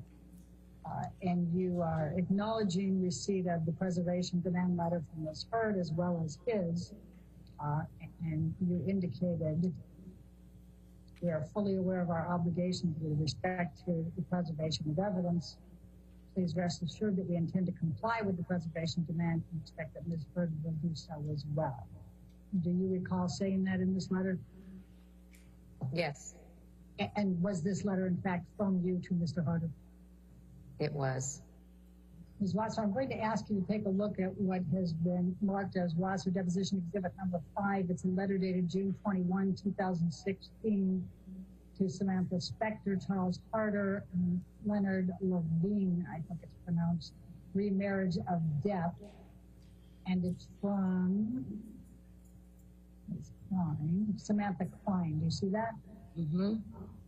And you are copied on it. Do you see that? I do. Okay. And Ms. Klein worked with your law firm? Yes. And represented Mr. Depp as well? Is that correct? Yes. Okay. And I'm going to go back up to the beginning to call your attention to a particular section. It says, this letter shall confirm the agreements we reached yesterday with respect to the pending domestic violence proceeding. You see that? Mm-hmm. And then we're going to go down to the media, press, and it says, neither party nor his or her respective counsel representatives or agents shall make any comments in the media or press pertaining to this dissolution action, the civil action pending against Doug Spino, and or any pending or future litigation between or involving the parties. Do you see that? Yes. All right. Does that accurately reflect the agreement that was made between the parties with respect to Amber Heard and Mr. Depp and communications with the press? Yes. Do you know Liz Walters? Who? Liz Walters? Yes. And who is she? She is a reporter. For? I believe she works for her brother's online media outlet called The Blast. Did you have any communications with Liz Walters during the Depp-Heard divorce? I don't recall. Did you have any communications with TMZ relating to the Depp-Heard divorce? I don't recall.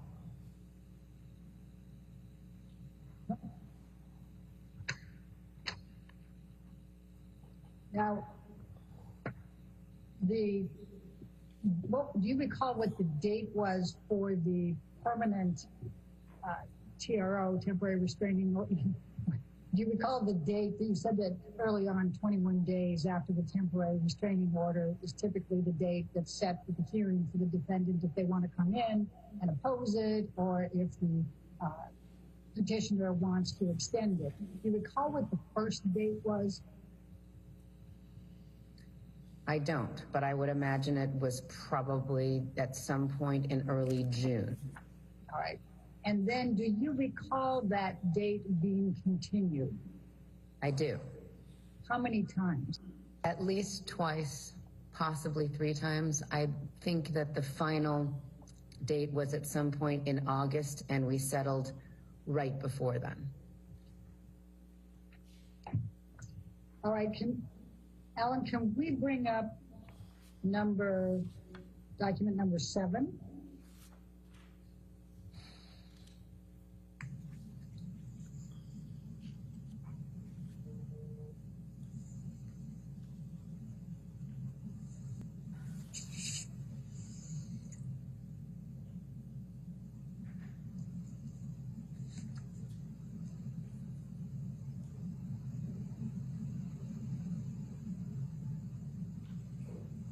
Thank you, Alan. Ms. Wasser, I'm going to ask you to take a look at what has been marked as Wasser Exhibit number 7. It is dated August 5, 2016. It is to you from Samantha Spector. Do you see that? Yes. Do you recall, did you receive this document?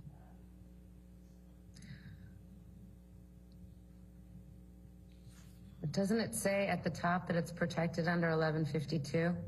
It sure does. All I'm asking you is whether you received it. I'm not asking you about the substance. I don't remember. Do you have any reason to believe you did not receive it? I don't. Wasser, I'm going to ask you to take a look at what has been marked as Wasser Deposition Exhibit number 8. And it starts out with an email from Samantha Spector to Amber on August 6, 2016. Do you recall what was going on or around August 16 in divorce, in connection with the divorce? Not specifically, no. Do you know who Christian Carino is? I do. Okay, who is he? He's an agent at a creative artist agency. How long have you known Christian Carino?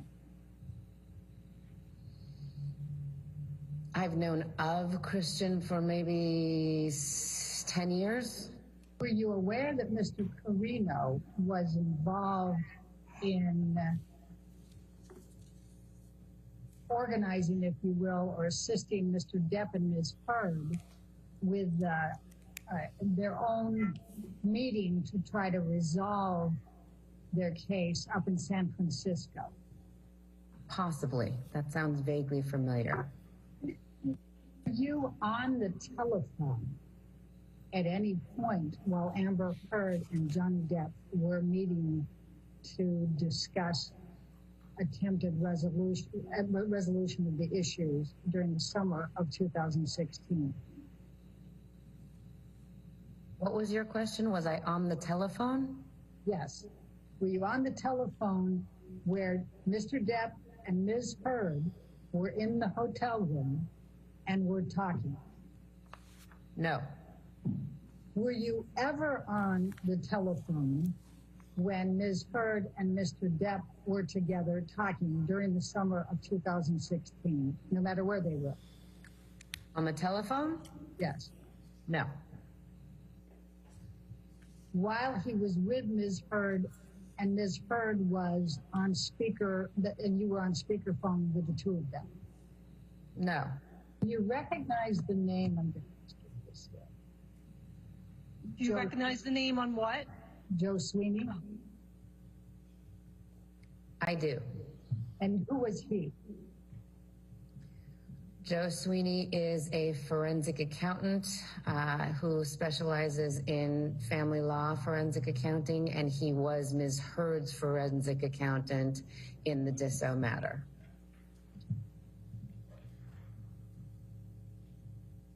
And was Edward White acting as the forensic accountant for Mr. Depp? No. Did Mr. White provide the documentation that was then submitted to Samantha Spector as counsel for Ms. Heard? I believe it came from Mr. White's office. Also probably of note is the fact that Mr. Depp changed business management shortly before or during the course of the case. So it is possible that some of the documents came from predecessor business manager. going to show you what has been marked as Wasser Deposition Exhibit number 10, and I'm not going to ask you any specific questions, so I don't need you to have to review it in detail unless you'd like to, and you're certainly welcome to spend as much time as you'd like on it. But I'm just going to go down to the end of it, and I'm going to ask if this is the deal point memorandum that you referred to that was finalized on August 15, 2016. Since the parties' signatures appear at the bottom, as well as Ms. Spector's and mine, I believe that this is the deal point memorandum to which I was referring. Okay. Is there any reason to believe that it is not the final deal point memorandum? No. Ms. Wasser, I'm going to ask you to take a look at what has been marked as Wasser Deposition Exhibit number 11. And it's a series of documents, an FL-150, for example, and then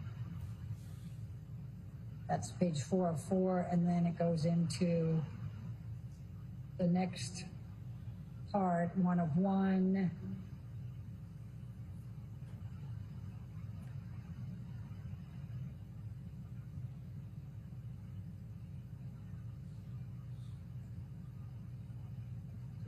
Try to page through it for you just so you can see generally.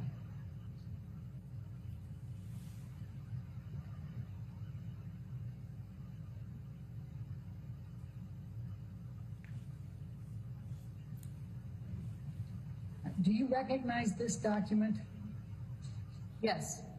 Could you tell me what it is, please? It looks to be one of the parties, I guess Mr. Depp's, what we call in California, preliminary or perhaps final declaration of disclosure. It's just financial disclosure forms. Ms. Wasser, I'm going to ask you if you can take a look at what has been marked as Wasser Exhibit number 12. And it's a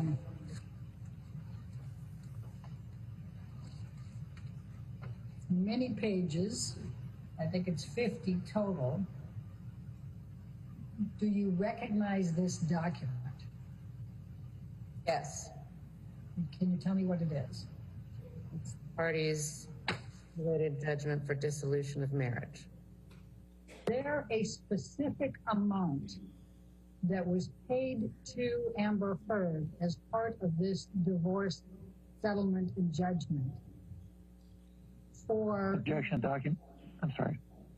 For her claims of domestic violence, including any claims of assault, battery, intentional or negligent infliction of emotional distress, libel, slander, and or defamation?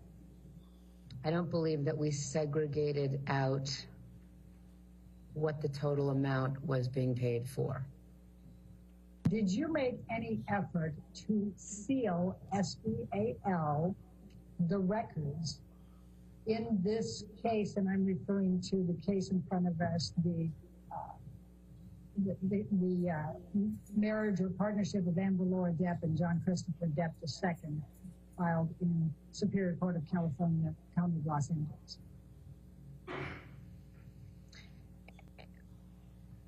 When you say seal, do you mean by the court, to ask the court to seal the file? Yes. I don't believe so. And why not? We don't do that. I'm going to ask you to take a look at what has been marked as Deposition Exhibit number 13. And this is a subpoena of you for this deposition. Did you receive that? Do you want me to scroll through it? Would you like to? No, I believe that we received it. All right. And you are testifying pursuant to this subpoena, correct? I am. going to ask you to look at what has been marked as deposition exhibit number 14. And this is for the corporate designee of Wasser, Cooperman, and Mandos. You see that? I do. For today's deposition. Is it your understanding that you are the corporate designee on behalf of Wasser, Cooperman, and Mandos speaking today? Yes. Thank you.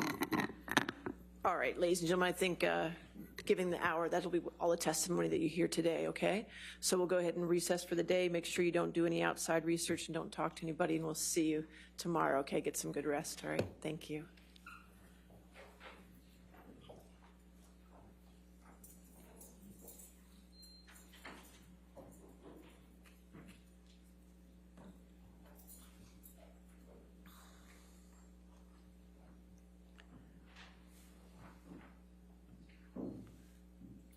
Okay.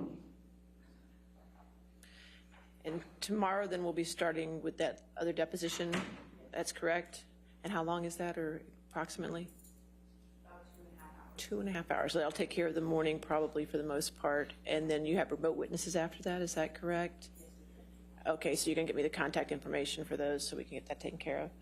All right, just remember, we do plan accordingly, because I do need to take lunch between 1:30 and 2:30, because there's a graduation I have to speak at, so we're going to take care of that, okay? All right, thank you. Have a good evening. Thank you. All right.